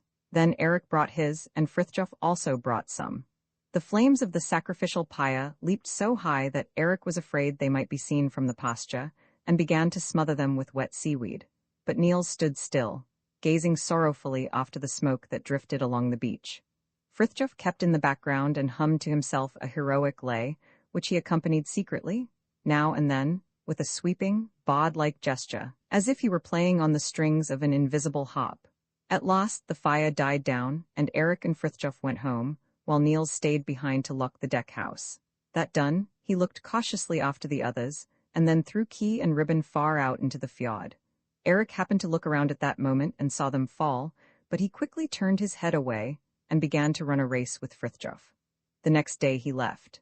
For a while they missed him sorely and bitterly, for their life had been gradually formed on the supposition that they were three to share it.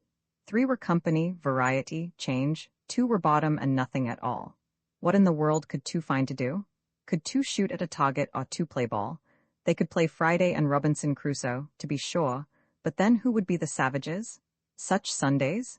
Niels was so weary of existence that he began first to review and afterwards, with the aid of Mr. Bigham's Lodge Atlas, to extend his geographical knowledge far beyond the prescribed bounds. Finally, he started to read the whole Bible through and to keep a diary. But Frithjof, in his utter loneliness, stooped so low as to seek consolation in playing with his sisters.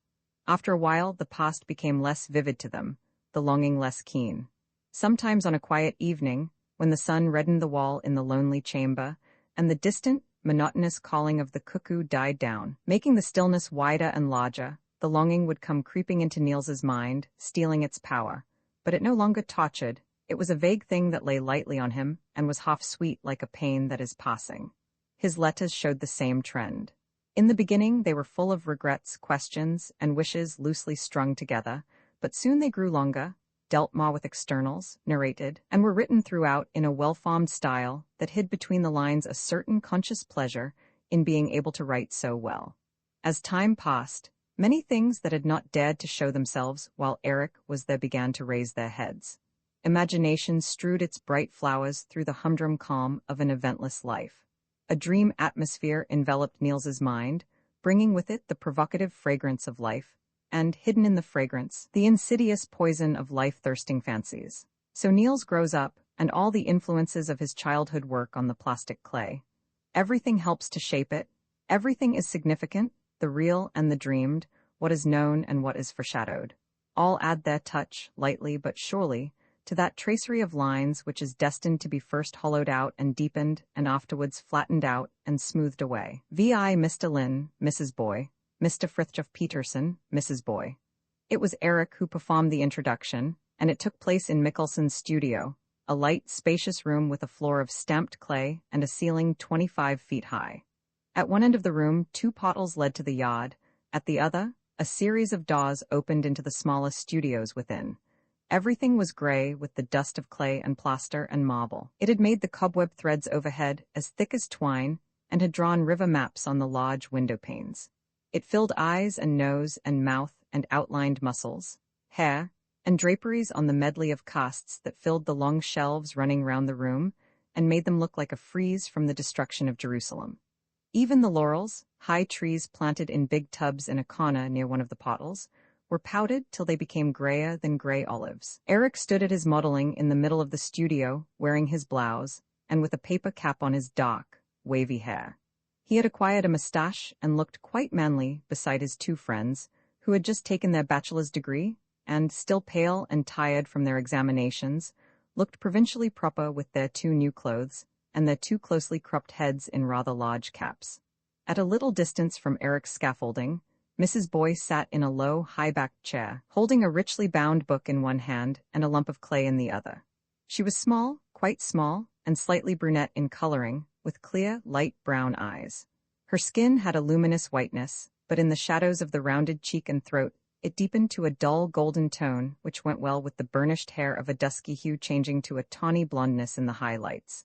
She was laughing when they came in, as a child laughs, a long, merry peal, gleefully loud, delightfully free. Her eyes, too, had the artless gaze of a child, and the frank smile on her lips seemed all the more childlike, because the shortness of her upper lip left the mouth slightly open, revealing milk-white teeth. But she was no child. Was she a little and 30? The fullness of the chin did not say no, nor the ripe glow of the lower lip. Her figure was well-rounded with firm, luxuriant outlines accentuated by the dark blue dress, which fitted snugly as a riding habit around her waist, arms, and bosom. A dull crimson silk kerchief lay in rich folds around her neck and over her shoulders, its ends tucked into the low, pointed neck of her bodice. Carnations of the same color were fastened in her hair. "I am afraid we interrupted a pleasant reading," said Frithjof with a glance at the richly bound book. "No, indeed, not in the least. We had been quarreling for a full hour about what we read," replied Mrs. Boy. "Mr. Riffstrup is a great idealist in everything that has to do with art, while I think it's dreadfully tiresome. All this about the crude reality that has to be purified and clarified and regenerated and whatnot until there is just pure nothingness left. Do me the favor of looking at that Bacchante of Michelsen's, the one which deaf Trafelini over there is cutting in marble, if I were to enter her in a descriptive catalogue. Good heavens! Number 77. A young lady in negligee is standing thoughtfully on both her feet and doesn't know what to do with a bunch of grapes. She should crush those grapes if I had my way, crush them till the red juice ran down her breast. Now shouldn't she? Don't you agree with me?" And she caught Frithjof by the sleeve, almost shaking him in her childlike eagerness. "Yes," Frithjof admitted. "Yes, I do think there is something lacking, something of freshness, of spontaneity. It's simply naturalness that's lacking, and good heavens, why can't we be natural? Oh, I know perfectly well, it's because we lack the courage. Neither the artists nor the poets are brave enough to own up to human nature as it is. Shakespeare was, though. Well, you know," came from Eric behind the figure he was modeling. "I never could get along very well with Shakespeare. It seems to me he does too much of it. He whirls you round till you don't know where you are." "I shouldn't go so far as to say that," Frithjof demurred. "But on the other hand," he added with an indulgent smile, "I cannot call the berserker ragings of the great English poet by the name of conscious and intelligent artistic courage. Really, gracious, how funny you are." And she laughed long and heartily, laughed till she was tired. She had risen and was strolling about the studio, but suddenly she turned, held out her arms toward Frithjof, and cried, "God bless you," and laughed again till she was almost bent double. Frithjof was on the verge of getting offended, but it seemed too fussy to go away angry, especially as he knew himself to be in the right, and moreover the lady was very pretty. So he stayed and began to talk to Eric, all the while trying for Mrs. Boy's benefit to infuse a tone of mature tolerance into his voice. Meanwhile, Mrs. Boy was roaming about at the other end of the studio, thoughtfully humming a tune, which sometimes rose in a few quick, laughing trills, then sank again into a slow, solemn recitative. Ahead of the young Augustus was standing on a large packing case. She began to dust it. Then she found some clay and made mustaches, a pointed beard, and finally earrings, which she fastened on it. While she was busy with this, Niels managed to stroll in her direction under cover of examining the casts. She had not glanced toward him once, but she must have sensed that he was there, for without turning, she held out her hand to him and asked him to bring Eric's hat. Niels put the hat into her outstretched hand, and she set it on the head of Augustus. "Good old Shakespeareson," she said, patting the cheek of the travestied bust. "Stupid old fellow who didn't know what he was doing. Did he just sit there and daub ink till he turned out a Hamlet head without thinking of it, did he?" She lifted the hat from the bust and passed her hand over the forehead in a motherly way as if she would push back its hair. "Lucky old chap for all that. More than half lucky old poet boy. For you must admit that he wasn't at all bad as a writer, this Shakespeare?" "I confess I have my own opinion of that man," replied Niels, slightly vexed and blushing. "Good gracious, have you two got your own opinion about Shakespeare? Then what is your opinion?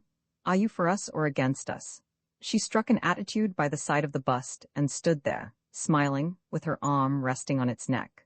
"I am unable to say whether the opinion which you are astonished to learn I possess is so fortunate as to acquire significance from the fact of agreeing with your own, but I do think I may say that it is for you and your protégé. At any rate, I hold the opinion that he knew what he was doing, weighed what he was doing, and dared it. Many a time he dared in doubt, and the doubt is still apparent. At other times he only half dared, and then he blurred over with new features that which he did not have courage to leave as he first had it. And he went on in this strain. While he was speaking, Mrs. Boy grew more and more restless. She looked nervously first to one side, then to the other, and drummed impatiently with her fingers, while her face was clouded by a troubled look which finally deepened to one of pain. At last she could contain herself no longer. "Don't forget what you were going to say," she exclaimed. "But I implore you, Mr. Lyhne, stop doing that with your hand, that gesture as if you were pulling teeth. Please do, and don't let me interrupt you. Now I am all attention again, and I quite agree with you. But then, it's of no use to say any more. Why not? When we agree? When we agree?" Neither of them meant anything in particular by these last words, but they said them in a significant tone, as if a world of delicate meanings were hidden in them, and looked at each other with a subtle smile, like an afterglow of the wit that had just flashed between them, while each wondered what the other meant and felt slightly annoyed at being so slow of comprehension. They strolled back to the other end of the room, and Mrs. Boyd took her seat on the low chair again. Eric and Frithjof had talked till they were beginning to be bored with each other and were glad to be joined by the others. Frithjof approached Mrs. Boyd and made himself agreeable, while Eric, with the modesty of the host, kept himself in the background. "If I were curious," said Frithjof, "I should inquire what the book was that made you and Rifstrup quarrel just as we were coming in." "Do you inquire?" "I do." "Ergo?" "Ergo," replied Frithjof with a humble, acquiescent bow. She held up the book and solemnly announced, "Helge, Ohlenschläger's Helge." "And what canto?" "It was The Mermaid Visits King Helge." "And what verse?" "It was the lines telling of how Tankia lay down by Helge's side, and how he couldn't control his curiosity any longer, but turned, and at his side, with white arms soft and round, the greatest beauty he espied that e'er on earth was found. The maid had doffed her cloak of grey, her lovely limbs were bare, save for the robe like silver spray that veiled her form so fair.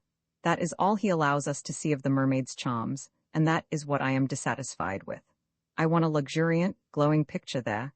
I want to see something so dazzling that it takes my breath away. I want to be initiated into the mysterious beauty of such a mermaid body, and I ask of you, what can I make of lovely limbs with a piece of gauze spread over them? Good heavens! No, she should have been naked as a wave, and with the wild lure of the sea about her. Her skin should have had something of the phosphorescence of the summer ocean, and her hair something of the black, tangled horror of the seaweed. Am I not right? Yes, and 1,000 tints of the water should come and go in the changeful glitter of her eyes. Her pale breast must be cool with a voluptuous coolness, and her limbs have the flowing lines of the waves. The power of the maelstrom must be in her kiss, and the yielding softness of the foam in the embrace of her arms. She had talked herself into a glow, and stood there still animated by her theme, looking at her young listeners with large, inquiring child eyes. But they said nothing. Niels had flushed scarlet, and Eric looked extremely embarrassed. Frithjof was absolutely carried away and stared at her with the most open admiration, though of the three he was the one least aware how entrancingly beautiful she was, as she stood there with the glamour of her words about her. Not many weeks had passed before Niels and Frithjof were as constant visitors in Mrs. Boyd's home as Eric Rifstrup. Besides her pale niece, they met a great many young people, coming poets, painters, actors, and architects, all artists by virtue of their youth rather than their talent, all full of hope, valiant, lusting for battle, and easily moved to enthusiasm. It is true, there were among them some of those quiet dreamers who bleat wistfully toward the faded ideals of the past, but most of them were full of ideas that were modern at the time, drunk with the theories of modernity, wild with its powers, dazzled by its clear morning light. They were modern, belligerently modern, modern to excess, and perhaps not least because in their inmost hearts there was a strange, instinctive longing which had to be stifled, a longing which the new spirit could not satisfy, worldwide, all-embracing, all-powerful, and all-enlightening though it was. But for all that, the exultation of the storm was in their young souls. They had faith in the light of the great stars of thought, they had hope fathomless as the ocean. Enthusiasm bore them on the wings of the eagle, and their hearts expanded with the courage of thousands. No doubt life would in time wear it all out, lull most of it to sleep. Worldly wisdom would break down much, and cowardice would sweep away the rest. But what of it? The time that has gone with happiness does not come back with grief, and nothing the future may bring can wither a day or wipe out an hour in the life that has been lived. To Niels the world, in those days, began to wear a different aspect.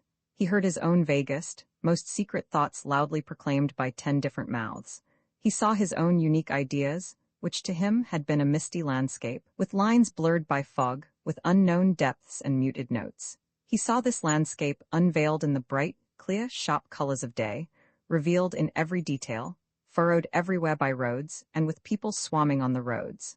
There was something strangely unreal in the very fact that the creations of his fancy had become so real. He was no longer a lonely child king, reigning over lands that his own dreams had conjured up. No, he was one of a crowd, a man in an army, a soldier in the service of modern ideas. A sword had been placed in his hand, and a banner waved before him. What a wonderful time full of promise. And how strange to hear with his ears the indistinct, mysterious whisper of his soul, now sounding through the air of reality like wild, challenging trumpet blasts, like the thunder of battering rams against temple walls, like the whizzing of David's pebble against Goliath's brow, like exultant fanfares. It was as though he heard himself speaking with strange tongues, with a clarity and power not his own, about that which belonged to his deepest, innermost self. This gospel of modernity, with its message of dissolution and perfection, did not sound only from the lips of his contemporaries. There were older men with names that carried weight whose eyes were likewise open to the glories of new ideas. These men used more pompous words and had more magnificent conceptions. The names of past centuries swept along in their train. History was with them. The history of the world and the human mind, the odyssey of thought.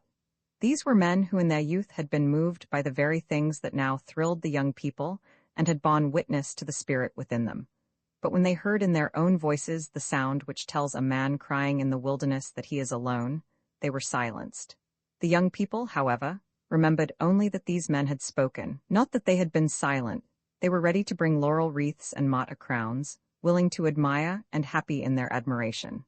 Nor did the objects of their homage repel this late-born appreciation. They put on the crowns in good faith, looked at themselves in a large and historic light, and poetized out of their past the less heroic features. As for the old conviction, which ill winds had cooled, they soon talked it into a glow again. Niels Lyhne's family in Copenhagen, more particularly the old councillor Neergaards, were not at all pleased with the circle their young relative had entered. It was not the modern ideas that worried them, but rather the fact that some of the young men found long hair, great hunting boots, and a slight slovenliness favorable to the growth of such ideas. And though Niels himself was not at all fanatical on this point, it was annoying to meet him, and even more annoying to have their friends meet him, in company with youths who could be thus characterized. These things, however, were trifles compared to his intimacy with Mrs. Boy and his frequenting the theatre in company with her and her pale niece. Not that there was anything in particular to be said against Mrs. Boy, but people talked about her. They said a great many things. She was well born, a Conroy, and the Conroys were among the oldest, most finely patrician families in town. Yet she had broken with them. Some said it was on account of a dissipated brother, whom they had sent off to the colonies to get rid of him. Certain it was that the break was complete, and there were even whispers that old Conroy had cursed her, and afterwards had had an attack of his bad spring asthma. All this had happened after she became a widow. Mr. Boy, her husband, had been a pharmaceutist, an assessor pharmaciae, and had been knighted. When he died, he was 60 and owned a barrel and a half of gold. So far as anyone knew, they had lived quite happily together. In the first 3 years of their marriage, the elderly husband had been very much in love, but later they had each lived their own life, he busy with his garden and with keeping up his reputation as a great man at stag parties, she with theatres, romantic music, and German poetry. Then he died. When the year of mourning was over, the widow went to Italy and lived there for 2 or 3 years, spending most of the time in Rome.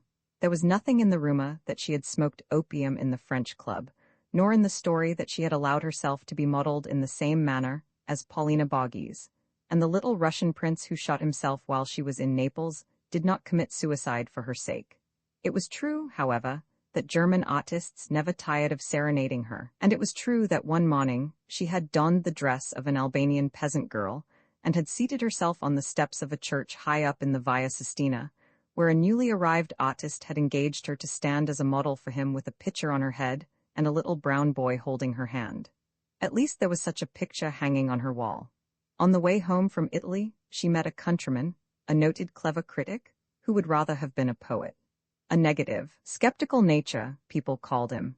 A keen mind, one who dealt harshly and pitilessly with others, because he dealt harshly and pitilessly with himself, and supposed his brutality to be justified by that fact. Nevertheless, he was not quite what they believed him to be.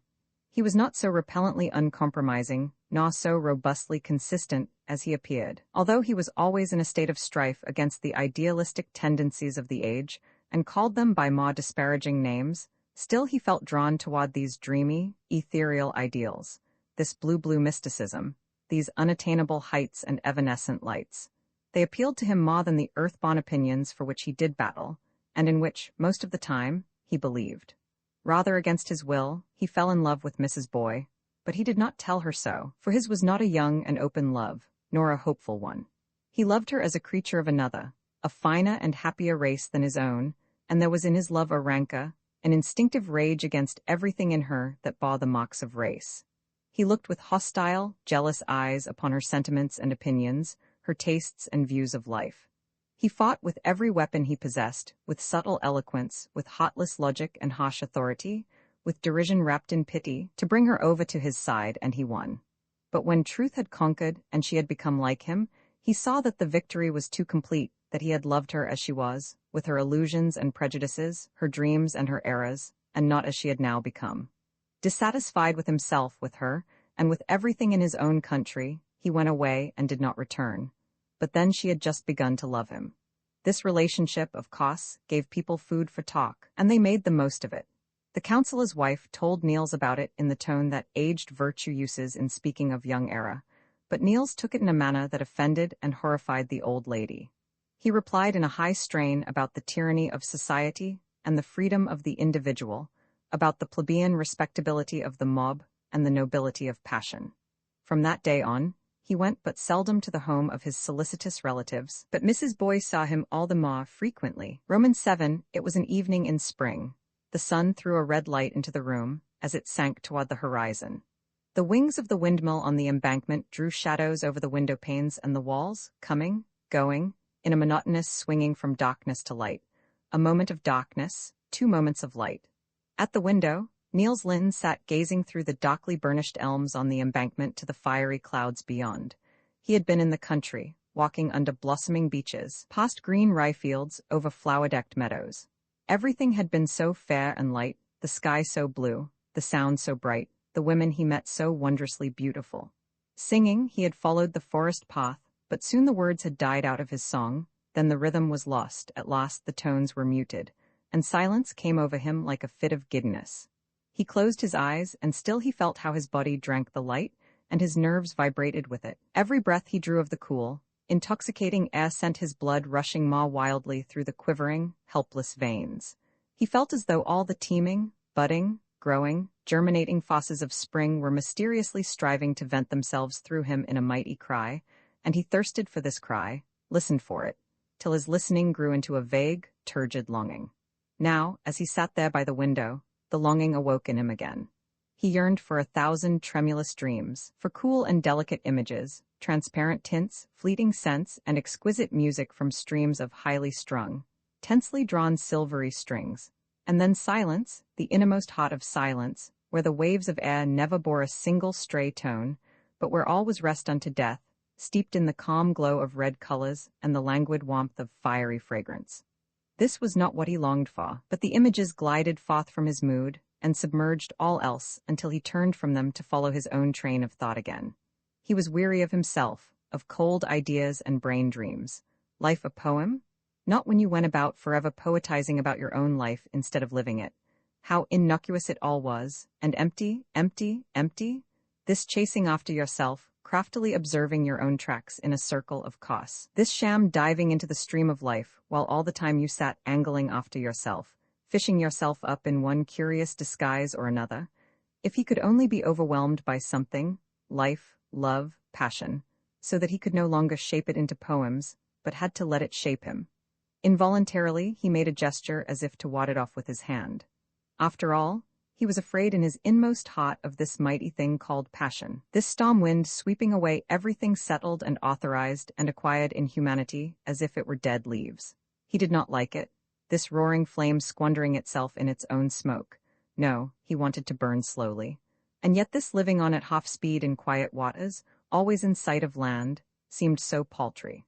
Would that the storm and waves would come.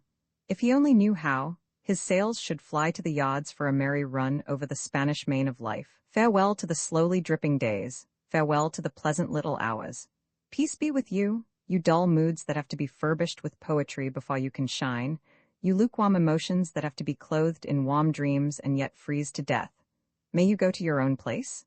I am headed for a coast where sentiments twine themselves like luxuriant vines around every fiber of the heart, a rank forest. For every vine that withers, 20 are in blossom. For each one that blossoms, 100 are in bud. Oh, that I were there! He grew tired of his longing and sick of himself. He needed people. But of course Eric was not in now. Frithjof had been with him all morning, and it was too late for the theatre. Nevertheless he went out and strolled dejectedly through the streets. Perhaps Mrs. Boy would be in. This was not one of her evenings, and it was rather late.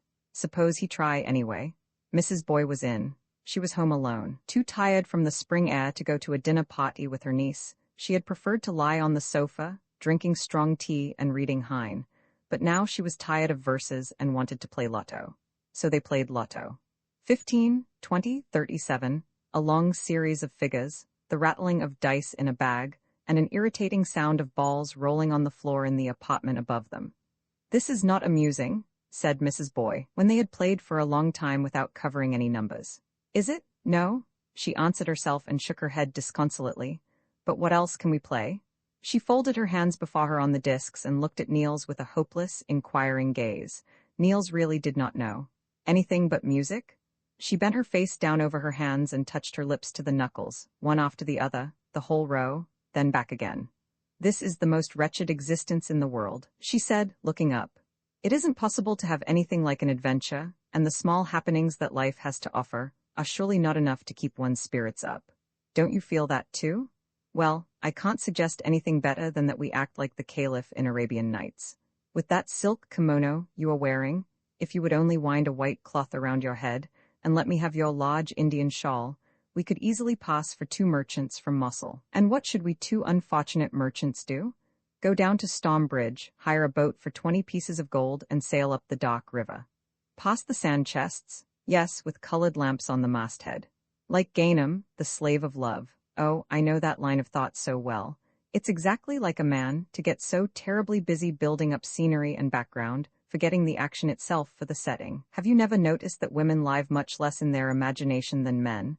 We don't know how to taste pleasure in our fancy or escape from pain with a fanciful consolation. What is imagination. It is so innocuous. When we get as old as I am now, then sometimes we content ourselves with the poverty-stricken comedy of imagination. But we ought never to do it, never.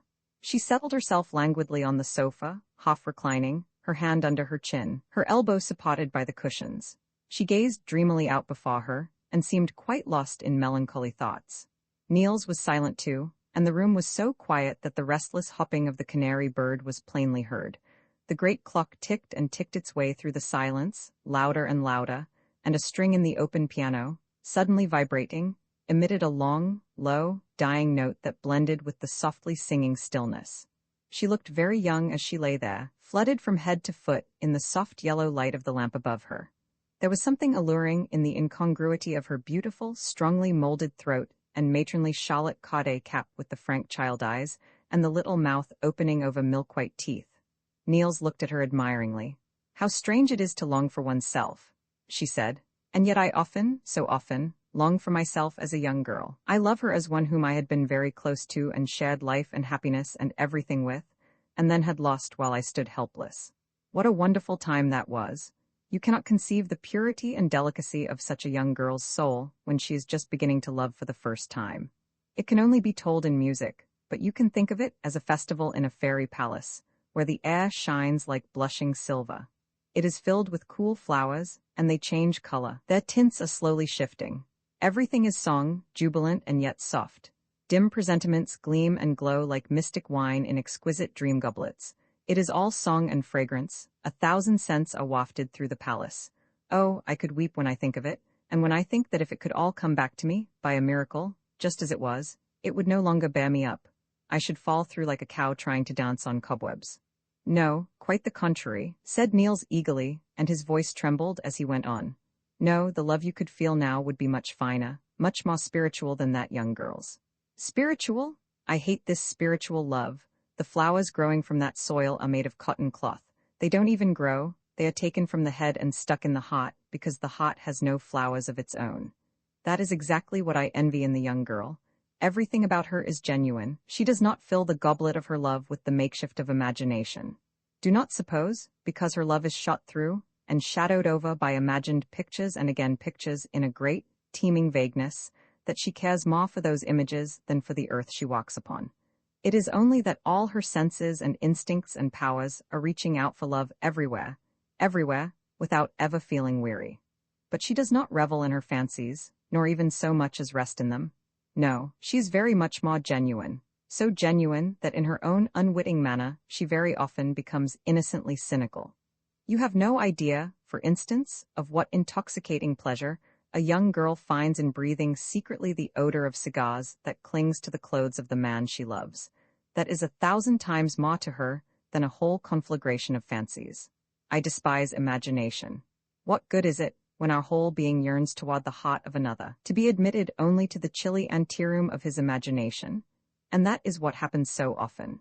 How often we have to submit to letting the man we love deck us out with his imagination, put a halo around our head, tie wings on our shoulders, and wrap us in a star-spangled robe. Then at last he finds us worthy of his love, when we masquerade in this costume. But then we can't be ourselves, because we are too dressed up, and because men confuse us by kneeling in the dust and worshipping us, instead of just taking us as we are and simply loving us. Niels was quite bewildered.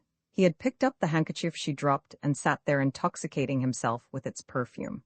He was not at all prepared to have her look at him in that impatient, questioning way, just as he was absorbed in studying her hand, but he managed to answer that he thought a man could not give a finer proof of his love than this, that he had to justify himself to himself for loving a human being so unutterably, and therefore set her so high and surrounded her with a nimbus of divinity. But that is just what I find so insulting, said Mrs. Boy, as if we were not divine enough in ourselves. Niels smiled complacently. No, you mustn't smile. I'm not joking. It is really very serious, for this adoration is at bottom tyrannical in its fanaticism. It cramps us in a mold of man's ideal. Slash a heel and clip a toe. Anything in us that doesn't square with man's conception has to be eliminated, perhaps not by force, but by ignoring it, systematically relegating it to oblivion, and never giving it a chance to develop, while the qualities we don't possess, or that aren't in the least characteristic of us, are forced to the rankest growth by lauding them to the skies, taking for granted that we have them in the fullest measure, and making them the cornerstone on which man builds his love. I say that we are subjected to a drill. Man's love puts us through a drill. And we submit to it, even those who love no one submit to it, contemptible minions that we are. She had risen from her reclining posture and looked threateningly at Niels. If I were beautiful, oh, I mean ravishingly beautiful, more alluring than any woman who ever lived, so that all who saw me were struck with unquenchable, agonizing love as by witchcraft, then I would use the power of my beauty to make them adore me, not their traditional bloodless ideal, but myself, as I am, every inch, every line of my being, every gleam of my nature. She had risen now to her full height, and Niels thought he ought to go, but he stood turning over in his mind a great many audacious words, which, after all, he did not dare to utter. At last, summoning all his courage, he seized her hand and kissed it, but she gave him her other hand to kiss too, and then he could say nothing more than, "Good night." Niels Lyhne had fallen in love with Mrs. Boy, and he was happy because of it. When he went home through the same streets where he had strolled so dejectedly that same evening, it seemed to him that ages had passed since he walked there. His bearing had acquired a new poise, a grave decorum, and when he carefully buttoned his gloves, he did so with a subconscious sense that he had undergone a great change which somehow demanded that he should button his gloves carefully. Too much absorbed to think of sleep, he went up on the embankment. It seemed to him that his thoughts flowed very quietly. He was surprised at his own calm, but he did not have perfect faith in it. He felt as though something in the very depths of his being were bubbling, very softly, but persistently, welling up, seething, pressing on, but far, far away. He was in a mood as one who waits for something that must come from afar, a distant music that must draw near, little by little, singing, murmuring, frothing, rushing, roaring, and whirling down over him, catching him up he knew not how, carrying him he knew not whither, coming on as a flood, breaking as a surf, and then, but now he was calm. There was only the tremulous singing in the distance, otherwise all was peace and tranquility. He loved, He said it aloud to himself again and again. The words had such a strange ring of dignity and held such deep meanings. They meant that he was no longer a captive in the imagined world of his childhood, nor was he the spot of aimless longings and misty dreams. He had escaped from the elf-land that had grown up with him and around him, encircling him with 100 arms, blindfolding him with 100 hands. He had broken away from its grasp and had become master of himself, and though it reached after him, implored him with dumb appealing eyes, and beckoned him with white fluttering garments, its power was dead as a dream killed by day, a mist dispelled by the sun. Was not his young love day and sun and all the world? He had been strutting about in royal purple not yet spun, and had taken his seat on a throne not yet built. But now he stood on a high mountain, looking out over the world that stretched before him like a plain. In this world thirsting for song, he had as yet no existence and was not even awaited. What a rapturous thought it was that, in all this silent, wakeful infinity, not a breath of his spirit had stirred a leaf or raised a ripple. It was all his to win, and he knew that he could win it. He felt strong and all-conquering, as only those can feel whose songs are still unsung, throbbing in their own breast. The soft spring air was full of perfumes, not saturated with them as the summer nights may be, but rather as it were streaked, now with the pungent aroma from ricinous young poplars, now with the cool breath of late violets, and again with the sweet almond odor of cherry trees. The scents came and mingled, were wafted away and dissolved. Sometimes one would quicken and free itself from the others, only to die as suddenly or to vanish slowly on a breath of wind. Light moods flitted across his mind like the shadows from this fitful dance of scents, and as the perfumes mocked his senses by coming and going as they listed, so his mind was baffled by his vain longing to be borne aloft, calmly resting in tranquil flight on the slowly gliding wings of a mood. For his moods were not yet birds with wings strong enough to carry him. They were down and feathers only, drifting on the wind, falling like snow, and melting. He tried to recall the picture of her as she lay on the sofa and talked to him, but it would not come. He saw her vanishing in a lane of trees, or sitting and reading with her hat on, holding one of the large white leaves in her gloved fingers, just on the point of turning it, then turning leaf after leaf.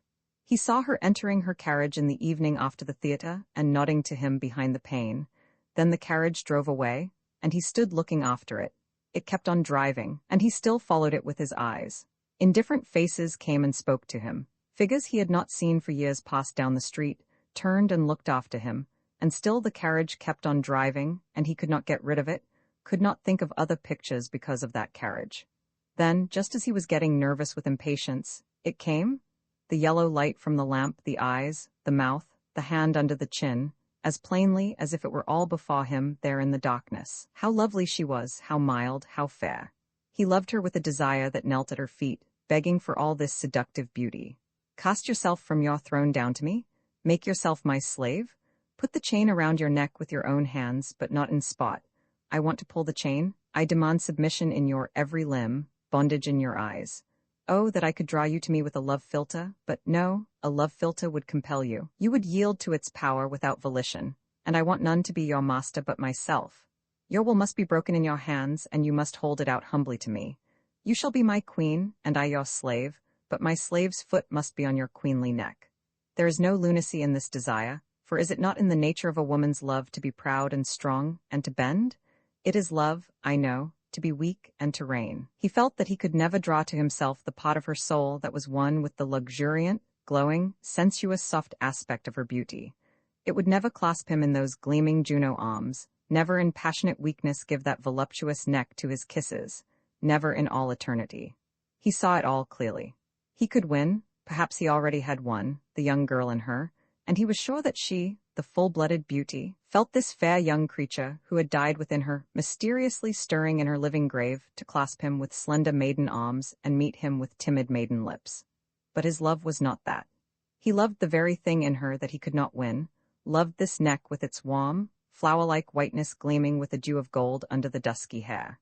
He sobbed with yearning passion and wrung his hands with impotent desire, threw his arms around a tree, leaned his cheek against the bark, and wept. Roman 8 There was in Niels Lyhne's nature a lame reflectiveness, child of an instinctive shrinking from decisive action, grandchild of a subconscious sense that he lacked personality. He was always struggling against this reflectiveness, sometimes goading himself by calling it vile names, then again decking it out as a virtue that was a part of his inmost self and was bound up with all his possibilities and powers. But whatever he made of it, and however he looked upon it, he hated it as a secret infirmity, which he might perhaps hide from the world, but never from himself. It was always there to humiliate him whenever he was alone with himself. How he envied the audacity that rushes confidently into words, never heeding that words bring actions, and actions bring consequences, until those consequences are at its heels. People who possessed it always seemed to him like centaurs, man and horse cast in a single mold. With them impulse and leap were one, whereas he was divided into rider and horse, impulse one thing, leap something very different. Whenever he pictured himself declaring his love for Mrs. Boy, and he always had to picture everything, he could plainly see himself in the scene, his attitude, his every motion, his whole figure from the front, from the side, and from the back. He could see himself falter with the feverish irresolution that robbed him of his presence of mind and paralyzed him, while he stood there awaiting her answer, as if it were a blow forcing him to his knees, instead of a shuttlecock to be thrown back in ever so many ways and returned in as many more. He thought of speaking, and he thought of writing, but he never managed simply to blurt it out. It was said only in veiled declarations, and in a half-feigned lyric passion that made a pose of being carried away into hot words and fantastic hopes. Nevertheless, a certain intimacy of a strange kind grew up between them, born of a youth's humble love, a dreamer's ardent longing, and a woman's pleasure in being the inaccessible object of romantic desire. Their relation took the form of a myth that arose, neither of them knew how, a pale, still myth bred in a drawing-room. Its heroine was a fair woman who had loved in her early youth one of the great men in the world of thought. He had gone away to die in a strange land, forgotten and forsaken, and the fair woman sat sorrowing for many long years, though none knew her suffering. Solitude alone was sacred enough to look upon her grief. Then came a youth who called the departed great one master, who was filled with his spirit and enthusiastic for his work, and he loved the sorrowing woman. To her, it seemed that the dead happy days rose from their grave and came to life again. A sweet, strange bewilderment came over her. Past and present were blurred in the silvery mist of a shadowy dream day, in which she loved the youth, partly as himself and partly as the image of another, and gave him the half of her soul. But he must tread softly, lest the dream bubble should burst. He must put a stern bar to all hot earthly longings, lest they should dispel the tender twilight and wake her to sorrow again. Sheltered by this myth, their intimacy gradually took on a stable form. They called each other by their Christian names, and were Niels and Temma to each other when they were alone, while the presence of the niece was reduced to a minimum. To be sure, Niels sometimes tried to break through the accepted barriers, but Mrs. Boy was so much the stronger that she could easily and gently quell all such attempts at insubordination, and Niels had to submit and fall back for a time on this fanciful passion with real tableau. Their relation never ran out into a platonic flatness, nor did it sink to rest in the monotony of habit. Rest was the word that least of all described it. Niels Lyhne's hope was never weary, and though it was gently suppressed whenever it would flare up in a demand, that only made it smolder more hotly than ever in secret. And how Mrs. Boy would feed the fire by her 1,001 coquetries, her provocative simplicity, and her naked courage in discussing the most delicate subjects. Besides, the game was not entirely in her hands, for there were times when her blood would dream in its idleness of rewarding this half-tamed devotion by lavishing on it the fullest rapture of love, in order to rejoice in its wondering happiness. But such a dream was not easily extinguished, and the next time Niels came she would meet him with the nervousness of conscious sin, a shyness born of wrongdoing, a sweet shame that made the air strangely tremulous with passion. There was yet another thing that gave their intimacy a certain tension. Niels Lyhne's love possessed so much virility that he chivalrously held himself back from taking in imagination what the reality denied him, and even in that separate world where everything did his bidding, he respected Mrs. Boy as if she were actually present. Hence their relation was well buttressed from both sides, and there was no immediate danger that it would fall to pieces. Indeed, it seemed made for a nature at once brooding and athirst for life, such as Niels Lyhne's, and though it was only a game, it was a game of realities, sufficient to give him that undercurrent of passion which he needed. Niels Lyhne was bent upon being a poet, and there was much in the external circumstances of his life to lead his thoughts in that direction and stimulate his faculties for the task. So far, however, he had little but his dreams to write about, and nowhere is there more sameness and monotony than in the world of imagination.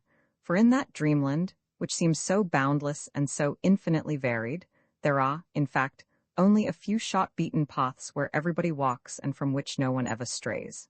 People may differ, but in their dreams they do not differ. Though they always attain the 3 or 4 things that they desire, it may be with more or less speed and completeness, but they always attain them in the end. No one seriously dreams of himself as empty-handed. Therefore no one ever discovers himself in his dreams or becomes conscious through them of his individuality. Our dreams tell nothing of how we are satisfied when we win the treasure, how we relinquish it when lost, how we feast on it while it is ours, where we turn when it is taken from us. Niels Lyhne's poetry had hitherto been nothing but the expression of an aesthetic personality which, in a general way, found spring teeming, the ocean wide, love erotic, and death melancholy. He himself was not in his poems, he merely put the verses together. But now a change came over him. Now that he wooed a woman and wanted her to love him, Niels Lyhne of Långbågad, who was 23 years old, walked with a slight stoop, had beautiful hands and small ears, and was a little timid, wanted her to love him and not the idealized Nikolaus of his dreams, who had a proud bearing and confident manners, and was a little older. Now he began to take a vital interest in this Niels, whom he had hitherto walked about with as a slightly unpresentable friend. He had been so busy decking himself with the qualities he lacked that he had not had time to take note of those he possessed. But now, he began to piece his own self together from scattered memories and impressions of his childhood, and from the most vivid moments of his life. He saw with pleased surprise how it all fitted together, bit by bit, and was welded into a much more familiar personality than the one he had chased after in his dreams. This figure was far more genuine, far stronger, and more richly endowed. It was no mere dead stump of an ideal, but a living thing, full of infinite shifting possibilities playing through it and shaping it to a 1,000-fold unity. Good God, he had powers that could be used just as they were. He was Aladdin, and there was not a thing he had been storming the clouds for, but it had fallen right down into his turban. Now came a happy time for Niels, the glorious time when the mighty impulse of growth sweeps us jubilantly past the dead points in our own nature. When we are filled to bursting with a strength that makes us eager to put our shoulders to mountains if need be, while we build away bravely on the Tower of Babel, which is meant to pierce the sky, but ends in being just a squatty structure that we go on all our lives adding to, now a timid spire, now a freakish bay window. Everything was changed. His nature, his faculties, and his work fitted into one another like cogged wheels. He could never think of stopping to rejoice in his art, for a thing was no sooner finished than it was cast aside. He had outgrown it even while he worked on it, and it became a mere step that led upward to an ever-receding goal, one of many steps on a road he had left behind him and forgotten, even while it resounded with his footfall. While he felt himself borne along by new impulses and new thoughts to greater power and wider vision, he grew more and more solitary. One after another of his old friends and comrades fell back and vanished from his ken, for he lost interest in them when he saw less and less difference between these men of the opposition and that majority which they attacked. Everything seemed to him to melt together in one great hostile mass of bottom. What did they write when they gave the call to battle? Pessimistic verses in which they declared that dogs were often more faithful than men and jailbirds more honest than those who walked freely about. Eloquent odes to the effect that green woods and brown heath were preferable to dusty cities, stories of peasant virtue and rich men's vice, of red-blooded nature and anemic civilization, the narrowness of age and the divine right of youth. What modest demands they made when they wrote. They were at least bolder when they talked within far safe walls. No, when his time came, he would give them music, a clarion call. His older friendships suffered too, especially that with Frithjof. The fact was that Frithjof, who had a very positive nature, a good head for systems and a broad back for dogmas, had read a little too much Heiberg, and had taken it all for gospel truth, never suspecting that the makers of systems are clever folk, who fashion their systems from their books, and not their books from their systems. It is a well-known fact that young people who have committed themselves to a system generally become great dogmatists, because of the praiseworthy affection youth often bears to what is finished and finite. And when you have become the possessor of the whole truth, it would be unpardonable to keep it for yourself alone, and to allow less fortunate fellow creatures to go their own misguided way, instead of letting and instructing them. pruning away their wild shoots with loving severity, forcing them up against the wall with gentle coercion, and pointing out to them the lines along which they must grow, in order that they may sometime, when they have been formed into correct and artistic espaliers, thank you, even if tardily, for the trouble you have taken. Niels was fond of saying that he liked nothing better than criticism, but the truth was that he preferred admiration, and he certainly would not brook criticism from Frithjof, whom he had always regarded as his serf, and who had always been delighted to wear the livery of his opinions and his principles. And here he was trying to play the equal and to masquerade in a self-chosen mantle. Of course he must be snubbed, and Niels first tried, in a tone of good-natured superiority, to make Frithjof ridiculous in his own eyes, but when that would not work he had recourse to insolent paradoxes, which he would scorn to discuss, simply throwing them out in all their grotesque hideousness, and then retiring behind a teasing silence. In this way they grew apart. With Eric he got on better. Their boyish friendship had always kept a certain reserve, a kind of spiritual modesty, and this had saved them from the too great familiarity that is so dangerous to friendship. They had been enthusiastic together in the festival hall of their souls, and had chatted intimately in the drawing-room, but they had never made free with each other's bedrooms, bathrooms, and other private places in the mansion of their souls. It was the same now. Indeed, the reserve was, if anything, stricter, at least on Niels's part, but that did not lessen their friendship, the cornerstone of which, now as of old, was Niels Lyhne's admiration for Eric's spirit and audacity, his way of seeming at home with life, and his readiness to grasp and hold. Yet Niels could not conceal from himself that the friendship was extremely one-sided. Not that Eric was wanting in real affection or faith in him, far from it. No one could think more highly of Niels than Eric did. He considered him so vastly his own superior in intellect that he never dreamed of criticizing, but this blind admiration led him to place Niels and his work and interests too far beyond the horizon his own eyes could scan. He was sure that Niels would go far along the road he had chosen, but he was equally sure that his own feet had nothing to do on that path, nor did he ever attempt to set them there. Niels felt that this was rather hard, for though Eric's ideals were not his, and though Eric in his art tried to express a romanticism or a romantic sentimentalism with which he was not in accord, he could still feel a broader sympathy by virtue of which he faithfully followed his friend's development, rejoiced with him when he gained a step, and helped him to hope when he stood still. In this way their friendship was one-sided, and it was not strange that Niels should have his eyes open to the lack in it, just at the time when his own mind was struggling with new ideas, and he felt the need of pouring out his thoughts to a sympathetic listener. It made him bitter, and he began to examine more closely this friend, whom he had always judged so leniently. A dreary sense of loneliness came over him, as he realized how everything he had brought with him from home and from the old days seemed to fall away from him and let him go his own way, forgotten and forsaken. The door to the past was barred, and he stood outside, empty-handed and alone. Whatever he needed and desired he must win for himself. New friends and new shelter, new affections and new memories. For more than a year, Mrs. Boy had been Niels's only real companion. When a letter from his mother, telling him that his father was dangerously ill, called him back to Lönneberger. When he arrived, his father was dead.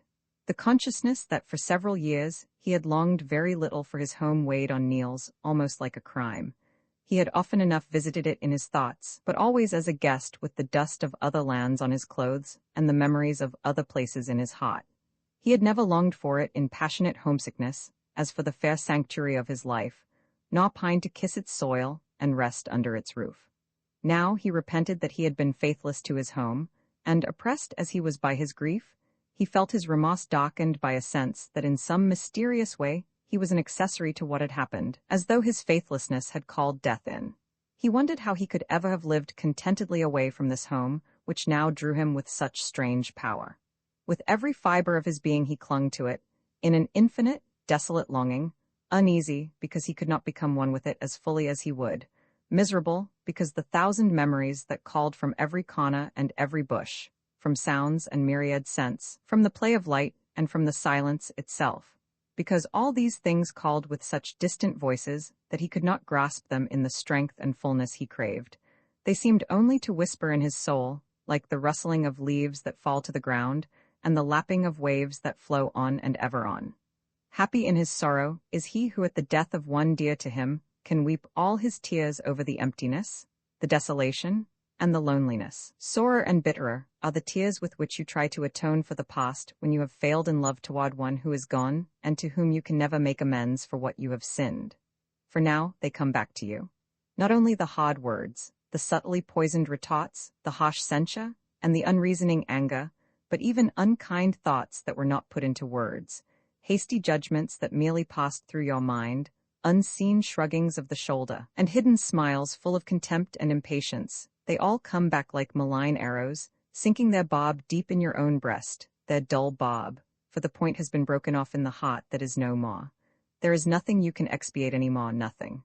Now there is abundance of love in your heart, now that it is too late. Go now to the cold grave with your full heart.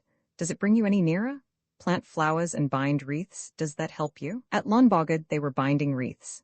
There, too, they were haunted by memories of hours when love had been silenced by harsher voices. To them, too, the stern lines about the closed mouth of the grave spoke of remorse. It was a dark, sad time, but it held a ray of light in that it brought mother and son more closely together than they had been for many, many years. For in spite of the great love they bore to each other, they had always been, as it were, on their guard each toward the other, and there had been a certain reserve in their intercourse, from the time when Niels grew too large to sit on his mother's knee. He had shrunk from the excitable and high-strung side of her nature, while she had felt something alien in the timidity and hesitation of his.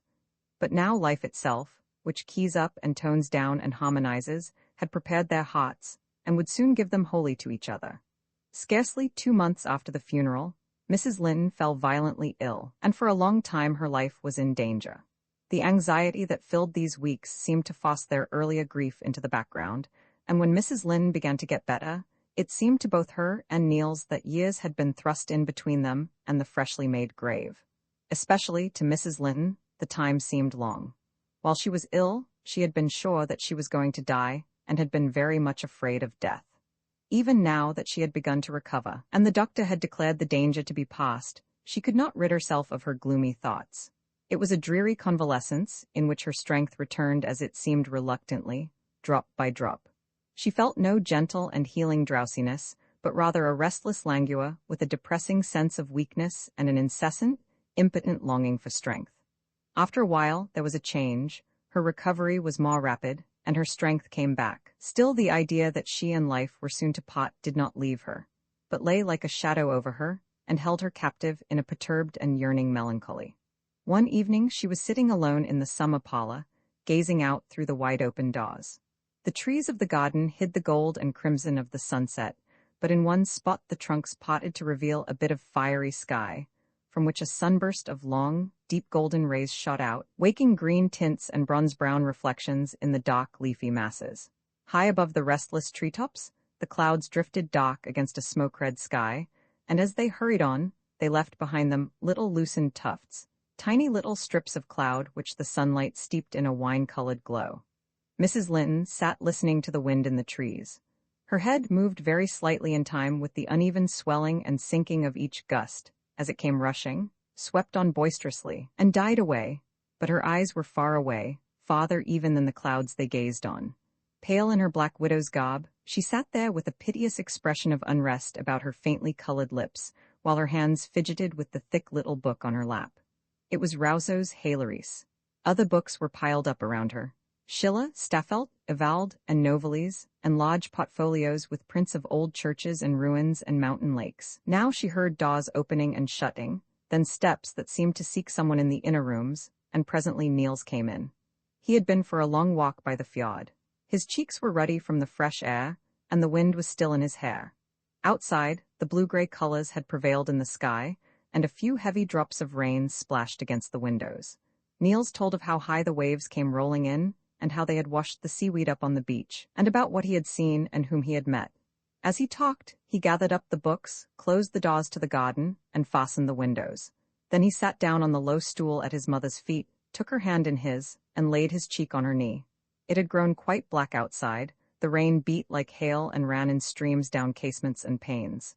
"Do you remember," said Niels, after a long silence, "do you remember how often we sat like this in the dusk, and went out in search of adventures, while father was talking to Jen's overseer in his office, and Dyson was rattling the teacups in the dining room? And when the lamp was brought in, we both woke up from our strange adventures to the sheltered comfort around us. Yet I can well remember that I always thought the story did not stop when we did, but went on unfolding somewhere under the hills on the way to Ringkøbing. He did not see his mother's wistful smile, but he felt her hand passing gently over his hair. "Do you remember," she said after a while, "how often you promised me that when you grew up you would sail out in a big ship and bring me back all the treasures of the world?" "Do I remember? I was to bring hyacinths, because you loved hyacinths so much, and a palm like the one that died, and pillars of gold and marble. There were so many pillars in your stories, always. Do you remember? I have been waiting for that ship. No, sit still, dear, you don't understand me. It was not for myself, it was the ship of your fortune. I hoped your life would be full and glorious, that you would travel on shining paths. Fame, everything? No, not that, if you would only be one of those who fight for the greatest. I don't know how it is, but I am so tired of commonplace happiness and commonplace goals. Do you understand me? You wanted me to be a Sunday child, mother dear, one of those who do not pull in harness with others, but have their own heaven to be saved in, and their own place of damnation all to themselves, too. We wanted to have flowers on board, didn't we? Gorgeous flowers to strew over a bleak world, but the ship did not come, and they were poor birds, Niels and his mother, were they not? Have I hurt you, dear? Why, it was nothing but dreams, don't mind them." Niels was silent a long time, for he felt a shyness about what he wanted to say. "Mother," he said, "we are not so poor as you think. Someday the ship will come in, if you would only believe that and believe in me. Mother, I am a poet, really, through my whole soul. Don't imagine this is childish dreams or dreams fed by vanity. If you could feel my grateful pride in what's best in me, my humble joy in saying this, so little personal, so far from vainglory, you would believe it just as I want you to believe it. Dearest, dearest, I shall be one of those who fight for the greatest, and I promise you that I shall not fail, that I shall always be faithful to myself and my gift. Nothing but the best shall be good enough. No compromise, mother. When I weigh what I have done and feel that it isn't sterling, or when I hear that it's got a crack or a flaw, into the melting pot it goes. Every single work must be my best. Do you see why I have to promise? It's my gratitude for my riches that drives me to make vows, and you must receive them. Then, if I fail, it will be a sin against you, for it's all owing to you that my soul is like a high-vaulted room. Your dreams and longings have given me the impulse to growth, and your sympathies and your unsatisfied thirst for beauty have consecrated me to my life work." Mrs. Lyhne wept silently. She felt herself growing pale with rapture. Softly she laid both hands on her son's head, but he drew them gently to his lips and kissed them. "You have made me so happy, Niels. Then my life has not been one long, useless sigh, if I have helped to lead you on as I hoped and dreamed so ardently. Good heavens! How often I have dreamed it, and yet there is so much sadness mixed in my joy, Niels. To think that my fondest wish should be fulfilled, the thing I have longed for so many years. Such things happen only when life is almost done. You mustn't talk like that, you mustn't. Why, everything is going on well, and you are getting stronger every day, mother dear, are you not? It is so hard to die," she said under her breath. "Do you know what I was thinking of in those long sleepless nights, when death seemed so terribly near? I thought the bitterest of all was to know that there were so many great and beautiful things out in the world which I should have to leave behind without ever having seen them. I thought of the thousands and thousands of souls they had lifted up and filled with life and joy, while for me they had not existed. It seemed to me that my soul would fly away poverty-stricken on feeble wings, without any golden memories to carry with it as a reflection from the glories of its homeland, because it had only been sitting in the chimney corner listening to stories about the wonderful world. Niels, no one can imagine what agony it is to lie imprisoned in a dull, dark sick-room and struggle, in your feverish fancies, to call up before you the beauties of lands you have never seen, snowy alpine peaks above blue-black mountain lakes, and sparkling rivers between vine-clad banks, and long lines of mountains with ruins peeping out of the woods, and then lofty halls with marble gods, and never to get it quite, but always to give up and start over again, because it seems so terribly hard to leave it without having had the slightest part in it. Oh God, Niels, to long for it with your whole soul, while you feel that you are being slowly carried to the threshold of another world, to stand on the threshold and look back with a long, long gaze, while all the time you are being forced through that door, where none of your longings have gone before you. Niels, take me along in your thoughts, dear, when the time comes for you to share in all that glory which I shall never, never see." She wept. Niels tried to comfort her. He laid bold plans for the journey they would take together as soon as she was quite well. He meant to go to the city to consult a doctor, and he was sure the doctor would agree with him that it was the best thing they could do. So-and-so had traveled and had recovered from his illness completely, simply through the change. A change often worked wonders. He began to trace their route in every detail, spoke of how warmly he would wrap her up, what short trips they would take at first, what a delightful journal they would keep, how they would notice even the smallest trifles, how amusing it would be to eat the queerest things in the loveliest spots, and what awful sins against grammar they would commit in the beginning. He went on in this strain all that evening and on the days that followed, never wearying. She entered into his plan as into a pleasant fancy, but she was plainly convinced that it would never come to pass. Nevertheless, Niels, acting on the doctor's advice, went on making all the necessary preparations for the trip, and she let him do as he pleased, even fix the day of departure, sure that that would happen which would bring all his plans to naught. But when, finally, there were only a few days left, and when her youngest brother, who was to manage the farm in their absence, had really arrived, she grew uncertain, and now it was she who was most eager to be off, for there still lurked in her mind a fear that the obstacle would leap out and stand in their way at the very last moment. So they set off. The first day she was still nervous and uneasy with a lingering trace of her fear, and only when the day was happily ended could she begin to grasp the fact that she was actually on her way to all the glory she had longed for so sorely. Then a feverish joy came over her. Her every thought and word was colored by extravagant anticipation, and her thoughts circled unceasingly around what the coming days would bring, one after the other. And it all came to pass, all that she had hoped, but it did not fill her with rapture nor carry her away with the power or the fervor she had expected. She had imagined it all different, and had imagined herself different too. In dreams and poems, everything had been, as it were, beyond the sea. The haze of distance had mysteriously veiled all the restless mass of details, and had thrown out the large lines in bold relief, while the silence of distance had lent its spirit of enchantment. It had been easy then to feel the beauty, but now that she was in the midst of it all, when every little feature stood out and spoke boldly with the manifold voices of reality, and beauty was shattered as light in a prism, she could not gather the rays together again, could not put the picture back beyond the sea. Despondently, she was obliged to admit to herself that she felt poor, surrounded by riches that she could not make her own. She yearned to go on and ever on, still hoping to find a spot she might recognize as a bit of the world she had dreamed, that world which, with every step she took to approach it, seemed to extinguish the magic glamour that had suffused it, and to lie spread before her disappointed eyes in the commonplace light of everybody's sun and everybody's moon. But she sought in vain, and as the year was already far advanced, they hastened to Clarens, where the doctor had advised them to spend the winter, and where, moreover, a last faintly gleaming hope lured the tired, dream-wrapped soul. For was it not the Clarens of Rousseau, the paradise of Julie? There they remained, but it was of no avail that Winter made himself gentle and held his cold breath from touching her. Against the fever in her blood he had no healing. And Spring, when he came on his triumphal march through the valley, with the miracle of sprouting seeds and the gospel of budding leaves, he too had to pass her by, and let her stand withering in the midst of all this exuberant renaissance. The strength that welled out to her from light and air and earth and water could not be transformed to strength within her. It could not make her blood drunk with health, nor force it to sing exultantly in the great hymn to the omnipotence of spring. No, she could but wither, for the lost dream that had appeared before her in the dimness of her home as a new reddening dawn, the dream of the glories of the distant world, had not been followed by day. Its colors seemed paler the nearer she came, and she felt that they were pale to her because she had longed for colors that life does not hold and for a beauty that earth cannot ripen. But her longing was not quenched. Silent and strong, it burned in her heart, hotter in its unstilled thirst, hot and consuming. Round about her, spring celebrated his feast pregnant with beauty. Snowdrops rang it in with their white bells, and crocuses welcomed it joyfully holding up their veined chalices.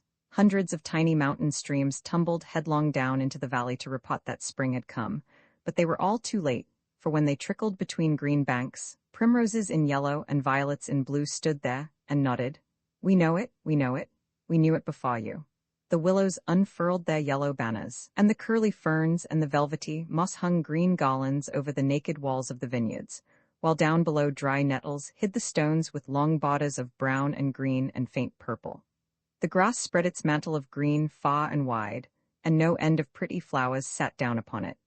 There were hyacinths with blossoms like stars and blossoms like pearls, legions of daisies, gentians, anemones, dandelions, with 100 others. And high above this bloom on the ground, there floated in the air, borne up by the hoary trunks of aged cherry trees, 1,000 shining flower islands, where the light foamed against white shawls, dotted by blue and red butterflies, bringing a message from the flower continent below.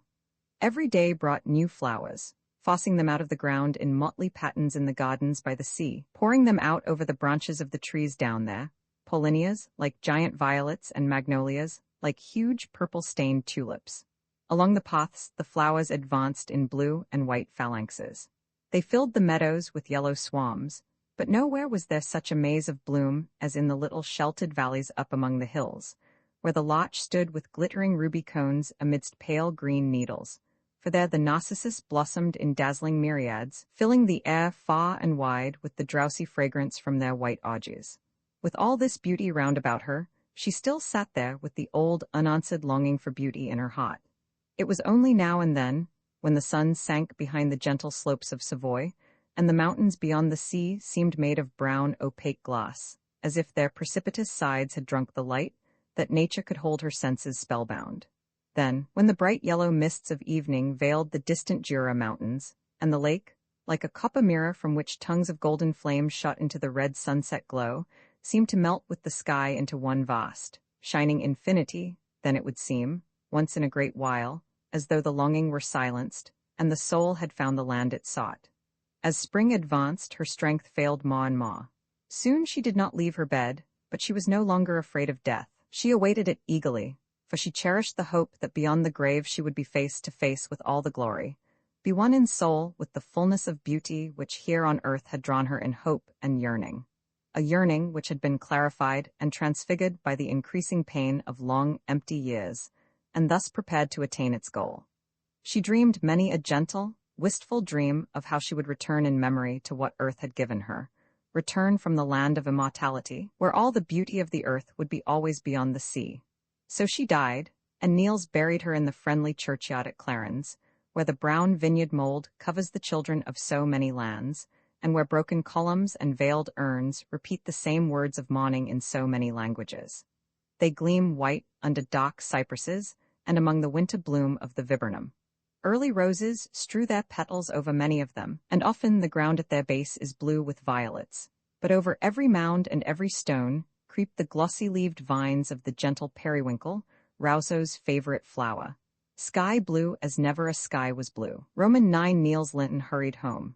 He could not bear his loneliness among so many strangers, but the nearer he came to Copenhagen, the oftener he asked himself what he wanted there, and the more he regretted that he had not stayed abroad.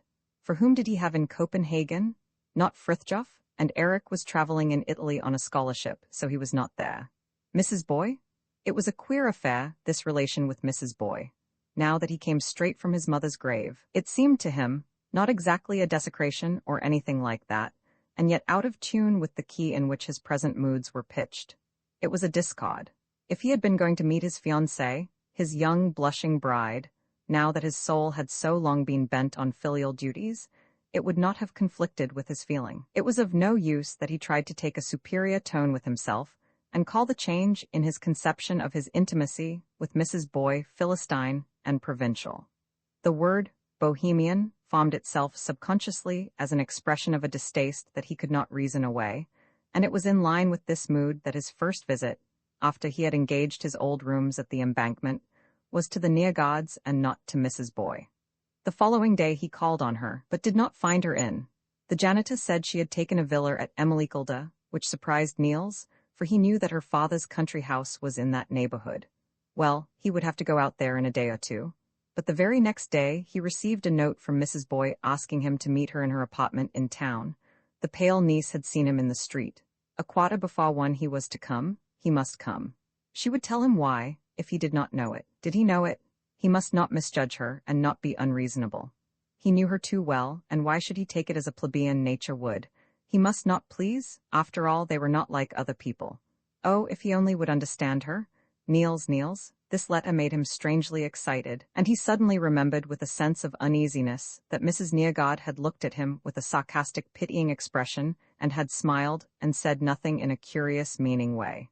What could it be? What in the world could have happened? The mood that had kept him away from Mrs. Boy had vanished so completely that he could not understand how he had ever felt it. He was alarmed.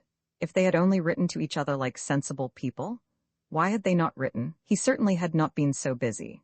It was queer how he would allow himself to be so absorbed in the place where he happened to be that he forgot what was far away, or if he did not forget it, at least pushed it into the distant background, where it was buried by the present as under mountains. No one would think he had imagination. At last, Mrs. Boy herself opened the door to the anteroom before he had time to ring. She said nothing, but gave him her hand in a long, sympathetic clasp. The newspapers had announced his bereavement. Niels said nothing either, and so they walked silently through the parlor, between the 2 rows of chairs in red-striped covers. The chandelier was wrapped in paper, and the window panes were whitened. In the sitting room everything was as usual, except that the Venetian blinds were rolled down before the opened windows, and as they moved to and fro in the slight breeze, they struck the casement with a faint, monotonous tapping. Rays of light reflected from the sunlit canal outside filtered in between the yellow slats, and made squares of tremulous wavy lines in the ceiling, which quivered with the rippling of the waves outside. Otherwise, all was hushed and still, silently waiting with bated breath. Mrs. Boy could not make up her mind where she wanted to sit. Finally, she decided on the rocking chair, and dusted it assiduously with her handkerchief. But instead of sitting down, she stood behind the chair, resting her hands on its back. She still wore her gloves, and had only drawn one arm out of her half-fitting black mantilla. Her dress was of silk tartan in a very tiny check matching the broad ribbons on the wide, round Pamela hat of light straw, which half hid her face as she stood looking down and rocking the chair nervously. Niels seated himself on the piano stool at a distance from her, as if he expected something unpleasant. "Then you know it, Niels?" "No, but what is it I don't know?" The chair stopped. "I am engaged." "Are you engaged? But how? Why, Mrs. Boy?" "Oh, don't call me Mrs. Boy, and don't begin to be unreasonable right away." She leaned against the back of the rocking chair with a little air of defiance. "Surely you can understand that it isn't the pleasantest thing in the world for me to stand here and explain to you. I will do it, but you might at least help me." "What do you mean? Are you engaged, or are you not?" "I have just told you that I am," she replied with gentle impatience, looking up. "Then may I be allowed to wish you joy, Mrs. Boy, and to thank you very much for the time we have known each other." He had risen to his feet and bowed sarcastically several times. "And you can part from me like this, quite calmly? I am engaged, and then we are done, and everything that has been between us two is just a stupid old story which mustn't be brought to mind any more. Past is past, and that is all, Niels, all the precious days. Will the memory of them be silent from now on? Will you never, never think of me, never miss me? Won't you call the dream forth again, on many a quiet evening, and give it the colors it might have glowed with? Can you keep from loving it all back to life again in your thoughts and ripening it to the fullness it might have had? Can you?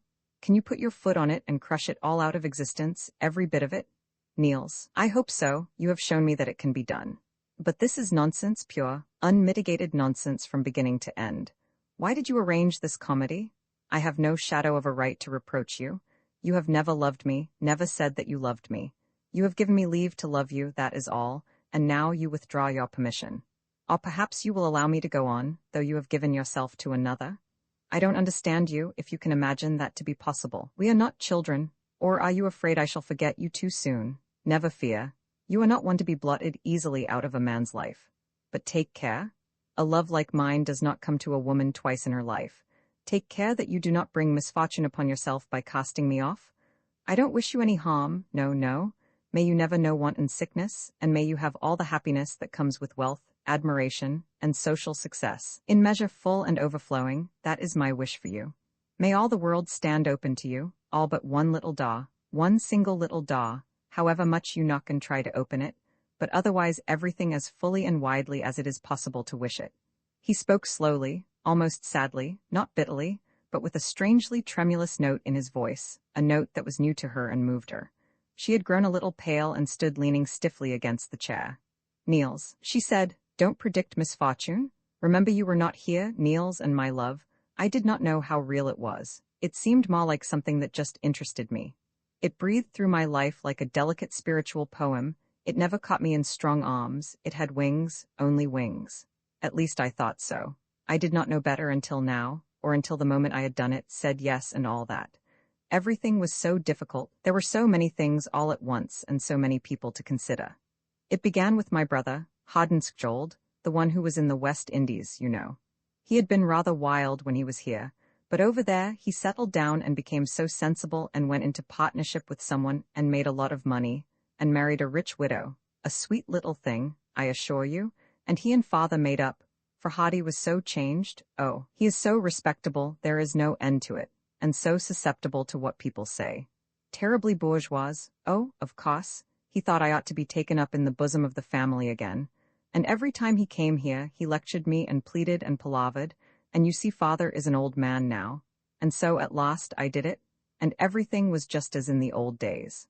She paused for a moment and began to take off first her mantilla, and then her hat and gloves, and, busy with all this, she turned a little away from Niels, while she went on talking. And then Hadi had a friend who was very highly respected, oh, extremely so, and they all thought I ought to do it and wished it so much. And then you see I could take my position in society just as before, or really better than before, because he is so very highly respected in every way, and after all that is what I have been wishing for a long time. I suppose you can't understand that? You would never have thought it of me.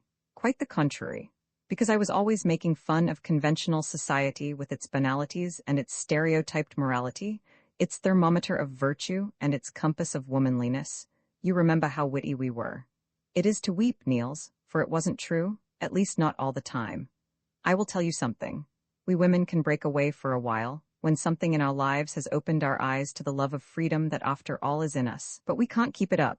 It is in our blood, this passion for the quintessence of propriety and the pinnacle of gentility up to its most punctilious point.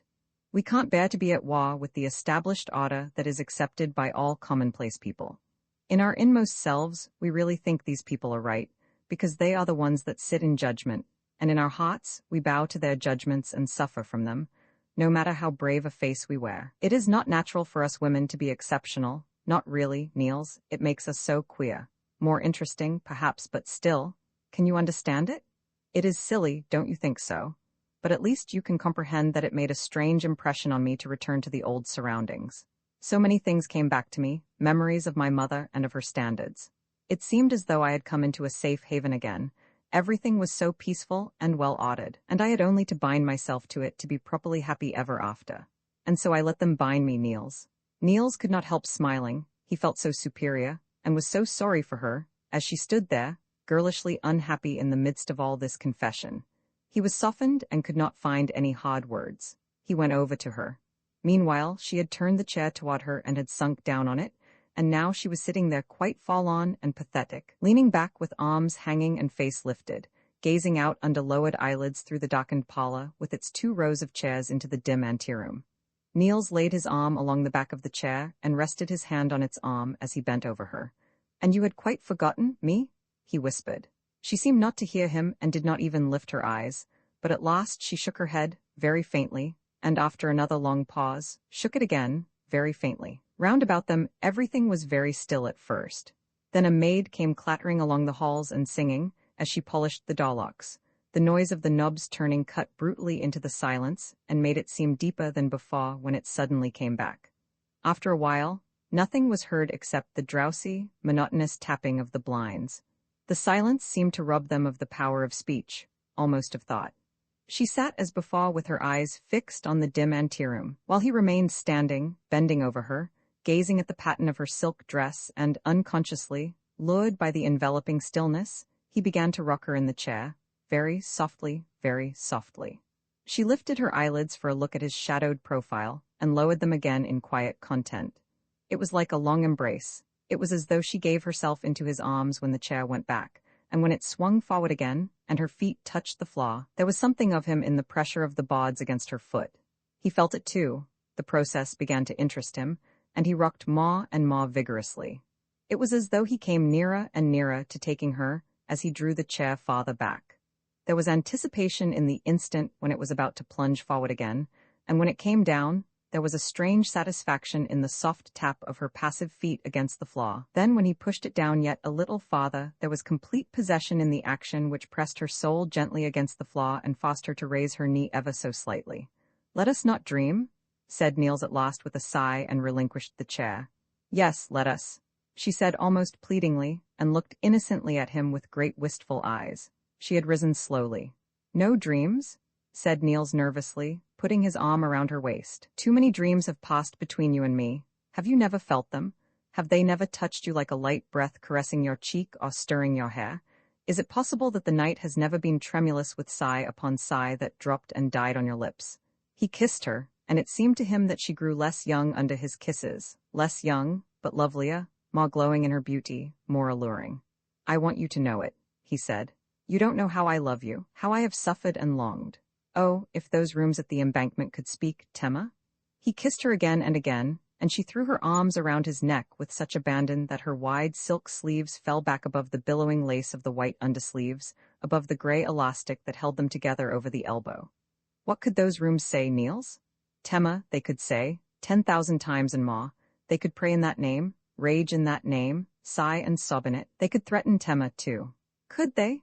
From the street below came a conversation floating in through the open window, complete and unabridged. The most commonplace worldly wisdom drawled in shop-worn phrases, welded together by two untemperamental, gossipy voices. All this prose made it more wonderful yet to stand there, hot to hot, sheltered in the soft, dim light.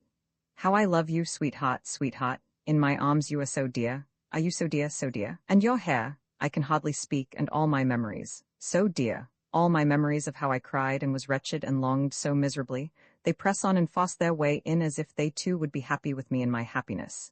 Do you understand? Do you remember, Tema, the moonlight last year? Are you fond of it? Oh, you don't know how cruel it can be.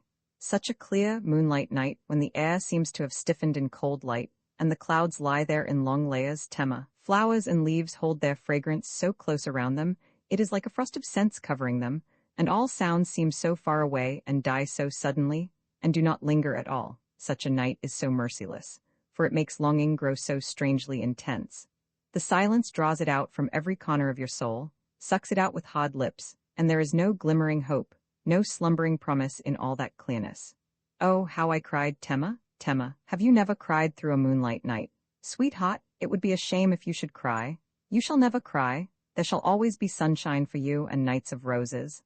A night of roses. She had given herself entirely to his embrace, and with her gaze lost in his, her lips murmured strangely sweet words of love, half muted by her breath, words repeated after him, as if she were whispering them to her own heart. The cessation of the voices in the street made her stir restlessly. Then they came back to the firm, rhythmic accompaniment of a cane striking against the cobblestones, crossed over to the other side, lingered long in the distance, sank to a murmur, died away. And the silence again welled up around them, flamed up around them, throbbing with heartbeats, heavy with breath, yielding.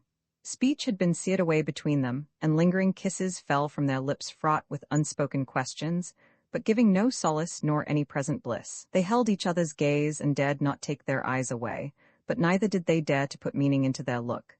They veiled it rather, withdrew behind it, silently hiding, brooding over secret dreams. A quiver passed through his clasping arms and woke her. She thrust him from her with both hands and set herself free.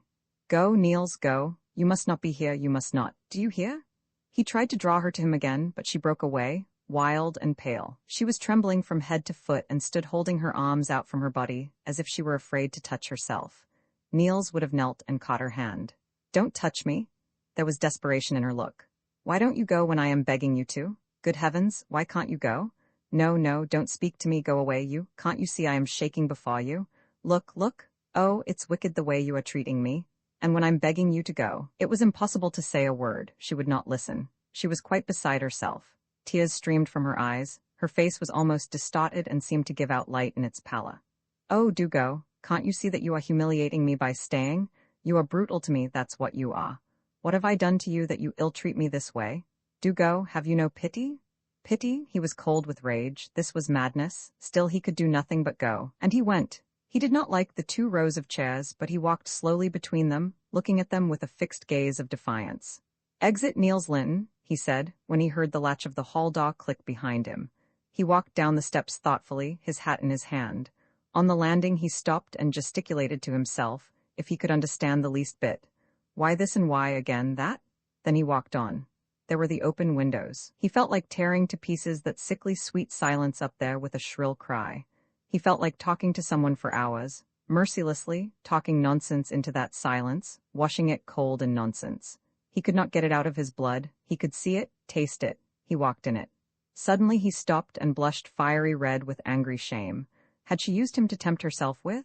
In the room above, Mrs. Boy still was weeping. She had gone over to the pier glass and stood resting both hands on the console, weeping till the tears dripped from her cheeks down into the pink chamber of a huge seashell lying there.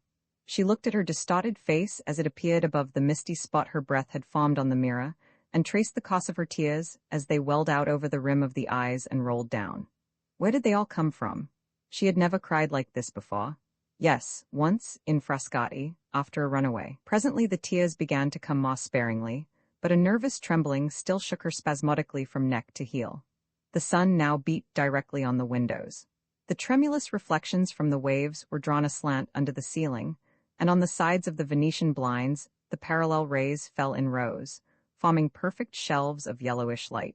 The heat increased, and mingling with the ripe smell of hot wood and sun-warmed dust, other scents floated out from the bright flowers of the sofa cushions, from the silken curves of the chairbacks, from books and folded rugs, where the heat released 100 forgotten perfumes and wafted them through the air, light as wraiths. Very slowly her trembling subsided, leaving a curious dizziness, in which fantastic emotions that were more than half sensations whirled around on the tracks of her wandering thoughts. She closed her eyes, but remained standing with her face turned to the mirror. Strange how it had come over her, this piercing terror. Had she cried out?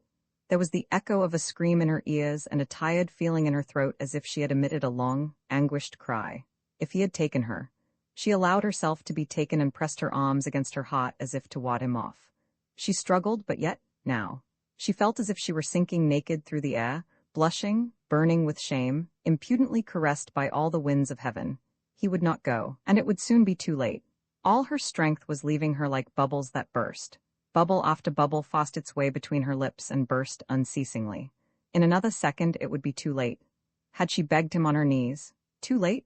She was lifted irresistibly to his embrace as a bubble that rises through the water, tremulous, so her soul rose up naked before him, with every wish bared to his gaze, every secret dream, every hidden surrender unveiled before his mastering eye. Again in his arms, lingering, sweetly trembling. There was a statue of alabaster surrounded by flames. It glowed transparent in the heat of the fire. Little by little its dark center melted, until all was luminous light. Slowly she opened her eyes and looked at her image in the mirror with a discreet smile as at a fellow conspirator before whom she did not wish to commit herself too fully. Then she went around the room gathering together her gloves, hat, and mantilla. Her dizziness seemed blown away, leaving only a rather pleasant sense of weakness in her knees. She walked about to feel it better. Secretly, as if by accident, she gave the rocking chair a confidential little push with her elbow. She rather liked scenes. With one look she said farewell to some invisible thing. Then she rolled up the blinds, and it seemed like another room. 3 weeks later, Mrs. Boy was married, and Niels Lyhne was quite alone with himself. He could not quite keep up his indignation over the unworthy manner in which she had thrown herself into the arms of that conventional society at which she had so often scoffed. True, it had only opened the door and beckoned, and she had come. But it was hardly for him to throw stones, for had he not himself felt the magnetic attraction of honest bourgeoisie, if it had not been for that last meeting? If that really was what he accused her of, if it had been intended for a madcap farewell to the old life, one last wanton prank before she withdrew behind the quintessence of propriety? Could it be possible? Such boundless self-scorn, such a cynical mockery of herself and him, and all that they had shared of memories and hopes, of enthusiasm and sacred ideals. It made him blush and rage by turns. But was he fair to her? After all, what had she done but tell him frankly and honestly? Such and such things draw me to the other side and draw me powerfully, but I recognize your right even more fully than you ask, and here I am. If you can take me, I am yours. If not, I go where the power is greatest. And if it were so, had she not been entirely within her rights? He had not been able to take her. The final decision might depend on such a little thing, on the shadow of a thought, the vibration of a mood. If he only knew what she must have known for an instant and probably did not know any longer. He hated to believe that of which he could not help accusing her. Not only for her sake, but even more for his own, because it seemed to put a blot on his scutcheon, not logically, of course, and yet. But whatever the manner of her leaving him, one thing was certain. He was now alone, and though he felt the emptiness at first, he was soon conscious of a sense of relief. So many things were waiting for him. The year at Långborgen and abroad, though absorbing his thoughts, had been in a sense an involuntary rest, and the very fact that this period had given him a clearer conception of his own powers and limitations spurred him on to use his faculties in undisturbed work. He was not anxious to create yet, but rather to collect. There was such an infinite mass of material he wanted to make his own that he began to think dejectedly of the brief span of mortal life. Though he had never wasted his time, it is not easy to emancipate oneself from the paternal bookcase, and it seems simplest to seek the goal along the paths where others have attained it, and therefore he had not set out to seek his own vineland in the wide world of books, but had followed where the fathers led. Loyally he had closed his eyes to much that lured him, in order to see more clearly in the vast night of the Eddas and Sagas, and he had been deaf to many voices that called him, in order to listen more closely to the mystic sounds of nature in the folk songs. But now he understood, at last, that it was not a law of nature to be either Old Norse or romantic, that it was simpler to express his own doubts than to put them in the mouth of Gorm, Loki worshipper, that it was more rational to find words for the mystic stirrings of his own being than to call to the cloister walls of the Middle Ages and hear his own voice come back to him as a faint echo. He had always had an open mind for the new ideas of his time, but he had been occupied in finding how the new had been foreshadowed in the old, rather than in listening to what the new said clearly and explicitly for itself. In this, he was in no wise remarkable, for never yet has any new gospel been preached, but the whole world has become busy with the old prophets. Yet this did not suffice, and Niels threw himself enthusiastically into his new labors. He was seized with that lust of conquest and thirst for the power of knowledge which every worker in the realm of thought, no matter how humble a drudge he may later become, has surely felt once in his life, though for only one brief hour. Which one of us all, whom a kind fate has given the opportunity to care for the development of our own minds, has not gazed rapturously out over the boundless sea of knowledge, and which of us has not gone down to its clear, cool waters and begun, in the light-hearted arrogance of youth, to dip it out in our hollow hand as the child in the legend? Do you remember how the sun could laugh over the fair summer land, yet you saw neither flower nor sky nor rippling brook? The feasts of life swept past and woke not even a dream in your young blood. Even your home seemed far away. Do you remember? And do you also remember how a structure rose in your thoughts from the yellowing leaves of books, complete and whole, reposing in itself as a work of art, and it was yours in every detail, and your spirit dwelt in it?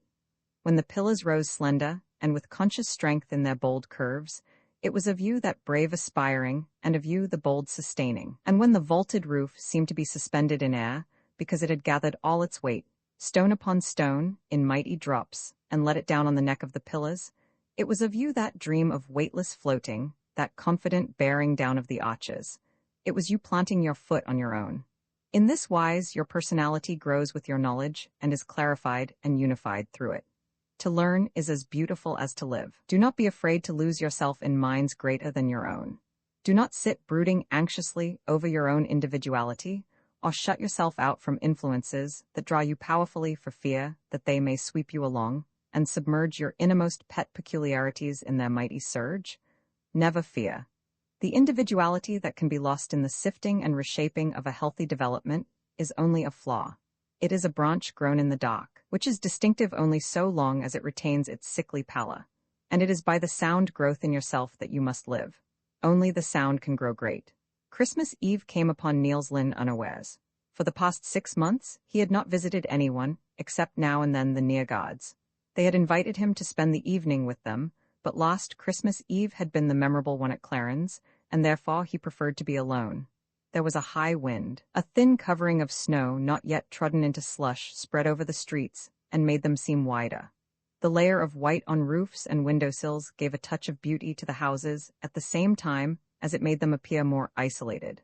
The street lamps, flickering in the wind, would now and then, as if absent-mindedly, send a patch of light up a wall and startle from its dreams a merchant's sign, making it stare out in large-lettered blankness. The store windows, too, half-lighted as they were and still disarranged from the Christmas shopping, wore an unusual aspect, a curiously abstracted look. He turned into the side streets, where the celebration seemed to be in full swing. Music sounded from basements and low rooms.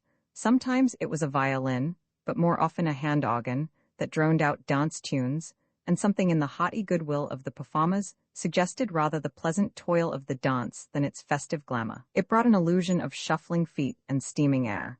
At least so it seemed to him who stood outside and, in his solitude, became polemical against all this sociability. He had much more sympathy for the workingman who stood with his child outside a tiny shop, discussing one of the cheap marvels in the dimly lighted window, evidently determined to have their choice absolutely decided before they ventured into that den of temptation. And he felt sympathy for the poorly clad old gentlewomen who passed him, one by one, almost at every 100 steps, all with the strangest coats and mantillas in the fashion of bygone days, and all with diffident, timorous movements of their old throats, like suspicious birds, walking in the uncertain, hesitating manner of those long unused to the world, as if they had been sitting, day after day, forgotten in the hidden corners of rear flats and attic rooms, and only that one evening in the year were included and remembered. It saddened him. His heart shrank with a sick sensation as he tried to picture to himself the slowly trickling existence of such a lonely old spinster. He seemed to hear sounding in his ears a mantel clock, painfully rhythmic, ticking out its once again, dropping the empty seconds, one by one, in the chalice of day and filling it full. Well, he would have to get this Christmas dinner over with. He retraced his steps in a half-conscious dread that if he chose other streets, they might reveal other kinds of lonely creatures and other forms of forlornness than those he had encountered, which had already left a bitter taste in his mouth. Out there in the wider streets, he breathed more freely. He quickened his pace with a slight sense of defiance, holding himself apart, as it were, from what he had just seen, by telling himself that his loneliness was self-chosen. He entered one of the larger restaurants. While waiting for his dinner, he observed, from the shelter of an old newspaper supplement, the people who came in. Most of them were young men. Some had a challenging air, as if they would forbid all present to appropriate them as fellow sufferers, while others could not conceal their embarrassment at having no place to go on such an evening, but all showed a mocked preference for distant corners and secluded tables. Many came in couples, and most of these were plainly brothers. Niels had never seen so many brothers all at once. Often they were very much unlike each other in dress and manner, and their hands testified even more clearly to their different positions in life. It was almost a rarity to see any particular intimacy between them, either when they came or after they had sat and talked for a while. Here, one was superior and the other full of admiration. There, one was cordial, while the other repelled advances. Others again betrayed a mutual watchfulness, or, worse yet, an unexpressed condemnation of each other's aims and ambitions and methods. Most of them evidently needed the holiday and a certain amount of loneliness to make them remember their common origin and bring them together. Niels sat thinking of this and marveling at the patience all these people exhibited, neither ringing nor calling for the waiters, as if they had tacitly agreed to banish as much as possible of the restaurant atmosphere from the place. While he was engrossed in this, he saw just coming in a man whom he knew, and the sudden sight of a familiar face among all these strangers startled him so that he rose and met him with a pleased, though somewhat surprised, "Good evening. Are you waiting for anyone?" asked the other, looking for a place to hang his overcoat. "No, I am alone." "That's lucky for me." The newcomer was a Dr. H. Gerald, a young man whom Niels had met at the Neergods and whom he knew, not from anything he had said, but from certain innuendos of Mrs. Neergods, to be very liberal in his religious views, though the political opinions he professed were quite the reverse. People of that type did not often frequent the home of the Neergods, who were at once religious and liberal. The doctor, however, belonged by inclination, as well as through the influence of his dead mother, to one of the circles, rather numerous at that time, where the new liberal ideas were looked on with skeptical or even hostile eyes, while in religion their members were rather more than rationalists and rather less than atheists, when they were not mystics or indifferentists. These various circles had many shades of opinion, but in general, they were agreed in feeling that Holstein was at least as near to their hearts as Schleswig, while the kinship with Sweden was ignored, and Danism in its newest forms was not altogether approved. Moreover, they knew their Molière better than their Holberg, Baggesen better than Oehlenschläger, and in their artistic taste they tended, perhaps, to the sentimental. In such, or at least kindred influences, H. Gerald had developed. He sat looking a little dubiously at Niels, as the latter recounted his observations of the other diners, and especially dwelt on their apparent shame at not having pot in any home or semblance of home on such an evening. "I understand that perfectly," he said coldly, in a tone almost of rebuff. "People don't come here on Christmas Eve because they like it, and necessarily they must have a sense of humiliation at being left out, no matter whether it's other people's doing or their own. Do you mind telling me why you are here? Don't answer if you would rather not." Niels replied that it was only because he had spent last Christmas Eve with his mother, who had since died. "I beg your pardon," said H. Gerald. "It was very good of you to answer me, and you must forgive me for being so suspicious. Do you know, I could very well imagine that you might come here in order to administer a youthful kick to Christmas as an institution, but as for myself, I am really here out of respect for other people's Christmas. It is the first Christmas Eve since I came here that I have not spent with a very kind family from my native town. It occurred to me, somehow, that I was in the way when they sang their Christmas carols. Not that they were ashamed, they have too much character for that, but it made them uneasy to have anyone there to whom these hymns were as sung into the empty air. At least that is what I imagined." Almost silently they finished their dinner, lighted their cigars, and agreed to go somewhere else for their toddy. Neither of them felt inclined, that evening, to gaze upon the same gilded mirror frames and red sofas that met their eyes on most of the other evenings of the year, and so they sought refuge in a little café which they did not usually frequent. They soon realized that this was no place to stay in. The host and the waiters, with a few friends, sat in the rear of the room, playing loo with two trumps.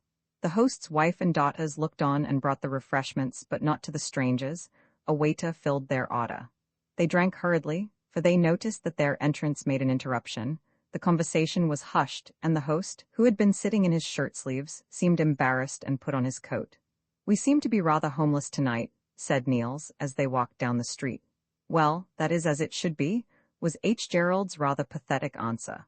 They began to talk about the Christian religion, for the topic was in the air. Niels argued vehemently, but in rather general terms, against Christianity.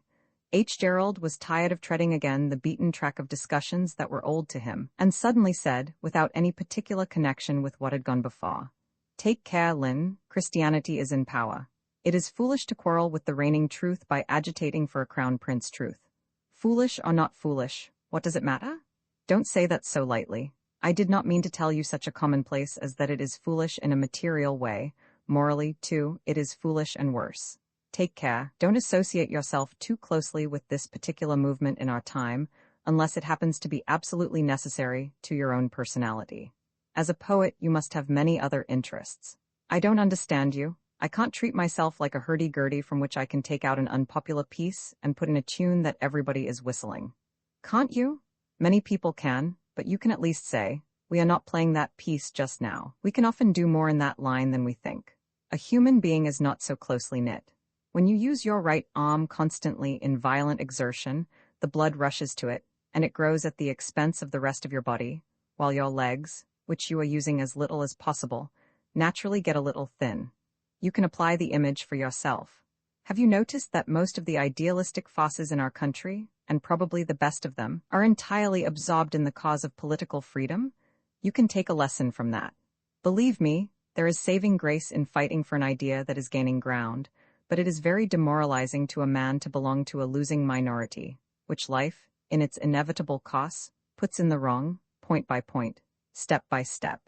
It cannot be otherwise, for it is bitterly disheartening to see that which your inmost soul believes to be right and true, to see this truth reviled and struck in the face by the meanest camp follower in the victorious army, to hear her called vile names, while you can do nothing at all except to love her even more faithfully. Kneel to her in your heart with even deeper adoration, and see her beautiful face as radiantly beautiful as ever and as full of majesty, shining with the same immortal light. No matter how much dust is whirled up around her white forehead, no matter how thickly the poisonous fog closes in around her halo. It is bitterly disheartening, and your soul suffers injury inevitably, for it is so easy to hate until your heart is weary, or to draw around you the cold shadows of contempt, ought to be dulled by pain and let the world go its own way. Of course, if there is that within you, which makes you not choose the easiest way, nor evade the whole matter, but walk upright with all your faculties tense and all your sympathies wide awake, taking the blows and stings of defeat as the scourge falls on your back again and again, and still keep your bleeding hope from drooping, while you listen for the distant rumblings that presage revolution, and look for the faint, distant dawn that someday, sometime perhaps. If you have that within you, but don't try it, Lyhne. Imagine what the life of such a man must be, if he is to be true to himself, never to open his mouth without knowing that whatever he says will be met with scorn and jeers. To have his words distorted, besmirched, wrenched all out of joint, turned into cunning snares for his own feet, and then, before he can pick them up from the mud and straighten them out again, to find all the world suddenly deaf. Then to begin over again at another point and have the same thing happen over and over again. And what hurts most, perhaps, to be misunderstood and despised by noble men and women, whom he looks up to with admiration and respect in spite of their different principles. Yet it must be so, it cannot be otherwise. Those who are in opposition must not expect to be attacked for what they really are or really want, but for what the party in power is pleased to think they are and want. And besides, power used upon the weaker must be misused? How can it be otherwise? Surely no one can expect the party in power to divest itself of its advantages in order to meet the opposition on equal terms. But that does not make the struggle of the opposition less painful and heartrending. When you think of all this, Lyhne, do you really suppose a man can fight this battle, with all these vulturebeaks buried in his flesh, unless he has the blind, stubborn enthusiasm which we call fanaticism? And how in the world can he get fanatic about a negation? Fanatic for the idea that there is no God. But without fanaticism, there is no victory. Hush, listen. They stopped before a house where a curtain had been rolled up, allowing them to look into a large room, and through the slightly opened window, a song floated out to them, borne on the clear voices of women and children. A child is born in Bethlehem, in Bethlehem. Therefore rejoice, Jerusalem, hallelujah, hallelujah. They walked on silently. The song, and especially the notes of the piano, followed them down the quiet street. "Did you hear?" said H. Gerald. "Did you hear the enthusiasm in that old Hebraic shout of triumph, and those two Jewish names of towns? Jerusalem was not only symbolic. The entire city, Copenhagen, Denmark, it was us, the Christian people within the people." "There is no God, and man is his prophet," replied Niels bitterly and rather sadly. "Exactly," scoffed H. Gerald. "After all, atheism is unspeakably tame. Its end and aim is nothing but a disillusioned humanity. The belief in a God who rules everything and judges everything is humanity's last great illusion, and when that is gone, what then? Then you are wiser, but richer, happier? I can't see it." "But don't you see," exclaimed Niels Lyhne, "that on the day when men are free to exult and say, 'There is no God,' on that day, a new heaven and a new earth will be created as if by magic. Then and not till then will heaven be a free infinite space instead of a spying, threatening eye. Then the earth will be ours and we the earth's, when the dim world of bliss or damnation beyond has burst like a bubble. The earth will be our true mother country, the home of our hearts, where we dwell, not as strangers and wayfarers a short time, but all our time.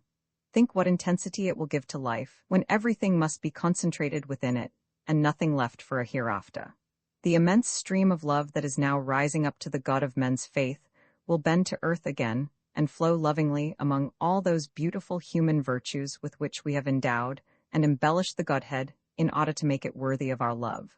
Goodness, justice, wisdom, who can name them all? Don't you see what nobility it will give men when they are free to live their life and die their death, without fear of hell or hope of heaven, but fearing themselves, hoping for themselves? How their consciences will grow, and what a strength it will give them when inactive repentance and humility cannot atone any more, when no forgiveness is possible except to redeem with good what they sinned with evil. You must have a wonderful faith in humanity. Why then atheism will make greater demands on men than Christianity has done? Of course, but where will you get all the strong individuals you will need to make up your atheistical community? Little by little, atheism itself must develop them. Neither this generation nor the next and not the next after that will be ripe for atheism. Of that I am quite aware, but in every generation there will be a few who will honestly struggle to live and die in it, and will win. These people will, in course of time, form a group of spiritual ancestors to whom their descendants will look back in pride, and from whom they will gain courage. It will be hardest in the beginning, many will fail, and those who win will have torn banners, because they will still be steeped in traditions to the marrow of their bones. It is not only the brain that has to be convinced, but the blood and nerves, hopes and longings, even dreams. But it does not matter. Sometime it will come, and the few will be the many. You think so. I am trying to think of a name. Could we call it pietistical atheism? All true atheism, Niels began, but H. Gerald cut him short. Of course, he said, of course. By all means, let us have only a single gate, one needle's eye for all the camels on the face of the earth.